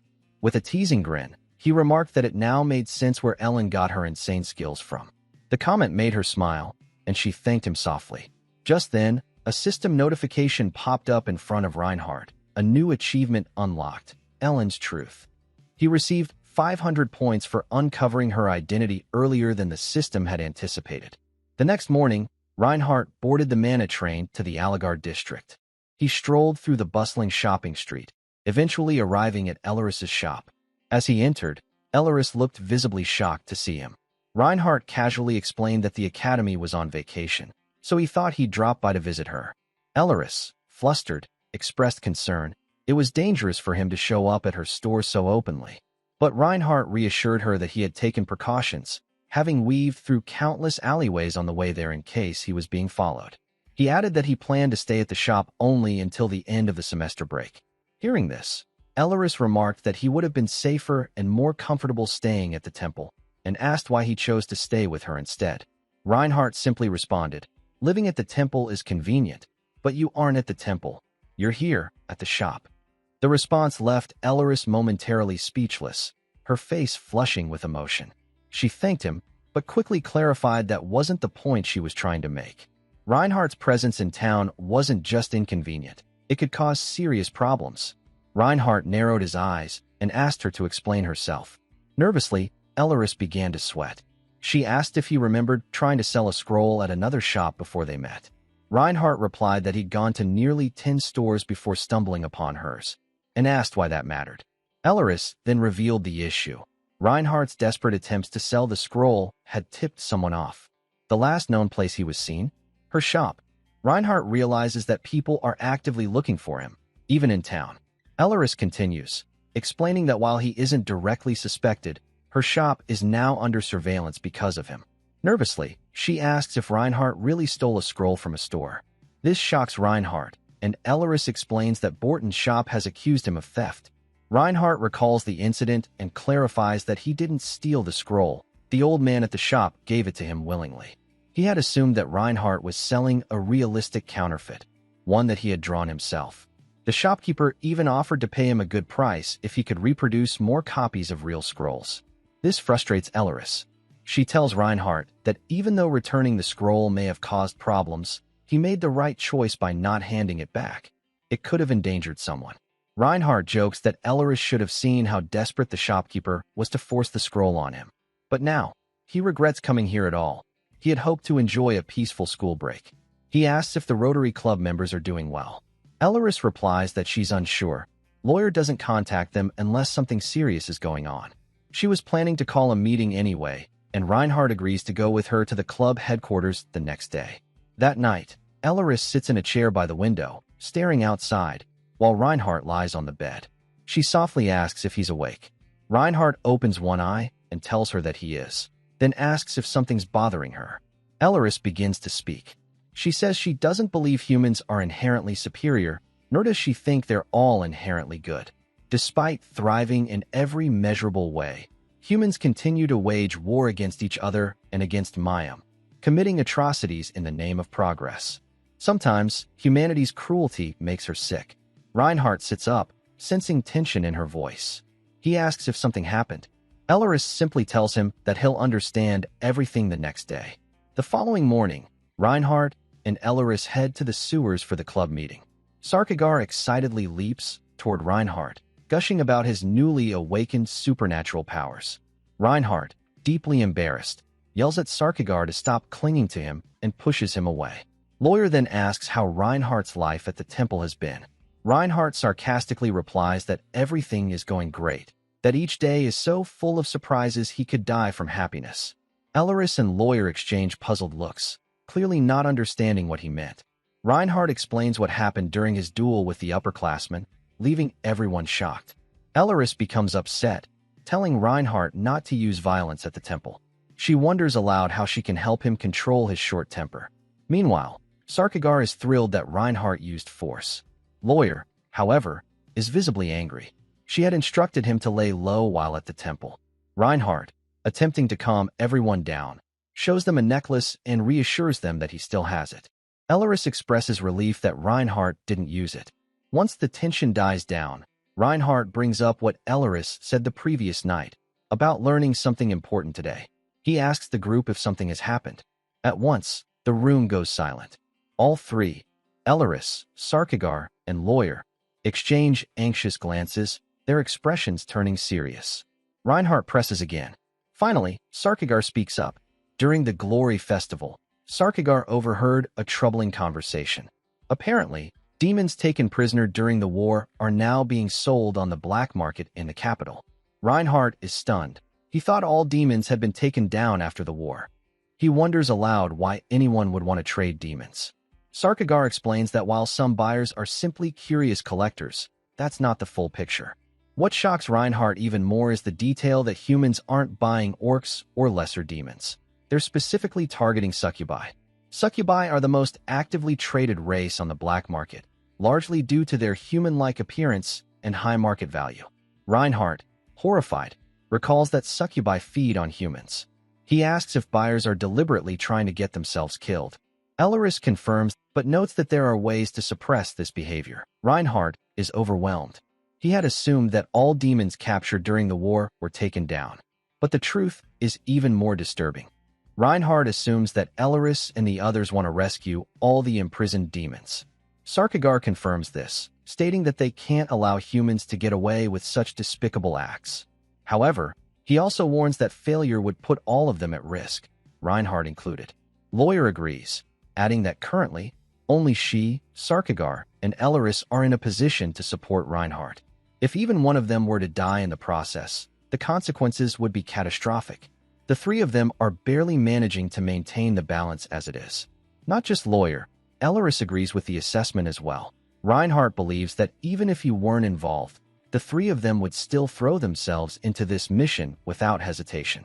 Even if the demon realm were to be defeated, they would go on this impossible mission. However, Reinhardt's unexpected arrival has changed everything. He has become a variable, and now, protecting him has become their top priority. At this point in Reinhardt's original novel, Ludwig would be enjoying the festival with his friends while Delphine Izarda gets kidnapped. Upon learning about her abduction, Ludwig would risk everything to rescue her. But now, the story has changed. It's not Ludwig. It's Reinhardt. Reinhardt sits in a chair, lost in thought. He realizes he's being swept deeper into a story arc more fitting for a hero than the side character he was supposed to be. He buries his face in his hands, confronting the reality of his situation. He's not even a real demon. He's just a middle-aged man with no compelling reason to risk his life for strangers. He reflects on the absurdity of rebuilding the demon realm. That was her dream, not his. He has no intention of throwing himself into a situation that could cost him his life. He doesn't want any part of it.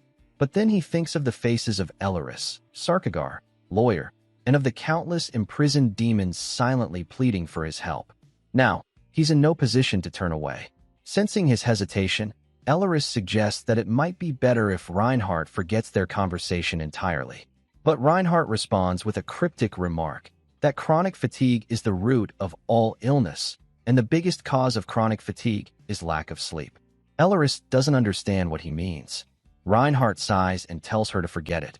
It's been so long since he last stretched out and had a proper night's rest. Then, pressing his hand against his face, he makes his decision. He will help them. He will join Elleris and the others in rescuing the imprisoned demons. After thinking it through for a long time, Reinhardt finally decides to help rescue the demon prisoners.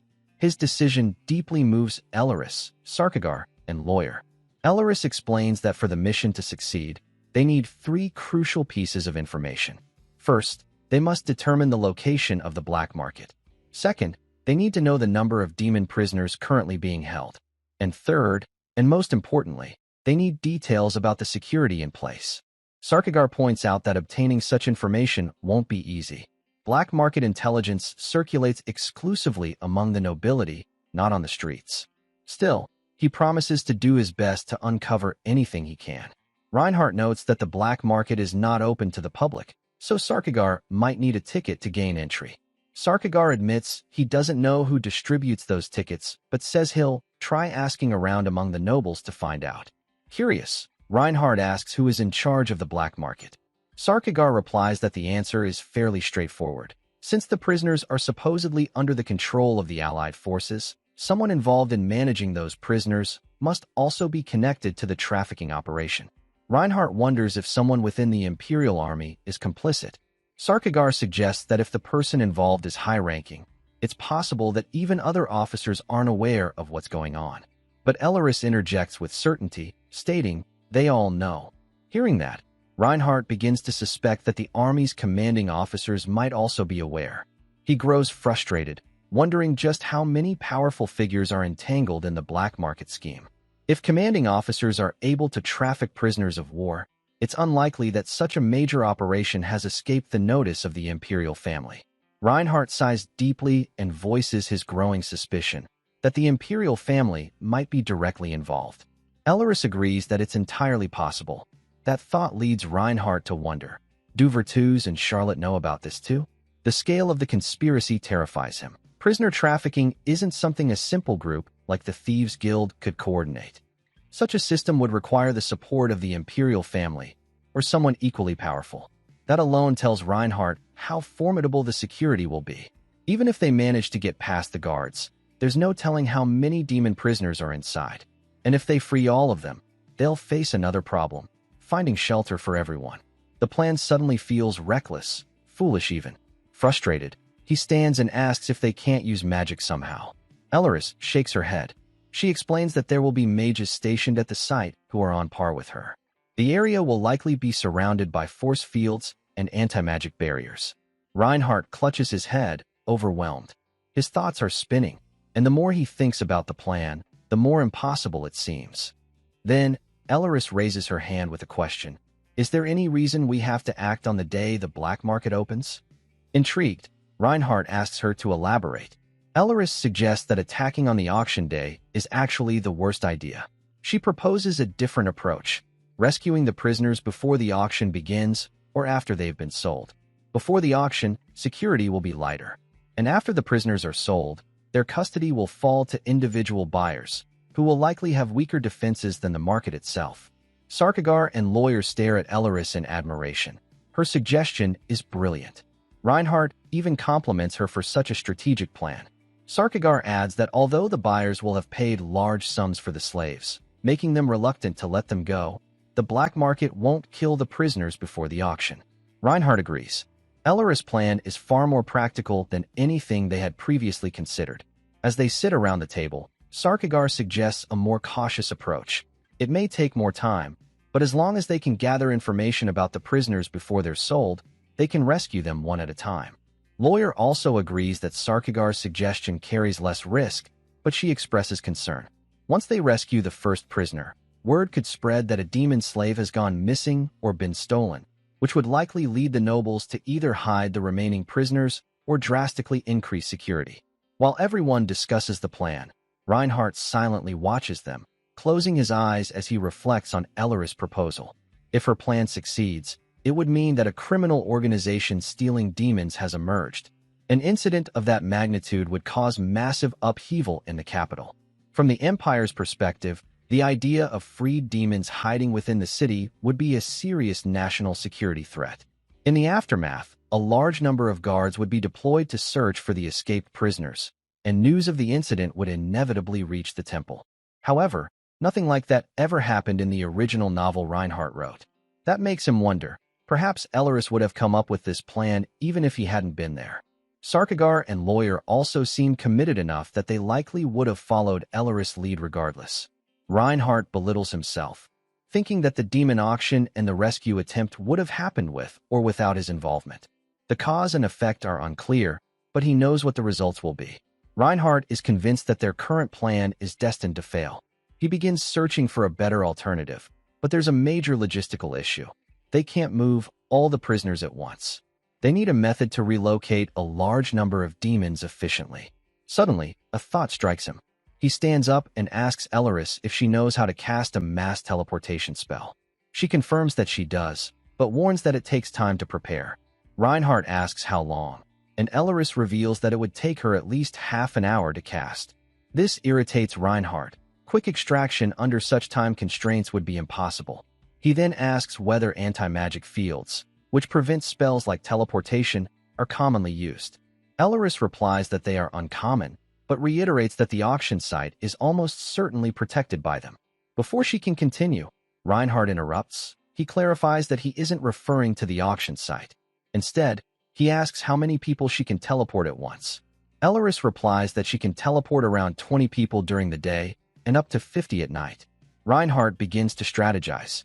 He considers that succubi and incubi are humanoid demons, and therefore, there likely won't be that many of them at the market. When he had previously escaped from the base camp, most prisoners had been either non-humanoid. Lawyer, curious, asks if Reinhardt has come up with a new plan.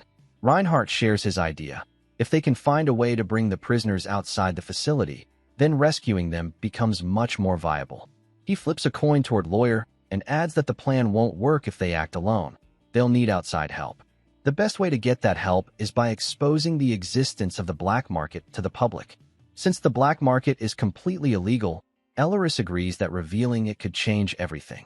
Sarkagar confirms it too, adding that the people behind the black market are fully aware that trading demons, especially those who were supposed to be eradicated, is a crime punishable by death.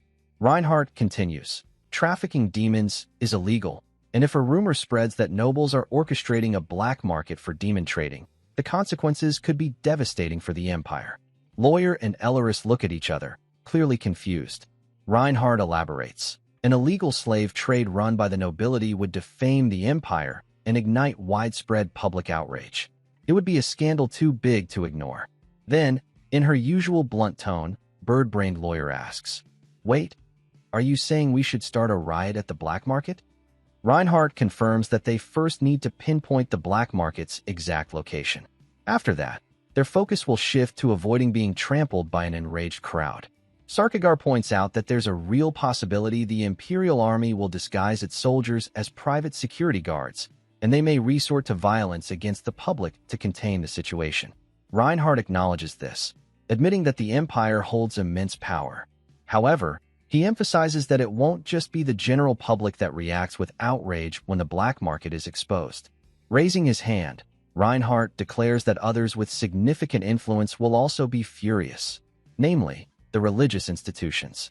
He explains that the auction itself is a direct insult to the Holy Knights, and the Empire will face severe backlash not only from the Church, but potentially from religious groups across the entire continent. Since the Holy Knights operate independently of the Empire and serve as the armed forces of the Church, their involvement would spell disaster for the Empire. Reinhardt states that if the Holy Knights intervene, the Empire will have no choice but to hand over the prisoners to them. Despite its strength, the Empire isn't foolish. It would never risk a full-scale conflict with the Church just for monetary gain. Reinhardt goes on to say that the Holy Knights view their role in the Great War as sacred. From their perspective, the Empire's actions would be seen as a betrayal of that sacred duty. Religion, he notes, is particularly adept at influencing public sentiment, hearts and minds alike. So the Empire would never willingly turn the Church into its enemy. Concerned, Sarkagar remarks that Reinhardt's plan will surely disrupt the auction, but he fears that if the Church gets involved, they might take down the demon prisoners themselves. Reinhardt calmly replies that he's already thought about that. That's precisely why their rescue operation will take place when the Holy Knights are transporting the prisoners. The prisoners will serve as living evidence of the Empire's betrayal, so the Church will want to publicly shame the Empire, likely demanding a formal apology. That means they won't take down the prisoners right away. Reinhardt adds that if the black market changes its location to avoid exposure, it might actually work in their favor. A sudden relocation wouldn't allow enough time to properly prepare anti-magic fields, making their plan more feasible. In either case, Reinhardt concludes, the end goal remains the same. They will mass teleport the prisoners to safety. Reinhardt realizes that they won't be able to avoid the death of those prisoners who exceed the limit of the mass teleportation spell. Still, this is the best plan he can currently come up with. Lawyer places a hand on her chin, thinking deeply before offering an alternative, suggesting that they use a warp gate instead of mass teleportation. Reinhardt doesn't understand at first, so Lawyer explains. While she agrees that Reinhardt's plan to gather all the prisoners in one place is good, using a warp gate to move them all at once would allow them to save everyone. Reinhardt corrects her, pointing out that using a warp gate would only work if it were placed directly along the route the Holy Knights will be taking with the prisoners. At this, Sarkigar pulls out a map and explains that the capital has several warp gates, including one directly in front of the shrine. Elleris also agrees that the warp gate is their only realistic option for transporting all the prisoners at once. Sarkigar suggests they create a diversion when the Holy Knights are near the shrine. The plan would be to drive the prisoners toward the gate while Elleris casts a spell to divert the Knights' attention. Once all the prisoners have passed through, the team's final task would be to hold off their pursuers long enough for Elleris to destroy the far end of the warp gate. Reinhardt recalls that each warp gate has two linked entrances. If one is destroyed, passage from both directions becomes impossible. He grins. This version of the plan is finally starting to feel solid. Lawyer volunteers to create the initial disturbance, while Elleris will assist her in distracting the Knights. Sarkigar will disguise himself as a guard stationed near the gate. Reinhardt acknowledges that this plan involves many moving parts, but if everything goes as intended, it could work. Raising his hand, Reinhardt reminds himself that he can still use Revise if anything goes wrong. Later that night, Reinhardt and Elleris are lying on the bed. Elleris thanks him, which prompts Reinhardt to ask why she's thanking him. After all, he only suggested a plan. They're the ones taking on most of the danger. Elleris smiles and replies that even though they're going to attempt something extremely risky, Reinhardt didn't forbid them. Instead, he chose to support and help them. For that, she's grateful. She leans on him gently. Reinhardt, still unsure, asks if she truly believes the plan will succeed. Someone could get hurt, or worse. That person might even be a holy knight or an innocent human. Elleris responds with calm conviction. She says she's taken lives for a long time, so many that she's lost count. She has grown used to it, but she's also grown tired of it. Gripping his hand, she reassures Reinhardt that she appreciates his concern and that he doesn't need to worry. Time passes, and soon the Glory Festival begins. The streets burst into celebration, filled with excitement, fireworks, and parades for several days. Eventually, the long-awaited day of the prisoner rescue operation arrives. The scene shifts to the headquarters of the Merchants Guild, where Reinhardt, Elleris, and Lawyer have tracked down the location of the prisoners. Hidden on a nearby rooftop, they observe the building while cloaking themselves from sight. Their mission isn't about bringing corrupt nobles to justice. It's a rescue. Even if they succeed, they'll only be able to save the prisoners scheduled for the black market auction. That means they need to act immediately, rather than waiting for the next auction. Based on the intelligence gathered by Sarkigar and Lawyer, there are at least 100 prisoners being held. Meanwhile, the town is teeming with people, with parades and celebrations flooding every street. The black market is located in the Bedels district. It reminded Reinhardt of the Mapo district back in Seoul. Now, all that remained was to decide how to make the Holy Knights aware of the black market's existence. After a lengthy discussion, the group came up with two possible methods. The first was to send an anonymous letter, which would force the Holy Knights to investigate, but it carried the risk of exposing Reinhardt and his team. The second option was to simply spread a rumor about the market. This method was safer, but came with no guarantee that the Knights would take the bait. In the end, they decided that a predictable outcome was worth the risk and chose to send the anonymous letter. Thankfully, The response came exactly as they had hoped. The Holy Knights were now en route to the black market.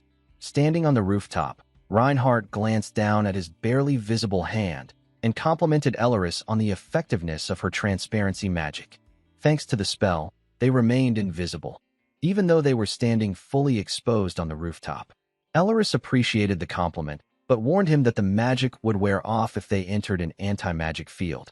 Moreover, she reminded him that some Holy Knights possessed exceptional hunting instincts and could spot them if they weren't cautious. Lawyer, using her enhanced senses, suddenly picked up the scent of the approaching Holy Knights near the Merchants Guild.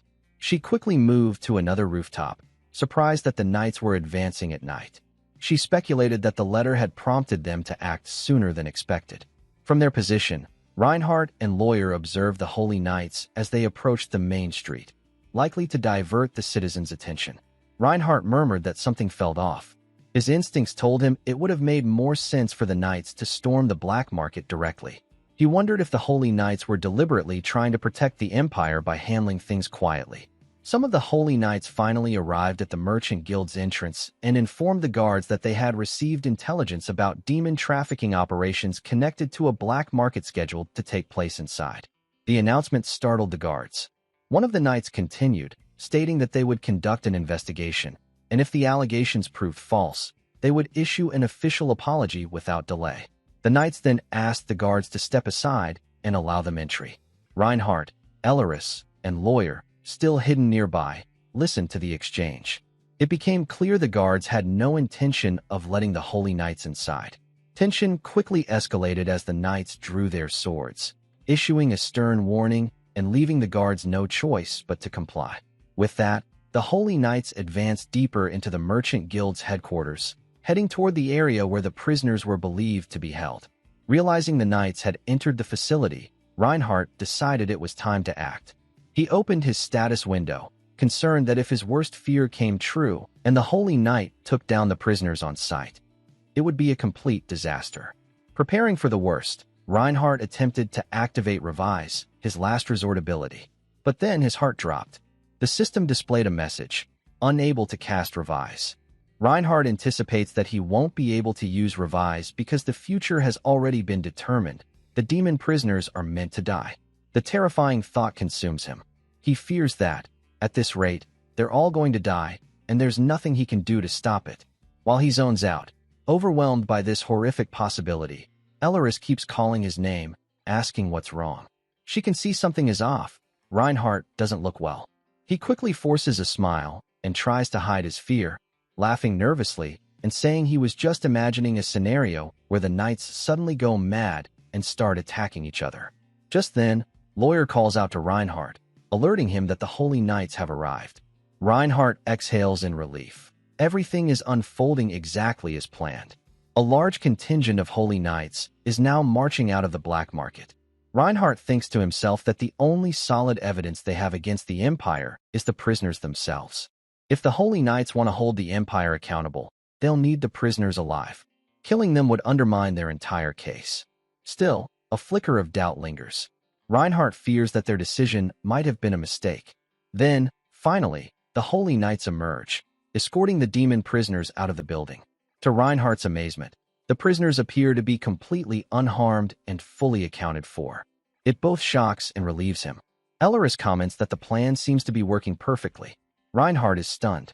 If the outcome was already going to turn out like this, even without his interference, then it makes sense why Revise wouldn't activate. The future had already been decided. Lifting both hands in the air, he silently thanks the heavens. Lawyer urges them to move quickly toward the warp gate, now that the prisoner's safety is confirmed.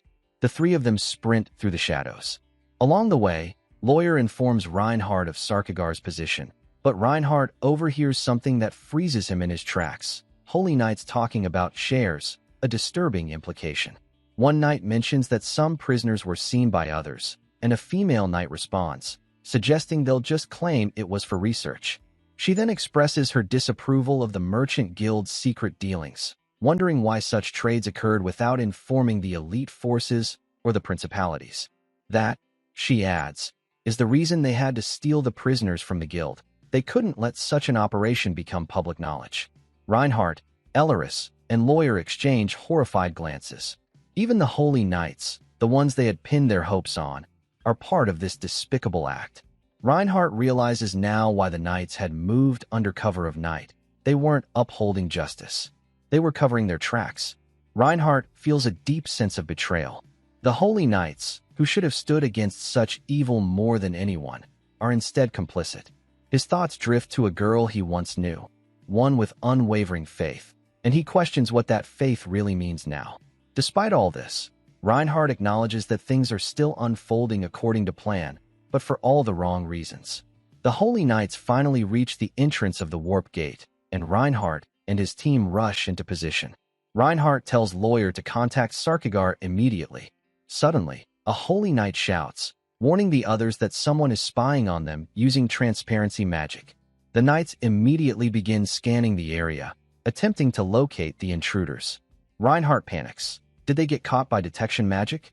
Elleris, staying composed, reminds him that their top priority is reaching the Warp Gate. But before they can get there, the Holy Knights spot them and demand their identities. Thinking fast, Reinhardt opens his status window, determined to activate Revise. At the same time, he orders Elleris to begin casting the mass teleportation spell, but when he turns to look at her, he's shocked. She's already mid-cast, but not of teleportation. She's casting a fire spell. A massive explosion erupts as her attack slams into the Holy Knights, forcing them to react. Chaos breaks out, and the Knights begin shouting, demanding the attackers show themselves. Reinhardt is left speechless. The original plan was to minimize casualties and create a distraction, just enough time to teleport the prisoners to safety. But before he knew it, everything had changed. They weren't just fighting back, they were destroying everything in their path. The Holy Knights, the guards. A chill runs down Reinhardt's spine as he stares at Elleris. One thing becomes painfully clear: he should never, under any circumstances, get on Elleris' bad side. Meanwhile, the Holy Knight commander shouts for the troops to hold formation and prepare a counterattack. But before anything can happen, a thunderous roar echoes through the battlefield. Everyone freezes. Charging into the chaos is a lycanthrope, Lawyer in her transformed state. She barrels into the Knights, forcing them into a defensive stance. The demon prisoners, still unsure of what's happening, begin to realize that someone is trying to help them. They look around in confusion and fear. Elleris reaches the Warp Gate and yells to the prisoners, ordering them to enter immediately. Though shocked, the prisoners obey. One of the Holy Knights notices the escape attempt and shouts a warning to the others. In response, the Knights draw their swords to the sky and begin casting a holy spell, Flash. Reinhardt watches in awe and concern. Despite the total chaos, the Holy Knights regain their composure almost instantly. They're clearly battle-hardened veterans. He begins to worry. Even with Elleris and Lawyer's strength, can they hold them off long enough? Then the ground shakes. A deep, guttural rumble echoes through the air, freezing everyone where they stand. Reinhardt and the Holy Knights alike turn their heads, just in time to see a dragon descending upon them. The other side of the Warp Gate is connected to the Daratani's forest, located on the border of the Kernstad Empire. After confirming the identities of the demon prisoners, Elleris begins assisting them. The rescued demons are overwhelmed with gratitude. Meanwhile, Reinhardt stands beside Sarkigar, commending him for his performance as a dragon. He thanks Sarkigar, acknowledging that the plan succeeded largely because of him. Elleris then informs Reinhardt that all the prisoners survived, lifting a tremendous weight off his shoulders. Just then, a status window appears before Reinhardt, confirming that he has successfully completed the event. Rescue the demon prisoners. The system states that he saved a total of 107 prisoners, rewarding him with 5,350 points. Choosing to ignore the status notification for now, Reinhardt turns his attention to the rescued demons. He thanks them for enduring everything so bravely and acknowledges that this may not be the best time, but decides to introduce himself properly. He announces that he was once known as Junior Balier, but now he is simply Balier, as the former Demon King has passed away. Realizing that they're standing in the presence of their king, the prisoners immediately kneel, expressing their gratitude that Reinhardt is still alive. One of them is especially shocked to discover his true identity. Sarkigar suddenly recognizes one of the prisoners, a girl. and asks if she is truly who he thinks she is. Reinhardt, however, has no idea who she is. Later, Reinhardt and the girl sit alone, speaking privately. Reinhardt confesses that he has lost all his memories of the demon realm and apologizes, explaining that he doesn't remember anything, not even her. The pink-haired girl looks away, flustered, but quietly thanks him for saving her and the others. She unintentionally lets her true feelings slip, saying she didn't expect Reinhardt to still be alive, then quickly corrects herself, saying she's just relieved and happy that he is. Her uneasiness makes Reinhardt wonder if the two of them had been on bad terms in the past. He admits that although he's lost all memories of the demon realm, he has no desire to recover them. He also apologizes if he had ever wronged her. Startled, the girl stammers, insisting she should be the one apologizing. Confused, Reinhardt asks why. Turning away awkwardly, she hesitates. Reinhardt narrows his eyes, then jokingly asks if she used to bully him. Her stunned expression gives him the answer. Reinhardt is now convinced she definitely used to bully him. Finally, the girl introduces herself as Eri and begins to explain. The two of them were something like childhood rivals. Eri was the daughter of the succubus queen, one of the 4 demon rulers of the underworld, and the 3rd most powerful being in the demon realm. Meanwhile, Junior Balier, Reinhardt's former self, was infamous for causing chaos wherever he went, frequently troubling other demons. Eri had often tried to teach him a lesson. This was only possible because both of them held noble royal status.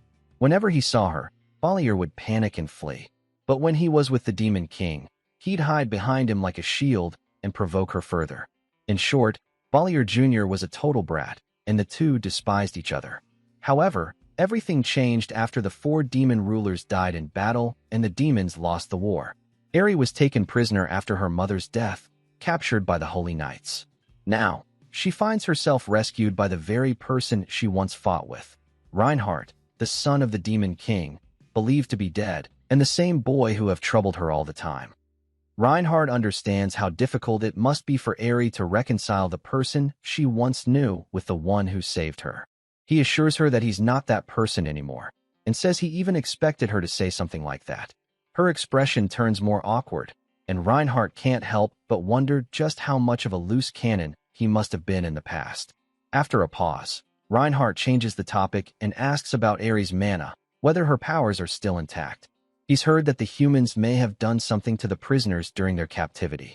Her eyes widen as she raises a trembling hand to her head, revealing the stubs where her horns once were. Tears well up in her eyes as she looks at Reinhardt. They cut off my horns and tail, she whispers. The humans performed some kind of procedure on me. They completely destroyed my ability to use mana.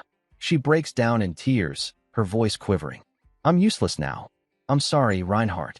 I promise I'll never forget what you did to save us. Her sobs grow heavier. I'm grateful, truly, and I want to do everything I can to help you. But all of us, we're useless now. She continues crying, repeating over and over that she's worthless. But Reinhardt stops her. We didn't save you because we needed to use you, he says firmly. We saved you because there was a chance to succeed, and that's all that mattered. It had nothing to do with whether you could fight or not. He gently adds, you don't owe anyone an apology. Not me. Not anyone. Reinhardt looks at her and speaks with warmth in his voice. Whether or not you return to the Darklands is completely your choice. No matter what you decide, you don't have to follow anyone's orders ever again. He reaches out and pats her head gently. You're free now. You've already suffered enough. Sometime later, all the rescued demons make their decision. Except for 10, everyone chooses to return to the demon realm. Eri is one of the 10 who choose to stay behind. Before they depart, Reinhardt addresses those heading home. He orders them to forget the battles and the wars of the past and focus on rebuilding their lives. He then turns to Eri and the others who have chosen to stay. What do you all plan to do? He asks. Eri steps forward. We've decided to remain here in the Empire, she says. I might be powerless now, and I might be useless in a fight, but I am still a royal. I refuse to return to the demon realm and live a life of leisure, doing nothing. The remaining demons nod in agreement. Even if we've lost our powers, Eri continues, we still have our bodies. We can still work. Reinhardt raises an eyebrow. Work? What do you mean? Eri explains, to survive in the human world, we'll need money. I've heard that a large enough fortune can become a real force, one capable of influencing the world.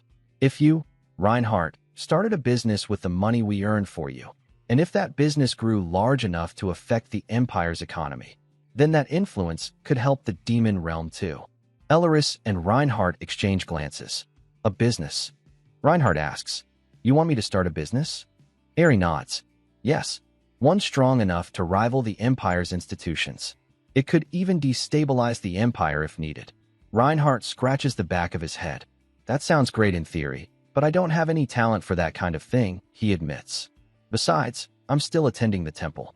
And even if I wanted to, we don't have the capital to start something that ambitious. Aerie smiles faintly and places her hand on her chest. You don't need to worry about that part, she says. That'll be the easiest step. Then, to Reinhardt's horror, she tells Reinhardt to trade them because they will fetch Reinhardt an enormous sum of money if Reinhardt would trade them to the humans as slaves. The money from it would be enough to start the business. It makes Reinhardt very angry, making him shout at her. He was furious with Aerie. Grabbing her by the shoulders, he exclaimed, I risked my life to protect you and the others from this. And now you're telling me to trade all of you for money? His voice trembled with emotion as he demanded to know why she was speaking such nonsense. Aerie's eyes welled up with tears. Her voice quivered as she replied, I truly believe this is the only thing we can do to help rebuild the demon realm. We can't offer anything else. We're useless now. This is all we have left to give. Her sobs grew louder, her despair more visible with every word. Moved by her words, the other demons lowered their heads and bowed deeply, pleading with Reinhardt to understand. They tell him to see things from their perspective, to see the hopelessness they felt. But Reinhardt's expression only grew more pained. It would destroy me, he said softly, to live knowing that the money I spend came from this, from what you did. I would hate it so much, it would kill me. He looked at Aerie with a fierce resolve. The demon realm exists because of the demons who live in it. That alone is enough. You don't need to sacrifice yourselves like this. Earn money the honest way, like everyone else does. Aerie was visibly shocked by his words. The idea of doing honest work had clearly never occurred to her in this context. Reinhardt, confused by her reaction, he then softened his tone. You could open a restaurant, or an inn in some small village, or simply do something you're good at. There's always a way. Elleris, who had been quietly listening, spoke up. There's a small island country called Edina, she suggested. It's a quiet commerce district south of the seas of Kernstadt. Not many people pass through. It might be a good place to start a business without attracting too much attention. Reinhardt gave a rare smile and turned to Aerie. What do you want to do? He asked gently. We could live well in a place like that. Touched by his sincerity, Aerie wiped her tears and nodded slowly. Then I'll follow your decision, she said. I don't want to do anything you wouldn't want me to do. With a heart full of newfound resolve, she declared, I'll become someone you can count on, Reinhardt. Reinhardt placed his hand gently on her shoulder. If anything happens, he said, promise me you'll contact me right away. I will, she answered with determination. At that moment, Elleris turned to Reinhardt. Her expression had grown serious. You should return to the temple, she advised. I have a bad feeling. The atmosphere in the Empire is shifting. Things may soon become more dangerous than ever.